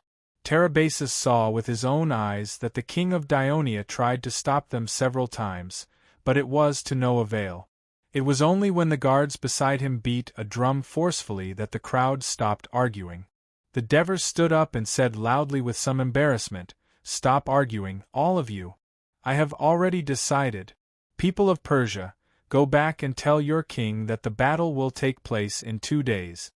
When Tarabasis walked out of the Dionia camp, his footsteps were light and his mood relaxed. Not only did he complete the task given by the king of Persia and successfully got the king of Dionia to accept the letter of challenge, he also learned the truth about the Dionysian army. They were not as good at fighting as the rumors said. The soldiers were tired and the generals were arrogant and difficult to tame. The king of Dionia was not as strong as the rumors said. He could not even completely control and command his generals. Tarabasis felt that the weakness of the Dionysian army would greatly increase the odds of victory for the Persians, and he was pleased that the risk he had taken to the Dionysian camp was well worth it. He hurriedly mounted his warhorse, wishing that he could return to the encampment immediately and report his findings to the king of Persia. However, he did not notice the smug smile on Henoborus's face as he stood at the entrance of the camp. After the Persia envoy left the tent became lively again. "How was my performance just now? Martones, I really didn't know that you could be an actor in the Turii theater." "Haha, forget about being an actor. I only care if the Persia people will be fooled. After all, we have urgently mobilized so many people and spent so much energy to put on this show. We can't let it go to waste. I have been observing the Persia envoy just now. Every time we speak, his expression changes a little. He probably understands Greek, which means he is paying attention to the situation in our camp. So no matter how cunning the Persia people are, they can't escape from His Majesty's plan." After the generals discussed enthusiastically for a while, the Devers coughed softly, and the whole tent suddenly quieted down. Compared to the time when the Persia envoy was here, it was a world of difference. The Devers looked around and said in a deep voice, "Everyone, now let us discuss the strategy for the decisive battle with Persia." On the morning of the 3rd of November, 364 BC, year 30 of the Kingdom of Dionia, a sharp bugle suddenly sounded, and the originally quiet Dionia camp quickly became lively. "Brothers, don't sleep in, wake up quickly." Just as the captains woke up their soldiers, the chefs in the supply camp had already begun to prepare breakfast for the soldiers. When the bugle sounded, the Devers immediately woke up from his sleep. When he saw the guards entering the tent, the first thing he asked was, "How is the weather outside?" "Your Majesty, the weather is good, there is no rain and there is no wind." "Good weather for a battle." The Devers sighed. After the Dionysian army entered the Mesopotamian plains, the 4 seasons became more distinct. The temperature in early autumn here was a little low, the air was relatively dry, and there were more sunny days than rainy days. These were all advantageous for the Dionysian army, which mainly consisted of heavy infantry. The only downside was that it was often windy. After washing up, the guards brought breakfast: a bowl of sticky oatmeal, a bowl of hot broth, a large piece of steamed sturgeon, 2 large pieces of bread with cheese. When Henoboris entered the tent, he saw the Devers staring at the plate, and immediately said, "Your Majesty, don't worry, the soldiers' breakfast is similar to yours. In order to meet your requirements, yesterday the supply camp fished on the Euphrates River for a whole day, and the light cavalry ran hundreds of miles north, only to catch some beasts. The main thing that determines the outcome of a battle is the careful preparation before the battle." The Devers picked up a piece of bread and said seriously, "I'm afraid that today's battle will be very long. The soldiers must eat enough to have enough strength to support themselves. Considering that the formation alone may last until noon, Felicius has already informed the supply camp to prepare more bread for the soldiers to bring to the battlefield, so that they can eat more before the battle.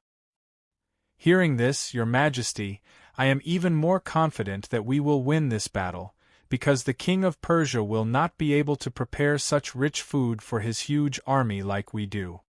Henoboris flattered, then sat on the wooden chair beside him, hesitated for a moment, and said again, "I heard that the people here forbid the catching of this fish, saying that it is a divine creature that will anger the gods. The angrier the enemy gods are, the happier the great Hades will be," the Devers said unhurriedly.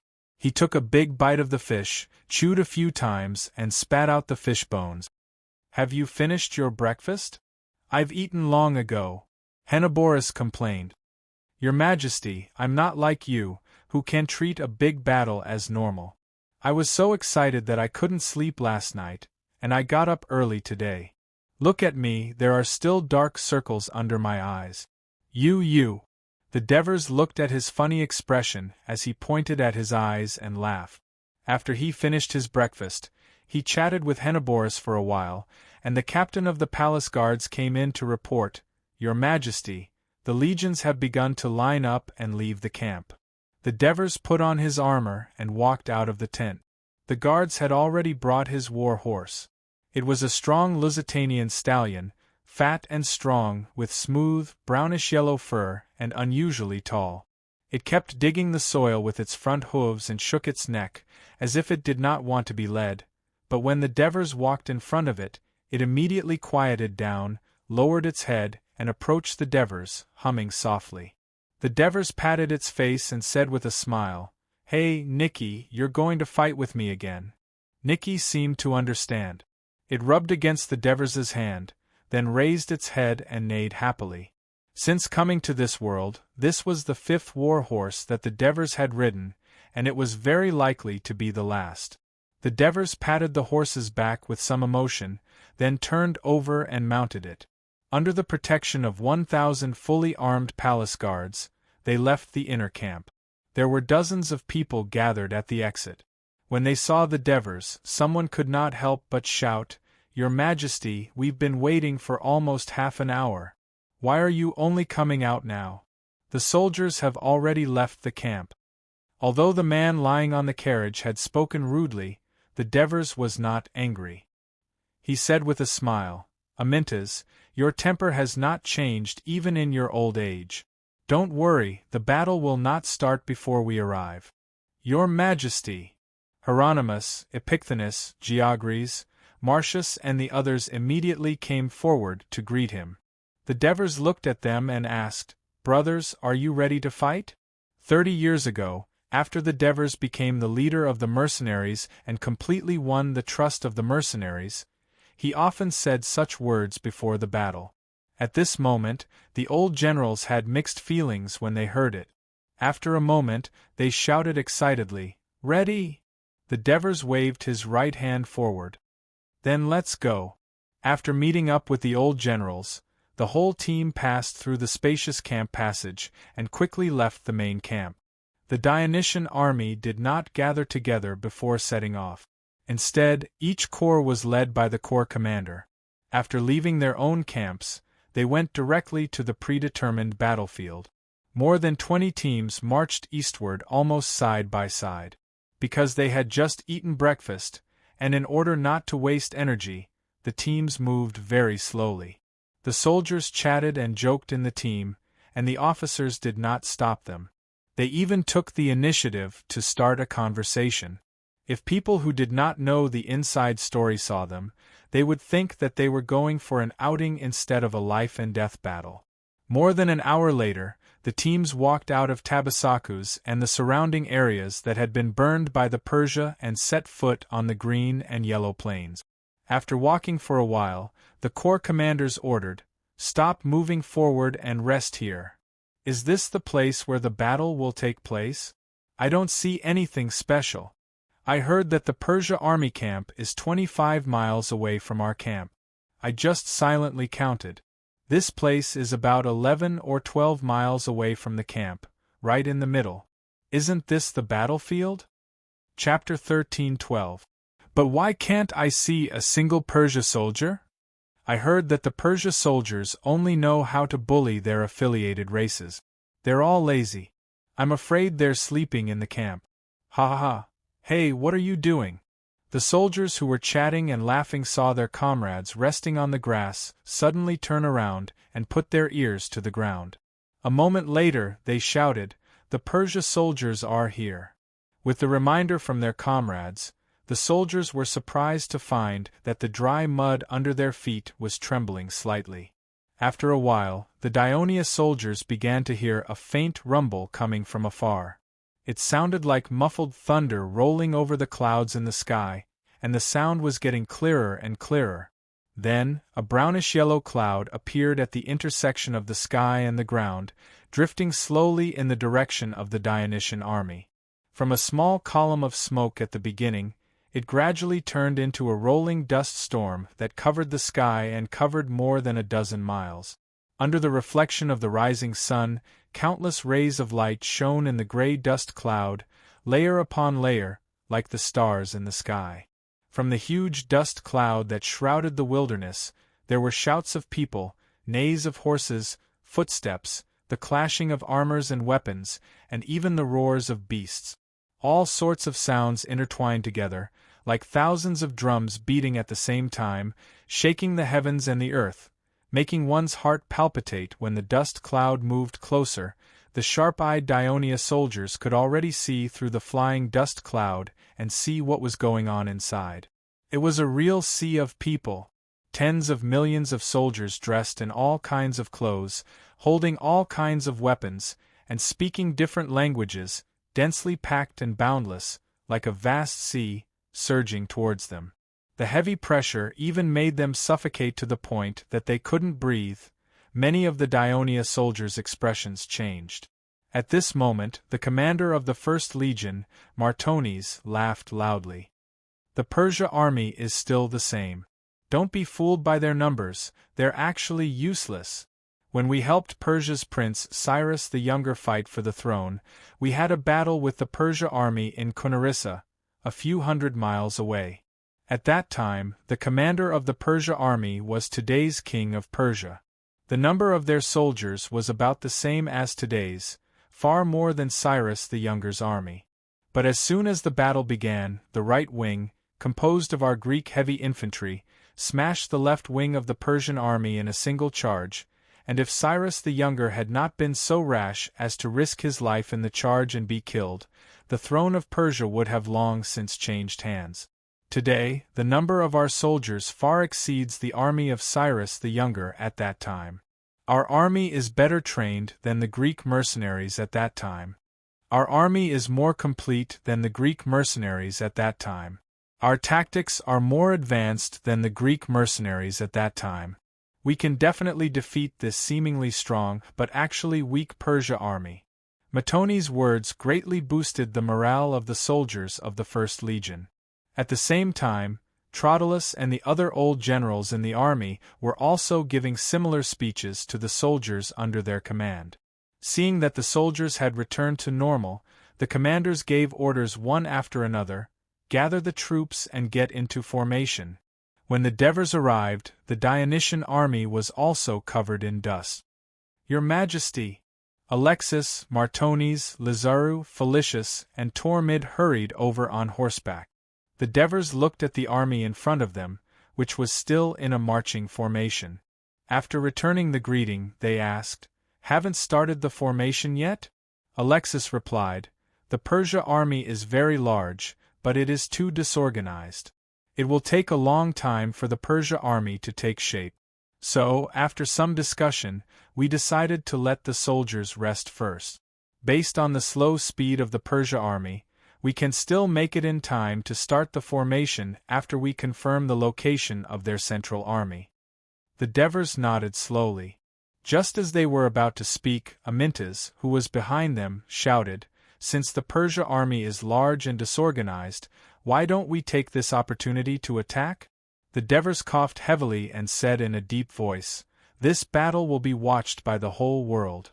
If we attack before they get into formation, even if we win, we will be laughed at by the people of other countries. I need a glorious victory to intimidate the Persia people. Also, I need to severely injure the main force of Persia in this battle so that the Persia people won't be able to fight us in the future. If we attack too early, it will only cause the Persia people to retreat. We won't be able to achieve much." Amyntas was so embarrassed that he couldn't say anything. The Devers didn't care about Amyntas' feelings at the moment. He continued, "Come, let's go to the front and take a look." After that, he urged his horse forward. The palace guards immediately came forward and surrounded him in the center. Alexis, Felicius, Matones, Lizaru, and Tormid couldn't stop him in time and could only follow. Amyntas, Hieronymus, and the others could only stay where they were because they didn't have any military duties to attend to. The Devers rode through the gaps between the armies and came to the front of the army. Looking to the east, the Persia army stopped a mile away. Although there was still dust flying everywhere, the flat and vast plains were unobstructed. They could already see the situation inside more clearly. They could even hear the shouts of the Persia generals.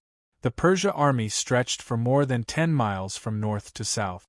In order to have a more comprehensive understanding of the Persia army's formation, the Devers rode from the south to the north at the front of the Dionysian army, observing the enemy's situation as they went. However, when the Dionia soldiers saw their beloved king passing by, they were all extremely excited and shouted, "Victory to your Majesty! Victory to your Majesty!" The news quickly spread throughout the army, and the sound of cheering increased even more.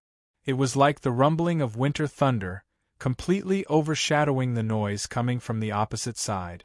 This caused the Devers to have no choice but to turn an investigation of the enemy's situation into a pre-battle inspection.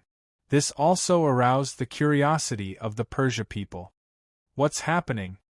King Artaxerxes of Persia, who was at the back of the army, heard the thunderous roar and couldn't help but ask the commander of the undead army in front of him. Soon, the scouts reported back, "Your Majesty, the king of Dionia is inspecting the army."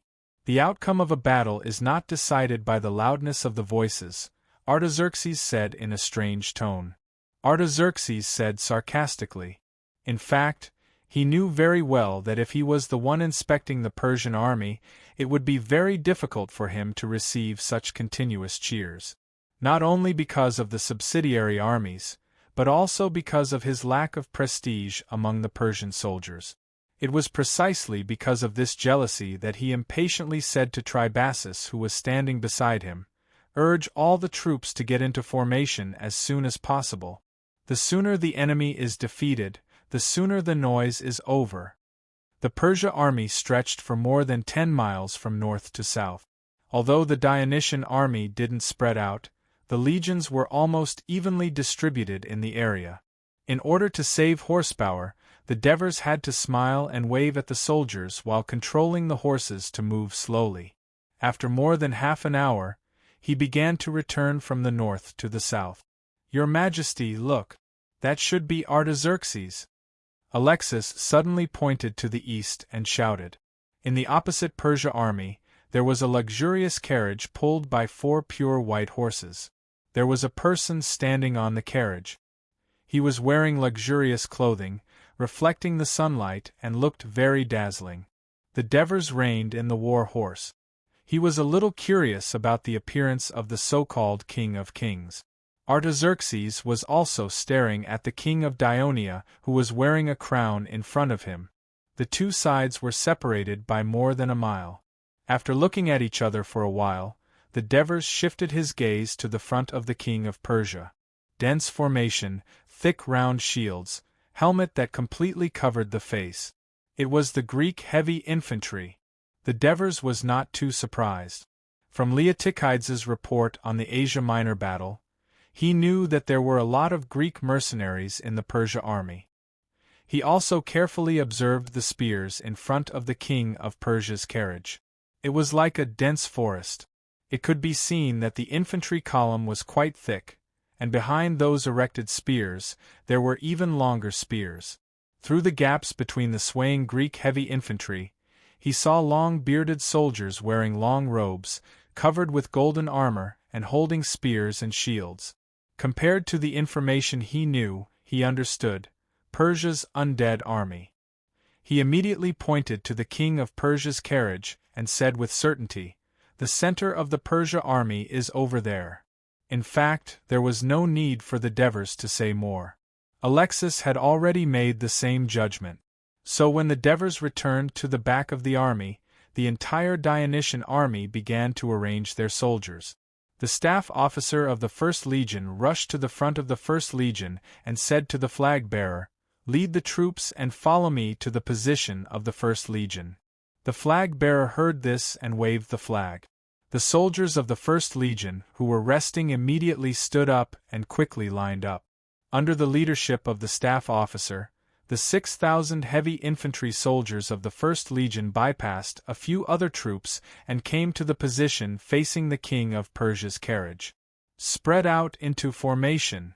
As soon as the staff officer at the front shouted, the 6 heavy infantry platoons commanded their respective platoons to spread out in a formation of 3 horizontally and 2 vertically. They also widened the distance between each platoon.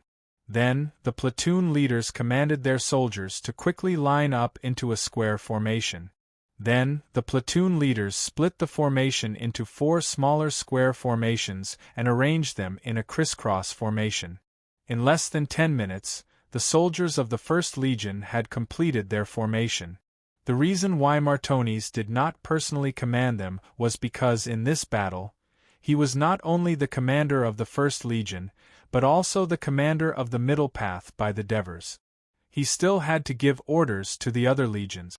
With the First Legion as the center of the formation, the rest of the legions began to move. Unlike the Persia, the generals and officers did not command the soldiers by shouting. Instead, they used flag signals to guide the soldiers. The soldiers also strictly obeyed the order, and did not casually joke around during the formation process. In the stirring dust, there was only the hua-hua-hua sound of footsteps and the clashing of armors and weapons. There was almost no noise of people. Chapter 13:13. More than half an hour later, almost all the Dionia troops had completed their formation. This side was soon quiet again, but the Persia side was still noisy. 2 days ago, after listening to Tarabassus's description of the situation in the Dionia camp, Artaxerxes' confidence in winning the battle increased. Now that he was on top of the carriage, he could clearly see the situation on the opposite side. The fast and efficient formation of the Dionysian army was too obvious compared to the chaotic procrastination of his own side, which made him feel a little uneasy. As far as his eyes could see, there was nothing but darkness. The sense of uniformity of the formation was so oppressive that he could not help but shout, "Tarabassus, urge all troops to hurry up! Hurry up!" "Yes, Your Majesty." After the Dionysian army finished their formation, the sun had almost risen to the middle of the sky. The soldiers received orders from their officers one after another, "Hurry up and replenish your food and drink. Just as the soldiers of the 1st Division of the 2nd Brigade of the 1st Legion were chewing on the bread they carried and passing water bags to each other, someone exclaimed, "Captain, look! The Persia really have elephants." Artaxerxes, who was standing at the back of the division and serving the soldiers, immediately walked to the front of the formation and looked forward. He saw dozens of elephants in cloaks and with sharp swords tied to their tusks, slowly walking to the front of the Persia formation under the command of the elephant handlers. The elephants were huge and particularly eye-catching compared to the troops around them. Their appearance immediately caused a commotion among the soldiers of the 1st Legion and the surrounding legions. Artaxerxes took a deep breath, then turned around and shouted to the soldiers who were talking among themselves, "Commander Matones has already told us before that the Persia army may have war elephants. What's there to be surprised about?" "Captain, we're just curious. The Persia actually sent such docile animals to the battlefield," a soldier responded. "No matter how docile an animal is, once it goes crazy, it can be very scary. Don't take it lightly," Arsines reminded him, and then laughed. "But the Persia don't know how many times we have seen elephants in the Turai Zoo. They think they can scare us with it. When the time comes, we will make the Persia suffer from the abuse of elephants." "Captain, don't worry. We are not afraid of elephants. We just think that elephants are so cute.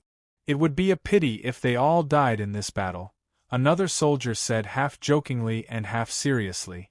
Another soldier immediately replied, "I don't feel that it's a pity. It's not our fault that these elephants died in battle. On the contrary, it would be great if we could taste the meat of the elephant after the war." "Crips, you glutton! You've eaten so much good food these past few days, and you're still not satisfied? Do you think you can become as strong as an elephant after eating elephant meat?" Arsines laughed. "Captain, he just feels that the thing down there is too small, so he wants to make it bigger," a soldier joked loudly. The soldiers roared with laughter. More than an hour later, the Persia army finally got into formation. The Persia archers in the middle were in a loose formation, followed by Indian war elephants and sickle chariot. The war elephants were in the middle, and the chariots were on both sides. Behind them were 3,000 Persia cavalry in armor. Behind the cavalry were 20,000 Greek heavy infantry and 10,000 undead soldiers. Artaxerxes was in the rear. Behind him were troops from Mesopotamia and Persia along the Gulf of Persia. At the front of the right wing were Persia archers and a mixed group of archers from Armenia, Parthia, and Media. Behind them were 100 chariots from Media and Babylon. Behind the chariots were infantry from Dugia, Emiria, and Persia. Behind them were troops from tribes around the Caspian Sea, such as the Sulcalians and the Tepurians. At the far right of the right wing were more than 10,000 cavalry from Emiria, Parthia, and Media. Foremost on the left flank was a mixed force of Persian, Arab, Bactrian, and Arahosian archers, followed by the infantry of Persians, Carians, and Eastern Uxians and Western Tarkans, east of Susa, and then by the far eastern races, led by Arahosian and Bactrian troops. At the far left of the left wing were more than 10,000 cavalry led by Persia, Scythia, and Bactria. The 500 camel cavalry of Arabia were in the front. From the formation of the Persia, it could be seen that the Persia formation had a thick depth, and the middle was the strongest. The reason why the Persia made such an arrangement was that they took into account the fact that the Dionysian army had many heavy infantry and strong close combat abilities. Therefore, they increased the depth of their formation to increase their close combat ability. Whether it was for safety reasons or to dispel Artaxerxes' fear, Artaxerxes had been traumatized by Cyrus's javelin attack in the battle with Cyrus the Young. The strength of the middle had to be strengthened. Therefore, Lalabasus took the opportunity to propose a suggestion. Amass a large number of soldiers in the middle, use war elephants and chariots to tear open the enemy's defense line, then use armored cavalry to charge and completely disrupt the enemy's heavy infantry. The Greek heavy infantry and undead army would then charge and completely crush the enemy, thus winning the battle. In the end, Artaxerxes accepted his suggestion.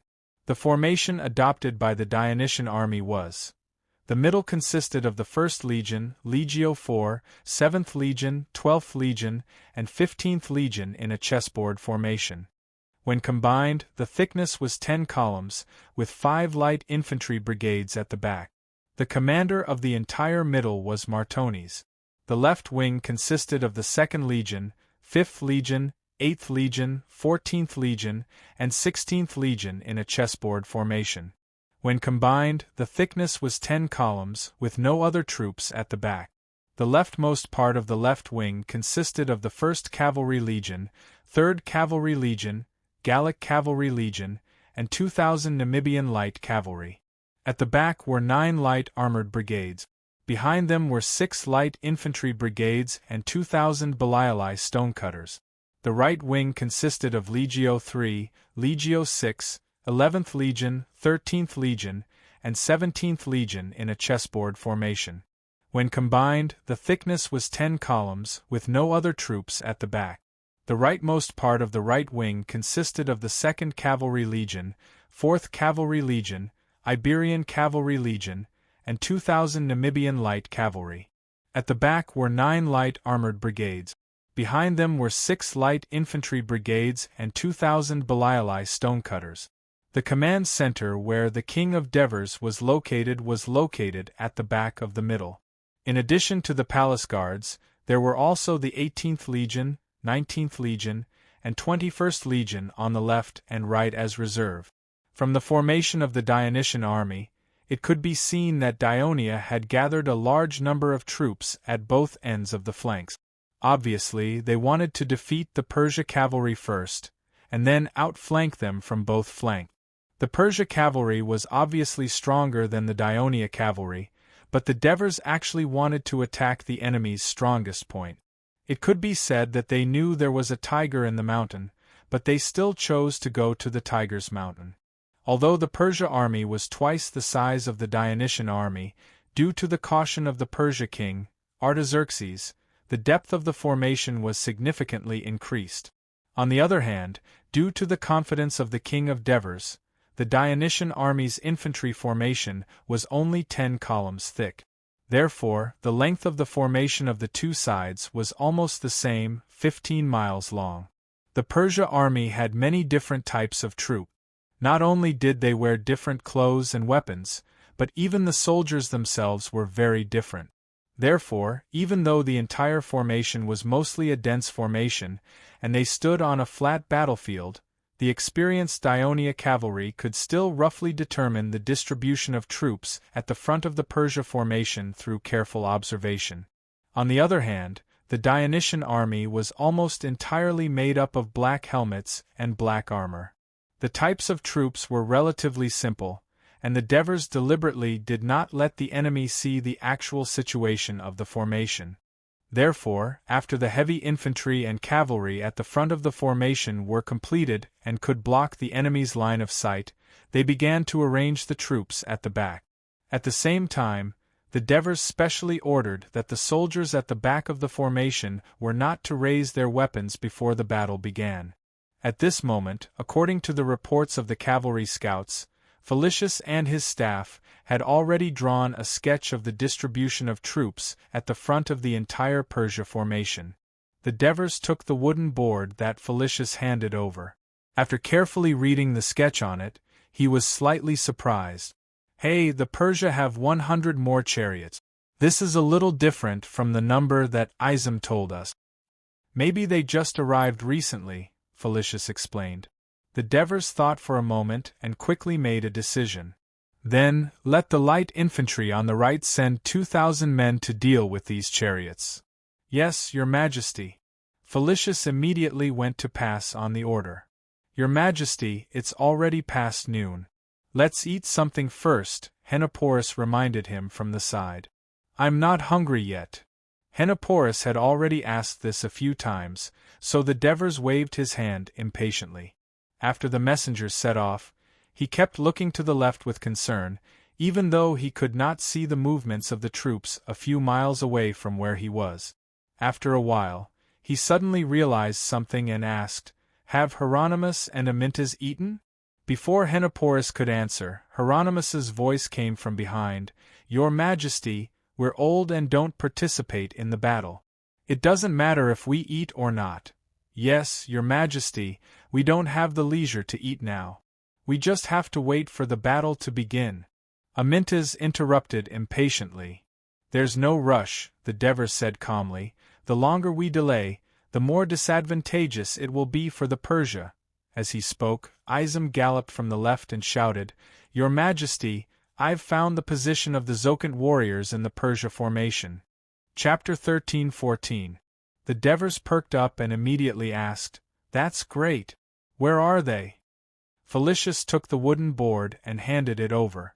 Izam panted heavily as he took the board and looked at the Persia's formation carefully. He then pointed at the center of the right flank and said excitedly, "They're here." Remy followed the signal I agreed on before I left and had the Persia's civilians wave their bronze shields up and down in a rhythmic pattern in front of the sun. This way, they'll stand out from the rest of the Persia's army. Even from here, I can see them clearly. Back then, when we conquered Asplustum, our mountain reconnaissance brigade used a similar method. "Very good. You've done a great job." The Devers interrupted him and asked, "Which army are we facing?" "The 11th Legion's 3rd and 4th Legion," Izam immediately replied. "Your Majesty, we can send the 18th Legion over as backup. When Izam's army retreats, we can make full use of this opportunity to attack Persia's formation." Felicius also suggested excitedly. "One legion is not enough." The Devers shook his head and said firmly, "Send the 19th Legion over as well. This will be the breakthrough point for our infantry." Just as the 2 legions of Dionia were quietly mobilizing at the back of the formation, Maldonios had already ridden to the king of Persia's carriage and said anxiously, "Your Majesty, all the troops are already in formation. Why haven't you given the order to attack yet?" Artaxerxes said hesitantly, "Should we wait for Dionia to attack first? Dionia has fewer soldiers. They won't attack us first." Maldonios suppressed the dissatisfaction in his heart and turned to look at Tribasus, who was not far away. He vented his anger on him. "Aren't you known as the most resourceful minister in the kingdom? How did you manage to advise the king on military affairs? Since the attack plan had been formulated before the battle, it was time to assist the king in executing it. It's been almost half an hour since the formation has been completed, and the soldiers are still standing there like idiots. Do you know that when I rushed here from the left flank, I saw that many of the subsidiary troops were already a little unstable, and even the formation of the East Wushian people was starting to become chaotic." Tarabasus remained silent and did not refute. He had urged the king of Persia several times before, but the king of Persia seemed to have some concerns and had not made a decision. That was why he kept delaying. Artaxerxes' expression changed. Of course, he could tell that Maldonios was scolding him indirectly, but he could not rebuke him on the spot. On the one hand, they were facing a great enemy, which would affect their morale, and on the other hand, he felt guilty. It was true that he had discussed repeatedly with several of his ministers before the battle and came up with tactics that focused on offense. Still, when he saw the Dionysian army's simple and swift formation, the soldiers in their formation standing silently and as steady as a mountain, he suddenly felt a strong sense of unease in his heart when compared to his own disorganized and noisy army. Memories of his past defeats flashed in his mind, and he could not help but worry about his gains and losses. But when he heard what Maldonios said next, he was taken aback. Tarabasus, who was good at reading people's expressions, immediately said, "Your Majesty, those subsidiary troops are not our well-trained Persia army. Although they have undergone strict training, it is difficult for them to maintain their formation for a long time. We must attack as soon as possible." Artaxerxes looked at Tarabasus, and then at Maldonios, Then give the order to attack? Maldonio said anxiously. Your Majesty, don't hesitate, give the order quickly. Artaxerxes gripped the handrail of the carriage tightly. He glanced at the majestic undead army in front of him, the impregnable Greek mercenaries, the huge war elephants, the terrifying war chariots, the well-trained archers. Finally, he looked at the silent Dionysian army in front of him. After a moment of silence, he took a deep breath and said loudly, "Prepare to attack." Maldonios was overjoyed. He turned his horse and galloped back. Tarabasus immediately shouted, "Prepare to attack! Prepare to attack!" Woo woo! As the bugle of the Persia army sounded, Tarabasus continued to give the order on behalf of the king of Persia, "Archers, attack!" A flag embroidered with a bow and arrow was raised high in front of Artaxerxes' carriage. However, only the archers in the middle of the army could see the flag waving. The whole army was more than 10 miles long. Not to mention seeing the flag, even the soldiers on both sides might not be able to hear the bugle. However, the Persia army had their own ways. 2 teams of Persia messengers in gorgeous military uniforms galloped out from both sides of the carriage. They passed through the gaps between the troops and rushed to the front. Then, they ran wildly along the 2 sides of the army while shouting, "Archers, attack! Archers, attack!" The archers in the middle began to move. The archers on the left began to move. The archers on the right began to move. At the forefront of the Persia army, the archers lined up in a loose formation of more than 10 miles long, like a long snake that had just woken up from hibernation, began to slowly advance toward the Dionia army.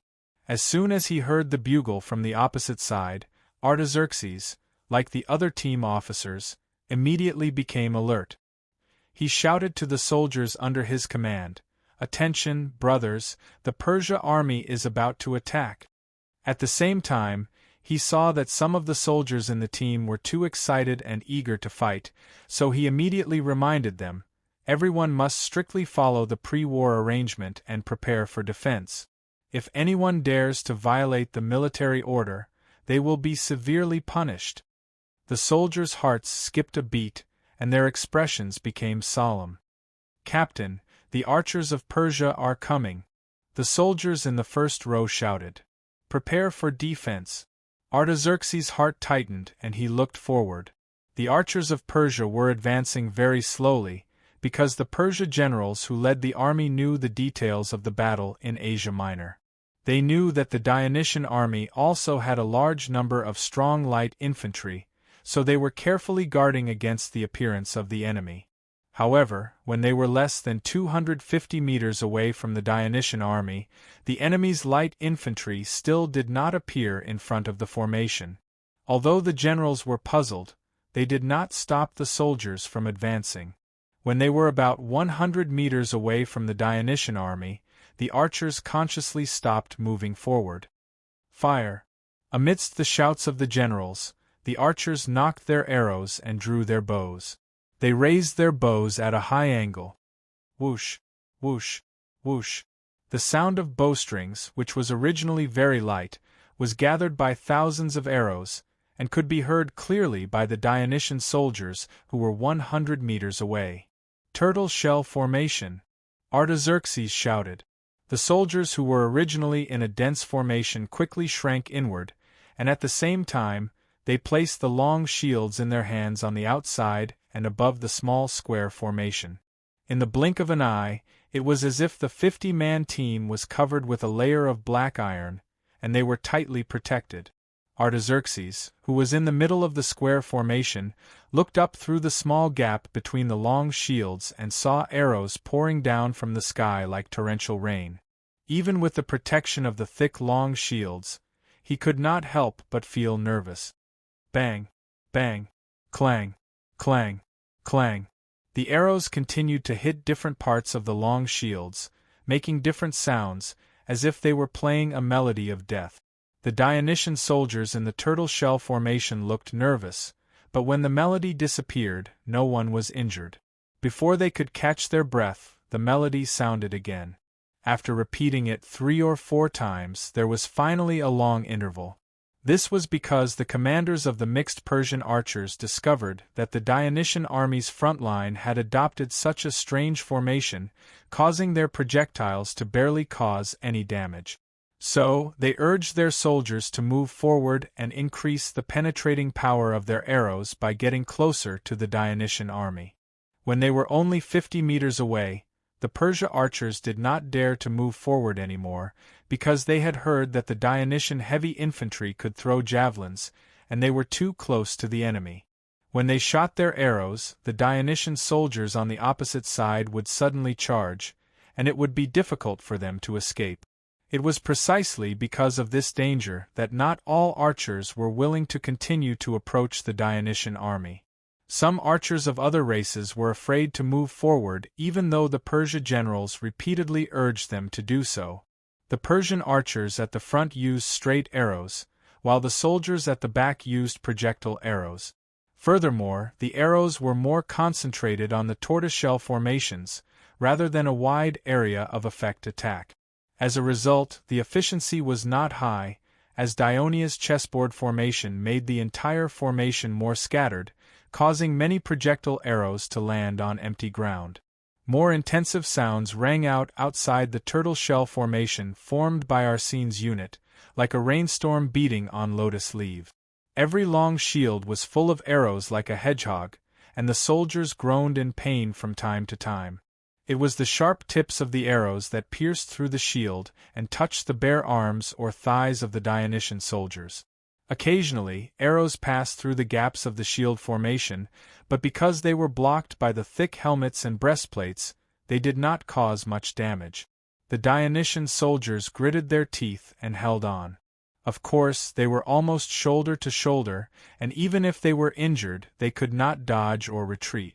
As the captain of the unit, Arsenes not only had to spy on the enemy's movements from time to time, but also listen to the frequency of the arrows hitting the long shield. Suddenly, he said in a low voice, "Brothers, hold on a little longer, the arrows of the Persia should be running out." As soon as his voice trailed off, the sounds outside the formation began to become sparse and soon disappeared. The Persia archers still had 3 or 4 arrows left in their quiver, but they chose to retreat at this time. On the one hand, it was because the continuous pulling of the bow had caused their arms to become numb, and they needed to rest. On the other hand, they also needed to provide support for the infantry in the next close combat. This was the traditional tactic of the Persia, and of course, they could not use up all their arrows at this time. Chapter 13-15. The Persia archers retreated a long distance before Arsenes gave the order to retreat. The soldiers withdrew their shields and stood up to take a look. They were stunned.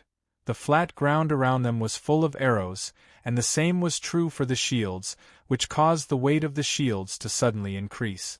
In order not to affect the use of the shields, the soldiers immediately pulled out their short swords and cut off the shafts of the shield.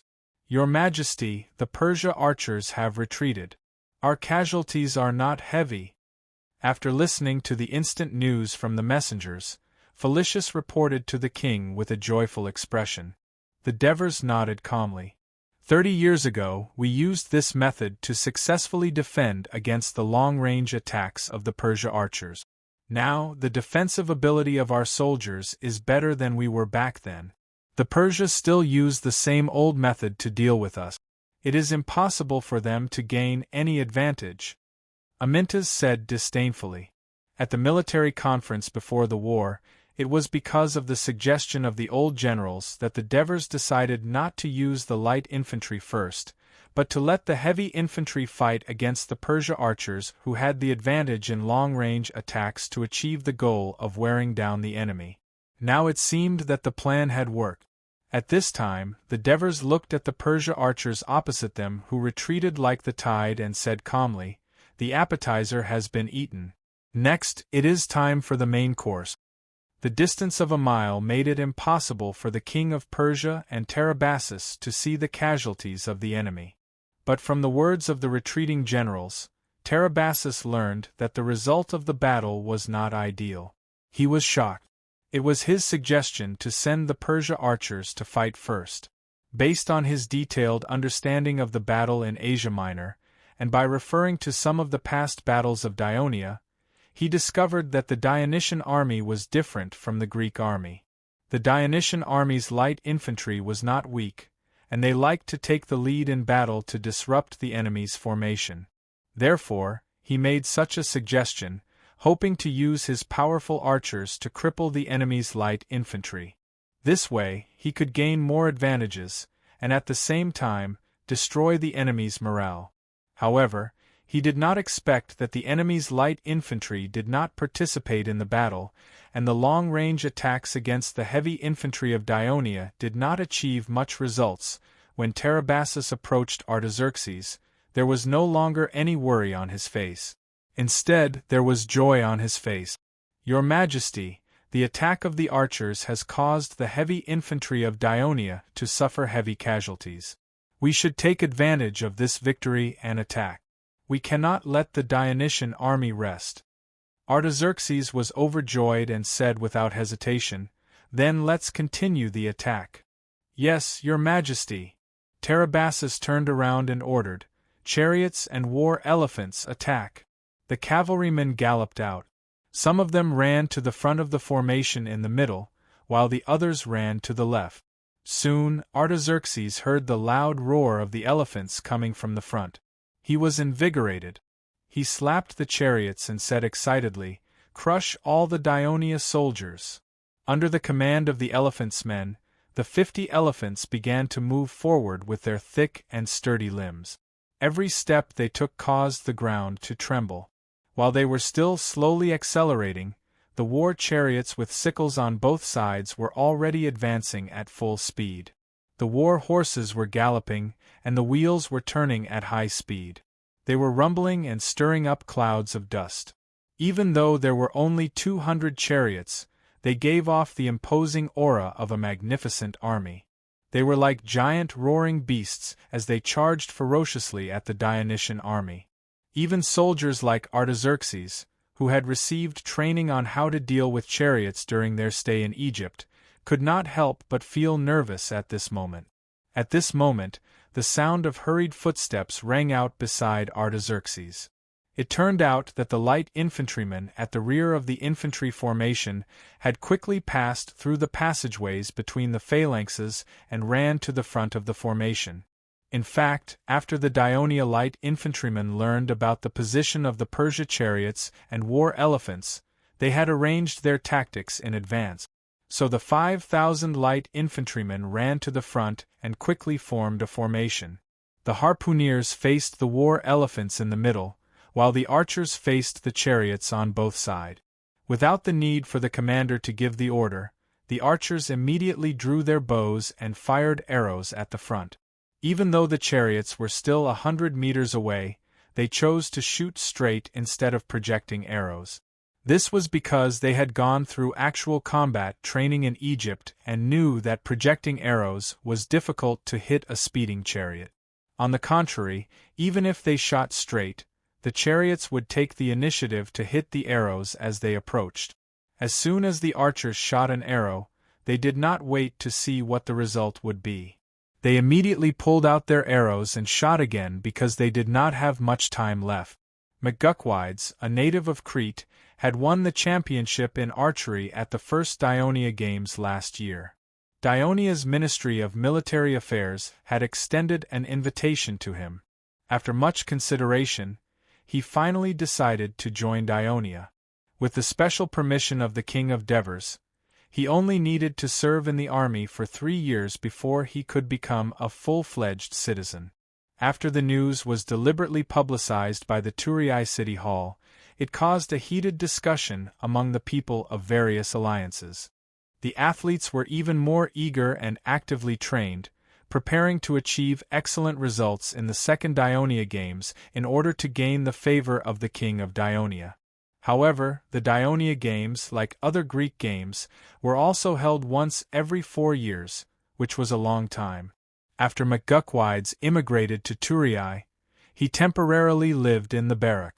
While receiving military training, He also assisted the military trainer in training and improving the archery skills of the new recruit. The light infantry, especially the archers, relied more on their individual skills. In the traditional Greek army, the archers did not have any special tactic. Instead, they relied more on their individual skills. However, the Dionysian army was different, and they had higher requirements for the archers' tactical ability. McGuckwides had only been in the barracks for half a year, and he had just familiarized himself with the light infantry tactics when he encountered this war. The Turii barracks did not initially want to recruit him, but in order to make military contributions and become a full-fledged citizen as soon as possible, he repeatedly asked for it. Considering his amazing archery skills, the captain of the light infantry of the 1st Legion recruited him as an ordinary soldier. At this moment, McGuckwides ran to the front of the formation with his teammate. When he saw the chariots rushing through the dust and rushing toward them, the soldiers shot the arrows in their hands. Although it was the first time he had experienced such a grand scene, he was born with a big heart. Otherwise, he would not have defeated so many strong players in the first Dionia games and won the archery competition. He did not immediately release the arrow. Instead, he quickly calmed his breath, looked at the chariots in front of him, and aimed for a while before releasing the bowstring. As the main weapon of the Persia army, the Persia knew that the scythe chariots were too big a target and vulnerable to long-range attack. So, not only did they cover the war horse with armor, but the archers and crossbowmen on the chariots were also wearing armor.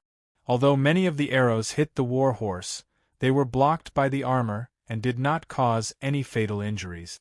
On the contrary, under the rapid whipping of the crossbowmen, the horse whined and accelerated forward. At this moment, the arrow shot by McGuckwides penetrated the war horse's head, which was not covered by the armor. The war horse suddenly fell, and the entire chariot turned upside down due to inertia. The crossbowmen and archers on the chariot were thrown into the air, screaming as they fell toward McGuckwides. McGuckwides and his teammates hurriedly dodged. "Watch out! Chariot! Chariot!" The soldiers behind him screamed in horror, and McGuckwides turned his head in a hurry. He saw a chariot not far away, not running in a straight line, but horizontally rushing toward them. The distance was very close, and McGuckwides scrambled to avoid it. However, there were also soldiers who could not dodge in time. Unfortunately, one of their legs was grazed by a flash of white light on the axle of the chariot. They were immediately twisted into several pieces and fell to the ground, wailing. The surrounding soldiers were shocked when they saw this tragic scene. McGuckwides then discovered that the driver and archers on the chariot had been shot and fell to the ground. When he and his teammates aimed their bows and arrows at the warhorse, the two frightened war horses seemed to sense danger and ran back in panic with the chariot on their back. With a loud bang, they collided head-on with one of their own chariot. While the war horse whined, McGuckwides and the others breathed a sigh of relief. Compared to their teammates who stood still and shot arrows, the javelin throwers of the light infantry did not stop after rushing out of the formation. Instead, they accelerated forward. When they were only a few dozen meters away from the slowly running war elephant, they risked being shot by the archers on the back of the war elephant and threw the javelins in their hands. The skin of the war elephant was tough and thick, and it was difficult for arrows to penetrate it. Therefore, the Persia did not put armor on it. However, the Persia never thought that the Dionia people they despised were not afraid of this behemoth, but took the initiative to fight. Dozens or even hundreds of heavy javelins concentrated on a war elephant was enough to threaten the life of the war elephant. For the Dionia light infantry, the war elephant was large and slow, so it was easier to deal with than the galloping chariot. One by one, the war elephants were shot into hedgehogs. Although these war elephants had been specially trained, their gentle nature had not changed. When they felt the danger in front of them, they turned around and ran back, completely disobeying the commands of the elephant man. Only a few war elephants went crazy because of the pain, accelerated forward, and then fell down after a round of throwing by the javelin throwers. When the light infantry rushed forward, the soldiers of the legion did not relax their vigilance. As the platoon leader, Arsenes even ran to the front and stared nervously at the situation in front of him. When he saw a chariot in front of him break through the blockade of the light infantry and rush straight to the phalanx, he hurriedly shouted, "Dodge! Dodge!" Because the Dionia formation was a loose chessboard formation, there was enough space for the soldiers to dodge and move. The galloping Persia chariot could not turn due to inertia, so it could only move forward along the path quickly made by the Dionia soldiers.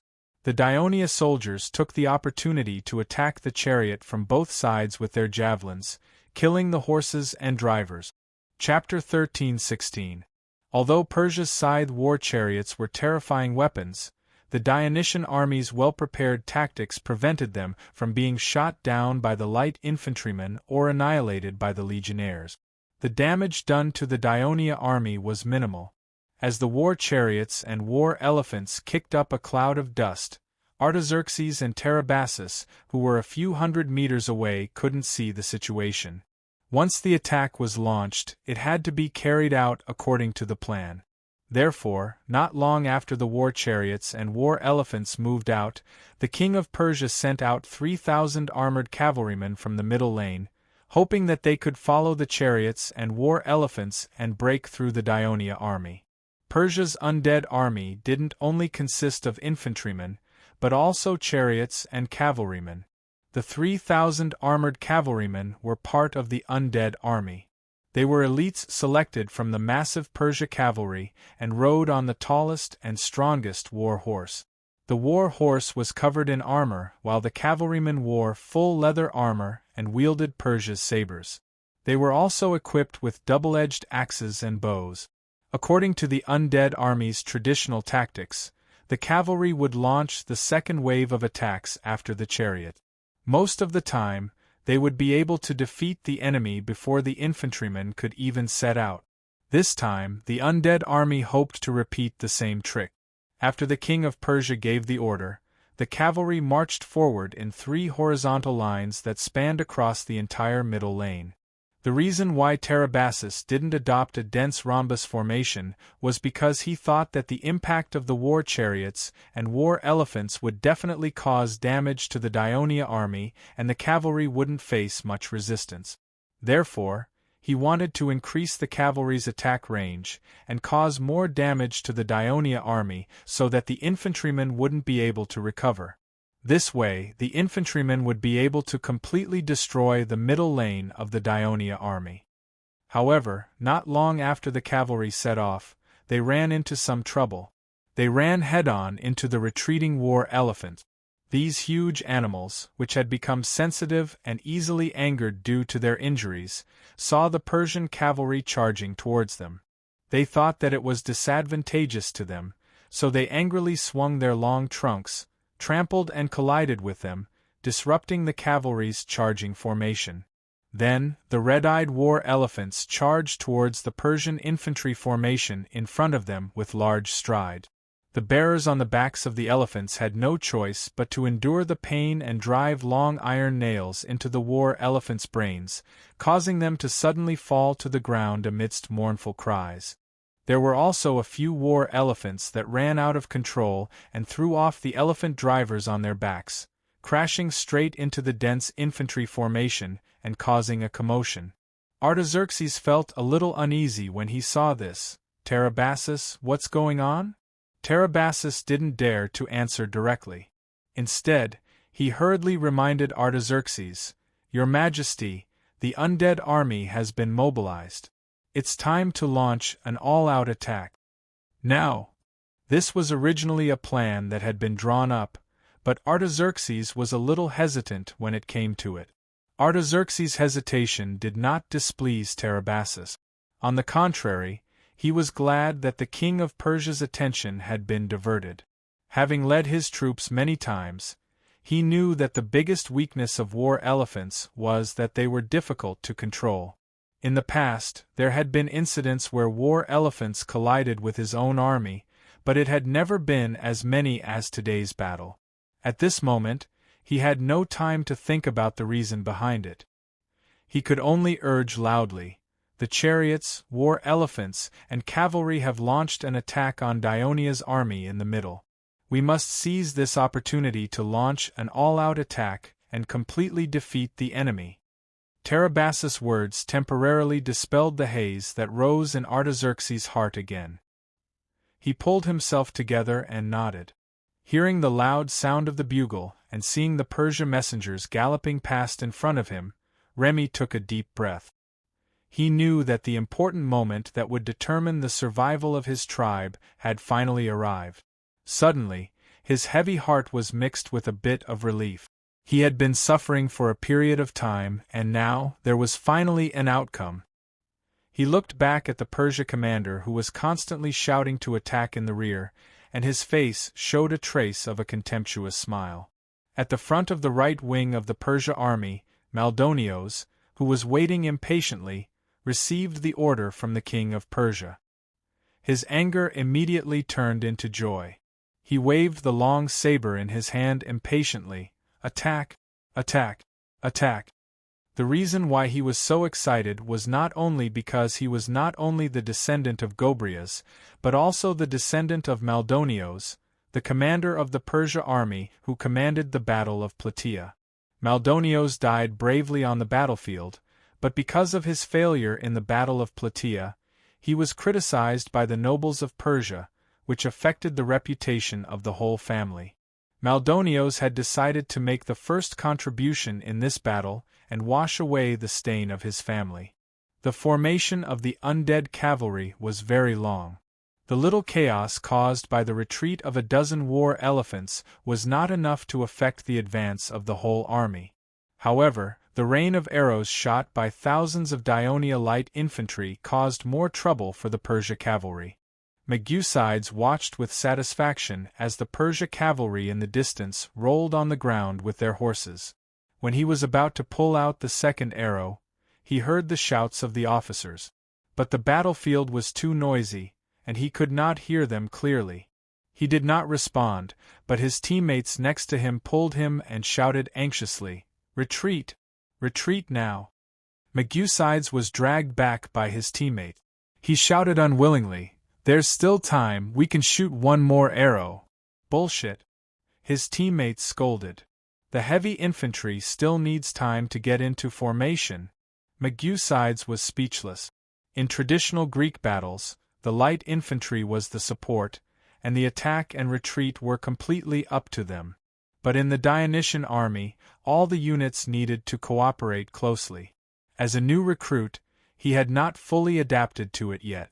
Megusides and his teammates quickly ran back into the infantry formation, while Arsines and the other officers looked nervously ahead.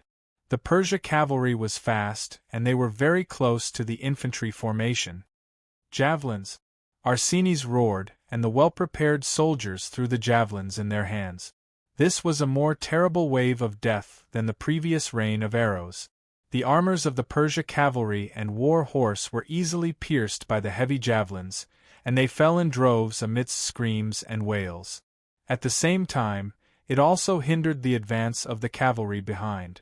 Taking advantage of the chaos, the rear phalanx quickly rushed forward after throwing the javelins and joined the front phalanx. At the same time, some of the light infantry who had not retreated to the rear in time were blocked outside the formation. The undead cavalrymen who were fortunate enough to dodge the long-range attacks never expected that the Dionysian army formation could remain intact after the impact of the chariots and war elephants. Even though they were astonished, as the most elite and most ferocious soldiers of Persia, they continued to charge forward without the slightest hesitation in the face of the heavily guarded shield formation and spear wall. Although the dense javelins hit the war horse, they could not stop the huge kinetic energy contained in the galloping of the war horse, which weighed nearly 1,000 pounds. Boom! Boom! Boom! The tremors continued, accompanied by cries of alarm. The soldiers in front of them were sent flying, and a small gap instantly appeared in the formation of the army in the middle. Unfortunately, the Persia cavalry only had 3 horizontal rows, and they had been weakened by the arrows and javelins. After this round of collision, they could no longer maintain their formation. The infantry of Persia was still halfway forward, so the soldiers of the Legion of Dionysia quickly eliminated the undead cavalry who had fallen into the formation. "Your Majesty, it seems that our infantry phalanx has blocked the attack of the Persia cavalry, and there are not too many casualties. We don't need to use the reserves for the time being. Let's replace them," Felicius, who had been paying close attention to the battle in the middle, said happily. When Amyntas, Epiphanes, and the other veteran generals heard this, they all breathed a sigh of relief. They had been in the army all their lives and had rich experience in war, but they had never encountered such a thrilling scene as today's battle, where chariots, war elephants, and armored cavalry took turns to attack the formation. Although they had planned it carefully in advance, they were still nervous. Diver's expression was calm as he stared straight ahead. Countless silhouettes could be vaguely seen on the dust-filled battlefield. "The infantry of Persia is coming up, and their cavalry on the flanks should have started attacking too," the Devers said calmly. He paused for a moment and asked, "Have our stone throwers started attacking?" The all-out attack of Persia had just begun. The Bali stone throwers were on the flanks of the army, and they were 8 to 9 miles away from the command center in the middle. No matter how fast the messengers ran, they could not reach the Devers in an instant. Felicius was speechless, but Tormid, who was next to him, responded quickly, "Your Majesty, please rest assured. Although the citizens of the Bali Ali Empire were rarely recruited after the Bali Ali Empire was incorporated into the kingdom, they have participated in the training of the Iberian military camp all year round, and there is no problem in their coordination with the other troops. I believe that they will complete the task that Your Majesty has given them." The Devers nodded and said leisurely, "As long as we can defeat the cavalry of Persia, I have nothing to worry about in this war. Go, go, yo, yo." Amidst the continuous shouts of various tones, more than 30,000 cavalry on both flanks began to advance one after another, like a flood overflowing a dam. Their momentum was far more terrifying than the attack of the infantry in the middle. Looking at the wall of dust rolling in the distance, Cusius, the commander of the 1st Cavalry Legion, did not look nervous at all. He even looked back leisurely. 450 meters. 450 meters. 450 meters. The observers at the forefront of the two ends of the Dionia army reported the distance between the Persia cavalry and the army to the Bali stone throwers at the rear of the army. These soldiers had no other protection except for a catapult and a few lead bags. After the cavalry on the opposite side moved, they had already begun to swing the catapult under the command of the team officer. Chapter 13-17. Release.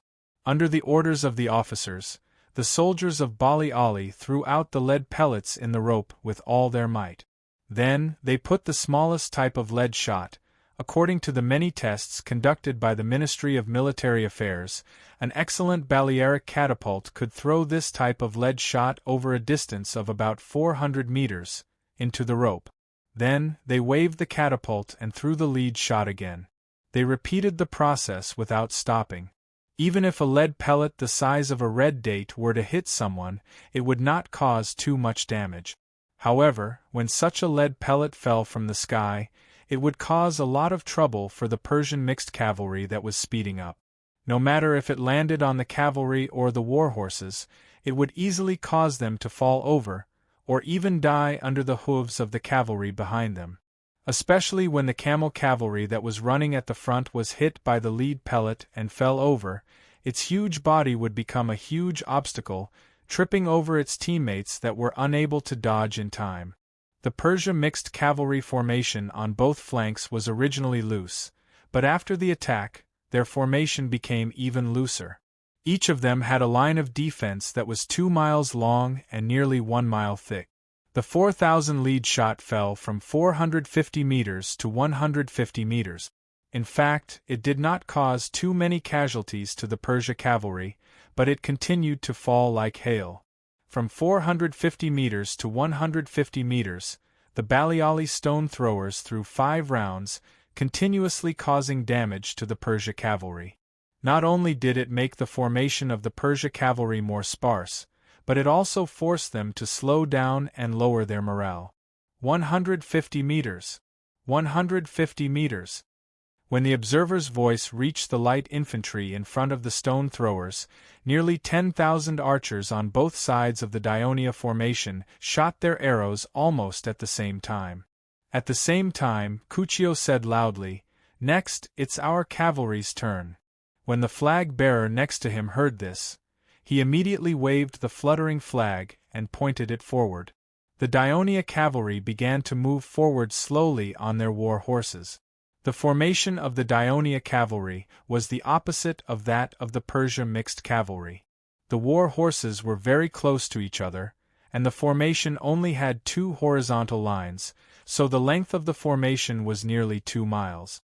After receiving the order to attack, the Namibian light cavalry that was originally in a loose formation at the rear quickly moved horizontally to the outermost area with bows and javelins in their hands, revealing the thousands of light armored soldiers that were hiding behind them.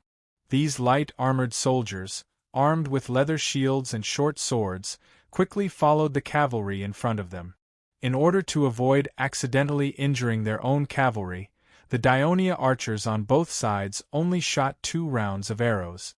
But because their number was more than 3 times that of the stone throwers, and the lethality of the arrows was higher than the lead shot, the damage to the Persia cavalry was greater.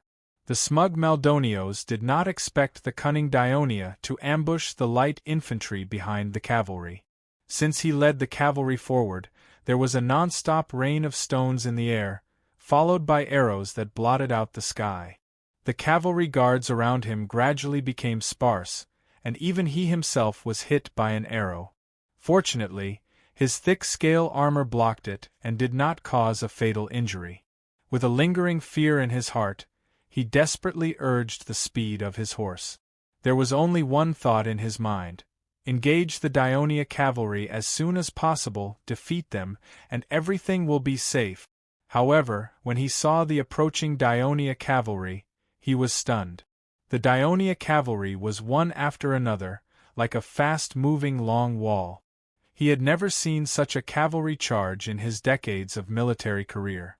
In fact, Dionia's military training occasionally included such a wall charge training, but this was the first time it was used in actual combat, especially in such an important battle.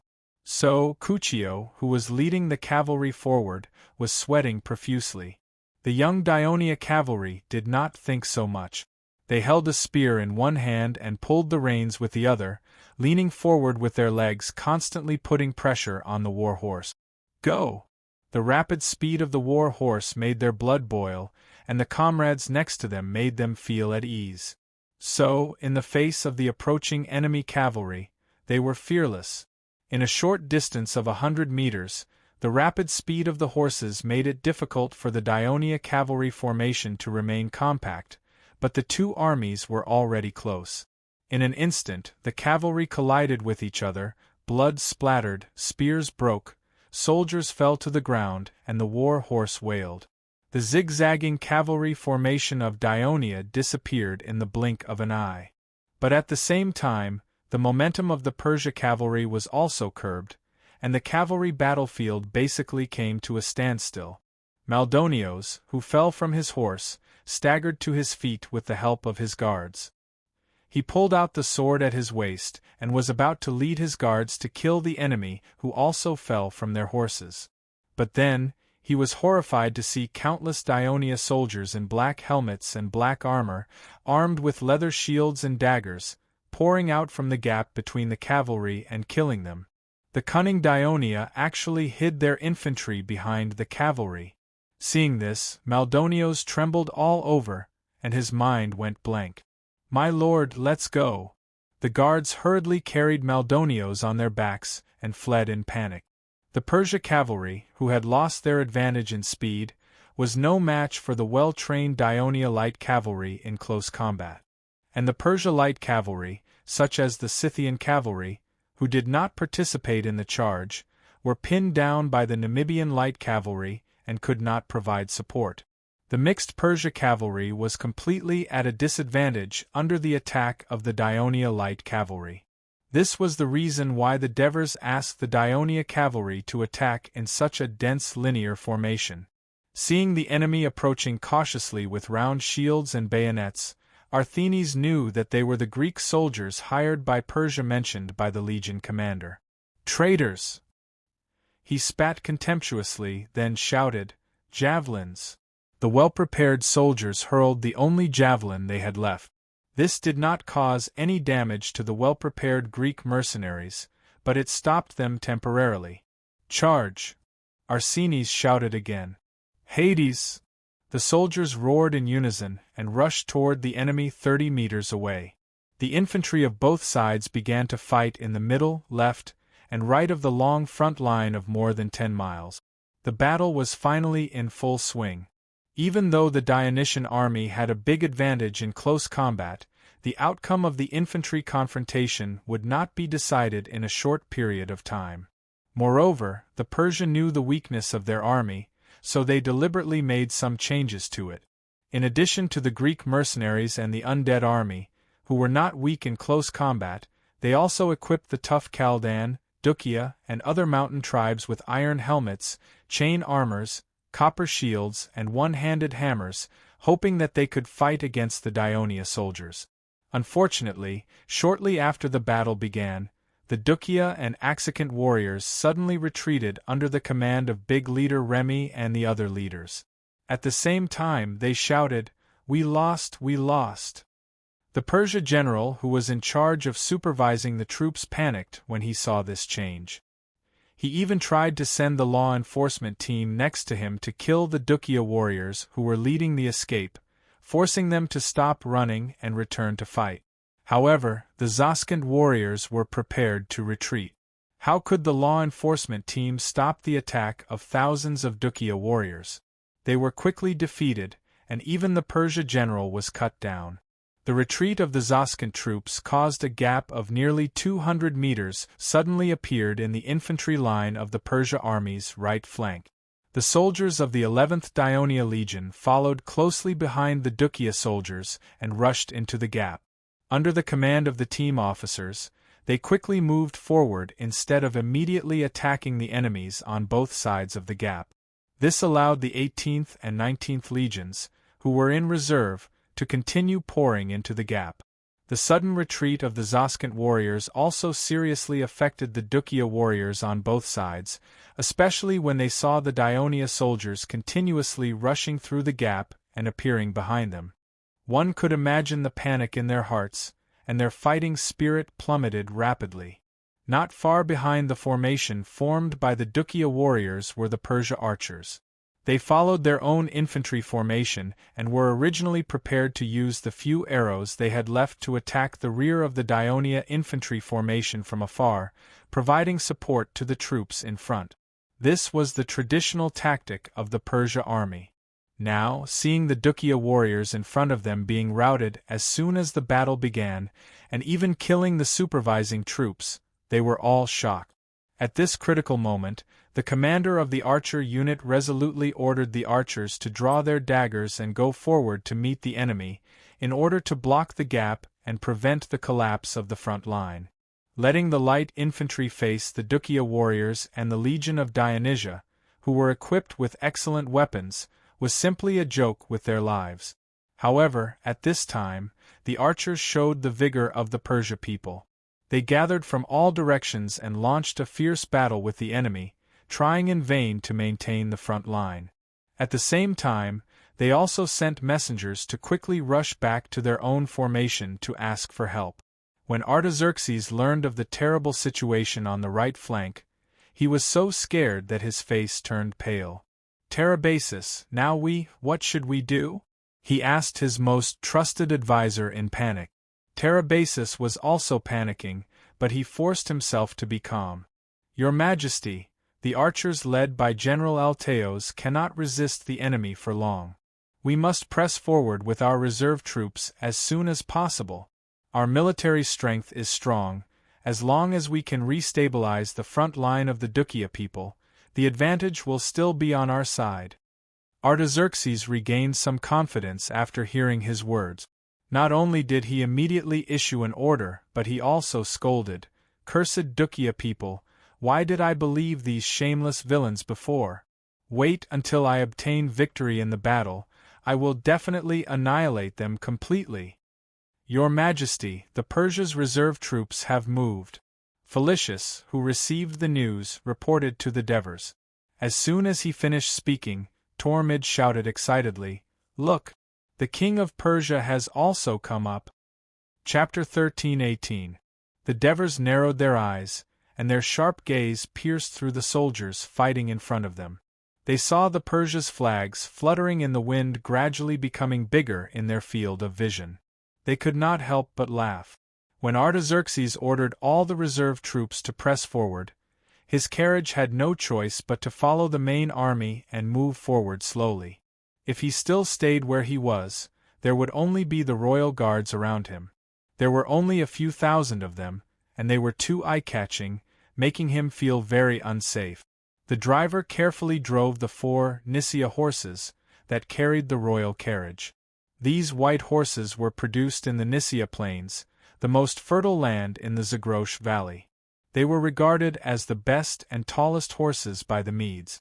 They were once offered to Assyria as a tribute, and the Persia royal family even sanctified them. They claimed that the white horses of Nisaea were sacred objects given to the Achaemenid royal family by the god. Other than the Persia officials authorized by the king, no one else was allowed to own them. They followed the reserve troops and advanced towards the battlefield where the fierce battle was taking place.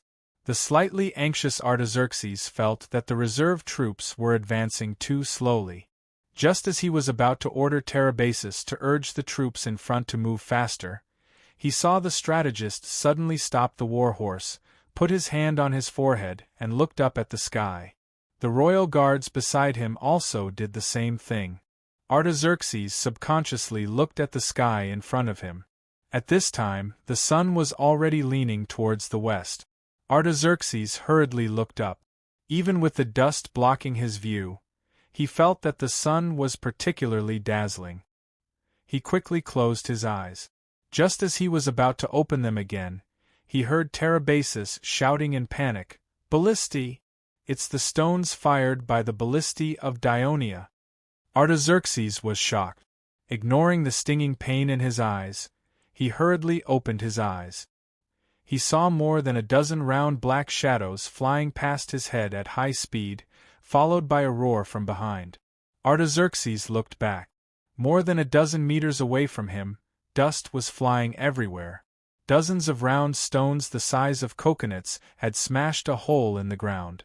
Artaxerxes immediately broke out in a cold sweat. "Your Majesty, the people of Dionia are trying to attack you with ballistae. Quick! Retreat now!" Tarabasis did not ask for the permission of the king of Persia and asked the carriage to turn around and retreat. The king of Persia's luxurious carriage was pulled by 4 Nisaea horses. Not only was it larger than ordinary carriages, but it was also much heavier. It was not easy to make a quick turn, let alone make a U-turn. Moreover, the carriage was surrounded by royal guards.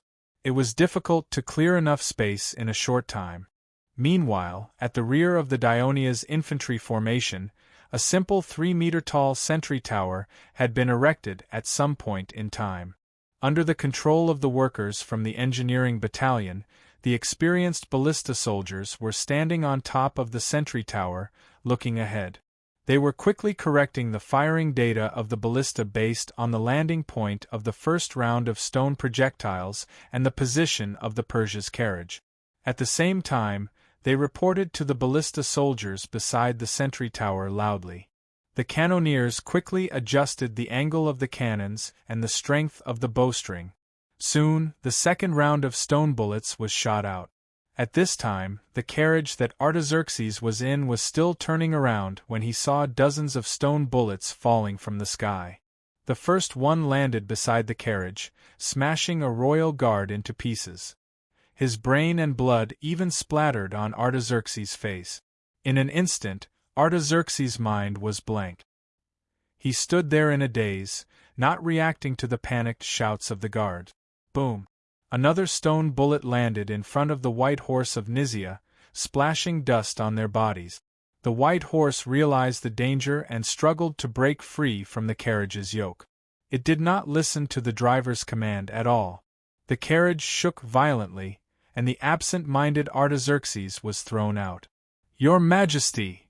The royal guards panicked and rushed to the rescue. At this moment, a stone bullet hit the carriage. Instantly, wood splinters flew everywhere and screams were heard. The senior generals of Persia all knew that the ballista was a siege weapon made by the Dionia. Siege weapons were rarely used in field battles between armies, so they fell into a dead end. They never thought that the Dionysian army would use ballistas to attack them in a battle. Therefore, they were completely unprepared and entered the range of the ballistas. In fact, before the battle started, the Devers had ordered the deployment of 30 ballistas at the rear of the middle road. Although they wanted to use the tactic of decapitation, they did not have much hope for it to work. This was because, according to the Devers' knowledge, in previous battles, the king of Persia, Artaxerxes, rarely went to the front line. The focus of the ballista attack was not on the middle road, but on the right flank of Persia, the reserve troops behind Dukia's troops. They wanted to prevent them from rescuing the front in time. According to the military system of Dionia, a legion was equipped with 10 ballistas. Therefore, there were nearly 200 ballistas in the army led by the Devers, 170 of which were concentrated at the rear of the left flank of the Dionia army, facing Dukia's troops. At the same time that the Zocan tribe feigned defeat, the ballista troops here also erected a sentry tower in time to closely observe the movements of the enemy's reserve troops. Just as the ballistas in the middle road were aimed at the carriage of the king of Persia, some of the reserve troops on the right flank had already been bombarded by stone bullet. Because they were in a hurry to rescue, they had long entered the range of the ballistas. A single ballista's stone projectile didn't actually cause much damage, but 170 ballistas concentrated firing not only had an astonishing momentum, but also a terrifying killing effect. As long as the projectile landed in the general vicinity, it could create a small bloody scene. The frontline troops that Artaxerxes had arranged for this battle were either the elites of the Persia army or the fierce subordinate race troop. As for the reserve troops, most of them had average combat power. The troops of the Caspian states behind Dukia's troops were not even willing to contribute to Persia. They came here just to deal with some errands, but in the end, they were asked by the people of Persia to rush forward to rescue them. After a few rounds of stone bullets, their low morale was completely gone, and many of them fled in panic during the time when the messengers on the right flank of Persia went to ask for help from the king of Persia. The soldiers of the Legion of Dionysia, who were fully prepared in advance, poured into the gap in the Persia's defensive line. Together with the warriors of the Zoscan tribe, they launched a fierce attack on the archers of Persia, who had rushed to seal the gap. When the reserve troops of Persia were dispatched, the archers of Persia, who had suffered a large number of casualties, had been forced to retreat. Taking advantage of the chaos caused by the attack of the ballistas, countless soldiers of the Legion of Dionysia continuously rushed through the gap in the Persia's defensive line, and turned to attack the flanks and rear of Dukia's troops on both sides of the gap. The morale of the Dukia warriors was already low, and they were attacked from both the front and rear, and they quickly collapsed.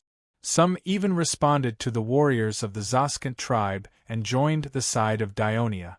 When the messengers reported the situation of the battle on the left flank to the command center, there was a burst of cheers and laughter.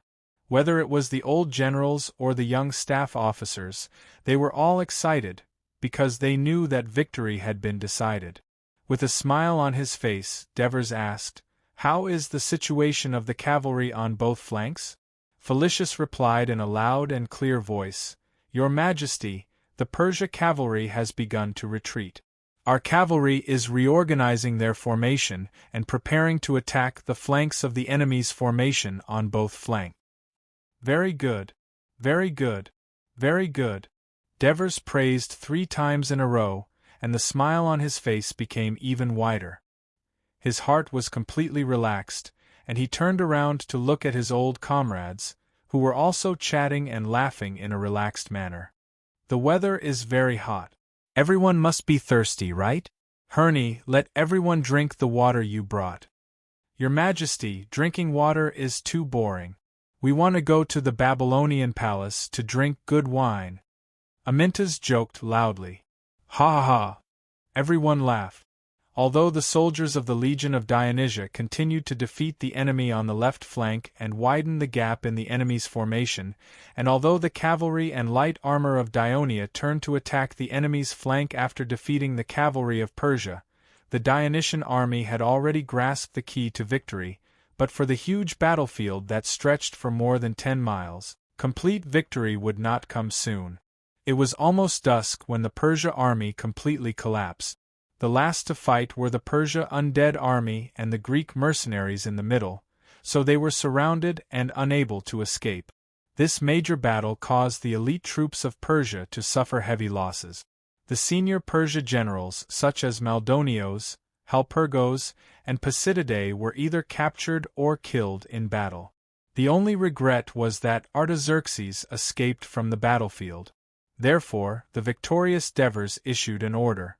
The cavalry continued to pursue the defeated army, and the legions were to shorten the rest time and speed up the march to Babylon.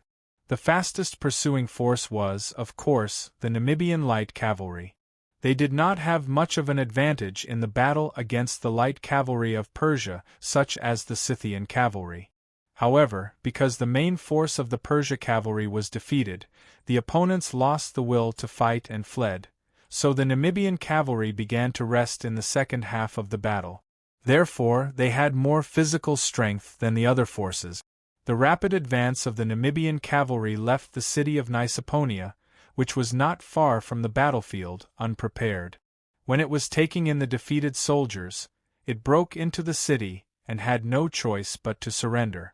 Before entering the city to rest, the Devers sent messengers to the west to tell Leotychides, who was rushing over, that the Dionysian army had completely defeated the Persia army, and that he did not need to lead the army to join up with them. Instead, he should return to Asia Minor and conquer the area completely. Early the next morning, the Dionia cavalry continued their pursuit eastward and caught up with Artaxerxes and the royal guards beside a tributary on the north bank of the Euphrates River. At this time, the king of Persia was completely different from the high-spirited appearance he had when he led the mighty army out of Babylon. After the army was defeated, the soldiers fled in all directions, and the prestige of the king was gone. Even many of his most trusted royal guards fled during the night, and there were less than 500 guards around him. After being attacked by the ballista and falling off the carriage, he fell into a coma at the age of more than 60. He had not woken up yet, which also slowed down their escape. After being caught up by the Dionia cavalry, Trebasus, who was still following the king of Persia, led the remaining guards and simply chose to surrender. At the same time, he asked for the courtesy that Artaxerxes deserved as a king. The Devers who arrived later readily agreed and sent the best medical personnel in the army to treat him. With the king of Persia in hand, the Dionysian army's attack eastward became smoother. Korsodi, Talmand, and other important towns on the Euphrates River opened their gates and surrendered. At the beginning of December, the Dionysian army entered the Babylonian region. When the Devers' army passed through a small village, the old generals in the army became excited, because the name of the village was Cunasac. Back then we camped here. I still remember that the tent I lived in seemed to be in this position. Over there.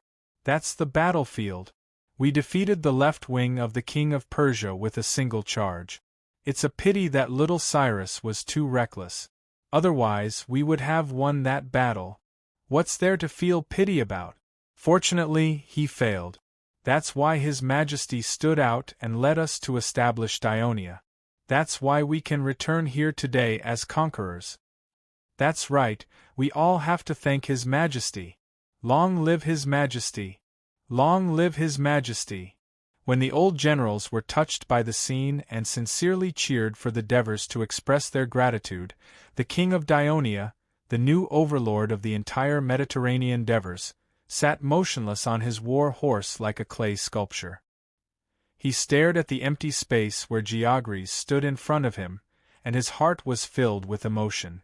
It was there that he was reborn from a 21st-century China citizen to a lowly mercenary in ancient Greece.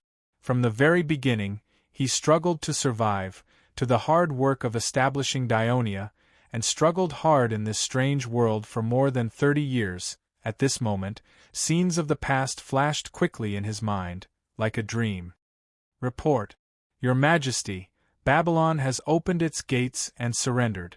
Commander Cuttius has led the vanguard into the city. The shout of the herald woke up the dazed Devers. He looked around at the cheering soldiers around him, and a smile slowly bloomed on his face. No, this is not a dream. This is the turbulent ancient Mediterranean world, and I, Hades Devers, am now the most powerful man in the world. He waved his right hand vigorously. Let's go. Let's go to Babylon. Yes, Your Majesty. The crowd responded in unison. Thousands of soldiers excitedly surrounded the great king, galloping toward the eastern city that had opened its arms to them. End of the book. Chapter 13:19. When I finished the last chapter of Ancient Greece, Hegemon of the Mediterranean, I felt both lost and relieved.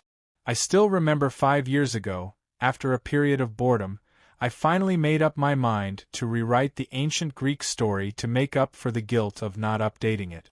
At the same time, it was also to fulfill a long-cherished wish that had always been in my heart. At that time, I only had a rough outline and quickly started writing. I never expected that I would write for nearly 5 years, including the time I had to prepare the manuscript in advance, and the word count was close to 4 million. During this long period of time, my life and work have changed a lot, and I have experienced many difficulties in the process of writing. I have thought of giving up many times, but the passion in writing and the long-cherished wish in my heart told me that I must persist. Coupled with the countless lovely readers who accompanied me on the lonely road of writing, it is your constant encouragement and support that made me fight until now. Ancient Greece, Hegemon of the Mediterranean, is finally finished. You may think that it was a bit rushed, but in my opinion, it basically achieved my expected goal and completed the outline I had prepared in advance. It is the first work in my online writing career that has truly finished. Campus romance doesn't count, it was broken twice in the middle and ended abruptly. It is also a big achievement and it is worth celebrating. However, as it is my first time to complete such a long novel, my lack of experience has exposed some shortcomings. I think there are a few main shortcomings. First, the characters are not depicted enough. Most of the characters are just symbols, and they did not leave any impression on the readers. Second, the process of Dionia's rise to hegemony was too easy. Some unprecedented new systems formulated by the protagonist had an impact on the ancient West, and the resulting conflicts were described too superficially. There was no more complex interpretation and deeper exploration. Third, I lack a comprehensive grasp of the entire grand historical process in the book. I don't know what should be written in detail, and the countermeasures taken by various forces against the rise of Dionia and the armed conflicts that occurred were not described reasonably. The reasons for these shortcomings, I think, are my lack of writing skills and talent. I can't plan and control the overall situation as well as those great gods, and at the same time, write tens of thousands of words every day. Secondly, I don't have enough time, especially after the manuscript storage is used up. I still have to work during the day and do housework at night. I can only rely on some fragments of time to update every day. Even if I complete the task, I don't have more time to carefully sculpt the characters and plot. Another main reason was that he was not as energetic as before. Writing requires a lot of energy, and when I write, I like to put myself in the shoes of every character I create, to imagine their emotions, their conversations, and their reactions in battle. My entire brain is working nonstop. More than 10 years ago, when I was writing Campus Love Log, I could stay up all night writing without feeling tired. I could even immerse myself in it after I finished writing and couldn't come out for a while. Now that I'm in my 40s, I'll feel tired after thinking for an hour. If I'm disturbed by patients or chores at home, I'll feel very annoyed. It'll take me a lot of effort to get back to the situation I've been thinking about. That's why I instinctively avoid making the plot more complicated so that I can complete my task more easily. In short, I've finished this book, but I have a lot of regrets. These regrets will become the motivation for me to write the next book. I'll spend more time to think about the outline in detail, build the image and personality of each character, perfect the setting, and enrich the plot. I hope it'll be better than this book by then. I've said so much because I have a lot of reluctance in my heart. I don't want to let go of the book that I've spent so much effort on come to an end, and I don't want to part with you guys who have always supported and encouraged me. I hope I can meet you guys again when I upload the next book. However, the interval may be longer, because before I prepare the next book, I need to rest for a while. After all, in the past 4 years, I haven't had a good time to relax, including during the Spring Festival. Finally, I'll tell you a little secret. In my original idea, the whole book will end after Dionia defeats Persia and becomes the ruler of the Mediterranean Sea. There was supposed to be an epilogue, but after thinking about it again and again, in order to leave some space and not stand out, I deleted it. Now, I'll tell you the general plot of the epilogue. In 2020, when the city of Xianyang in Camino was vigorously renovating the old city, the construction team excavated an ancient tomb in the western part of the Wei River Plain. After the identification of the cultural relics in the tomb by archaeologists, they believe that the tomb came from the Dionia Empire, which dominated the West more than 2,000 years ago. It's highly likely that it's the cenotaph of the founding emperor of Dionia, the Devers. This news not only shocked the international archaeological community, but also the entire Western world. In history, Dionia was a great empire that spanned across Europe and Asia, ruling the West for 300 years. At its peak, its territory not only included the whole of Western Europe, the whole of North Africa, the whole of Asia Minor, and more than half of the Near East. It even extended its influence to Eastern Europe and India. Although it eventually fell apart due to its own decline and the invasion of the barbarians, later generations of Western European monarchs with great talent and strategy dreamed of reviving its former glory. There were also countless Western literati who fantasized and eulogized the greatness of that era. However, no matter how hard they tried, the entire West was still divided by small countries, and it was difficult to unify them. The great achievements of Dionia have always been a beautiful vision of the later generations in the West, but because of this, the cultural relics of the Dionia Empire were highly respected by the West. When the news spread around the world, it was met with angry questions from countless Western people. How could the clothes of the Emperor Devers, whom they respected as the Emperor of the Ages, be buried in Camino, which was thousands of miles away? But soon, the current head of the Devers family, the oldest and noblest descendant of the royal family in Europe, publicly announced that it was very possible. He also showed his grandfather part of the diary of the past emperors of Dionia, which had always been kept secret. He emphasized that the founding Emperor Devers had repeatedly mentioned the faraway countries in the east to the second emperor, Crotocatax, who was known as the Compassionate. In his later years, the Devers also expressed his yearning for the faraway east to the third emperor, Christos, who was known as the Wise. He also claimed that Hades had given him an oracle several times in his dreams, telling him that it was best to bury his clothes in the faraway east after his death, so as to ensure the long-term stability of the empire.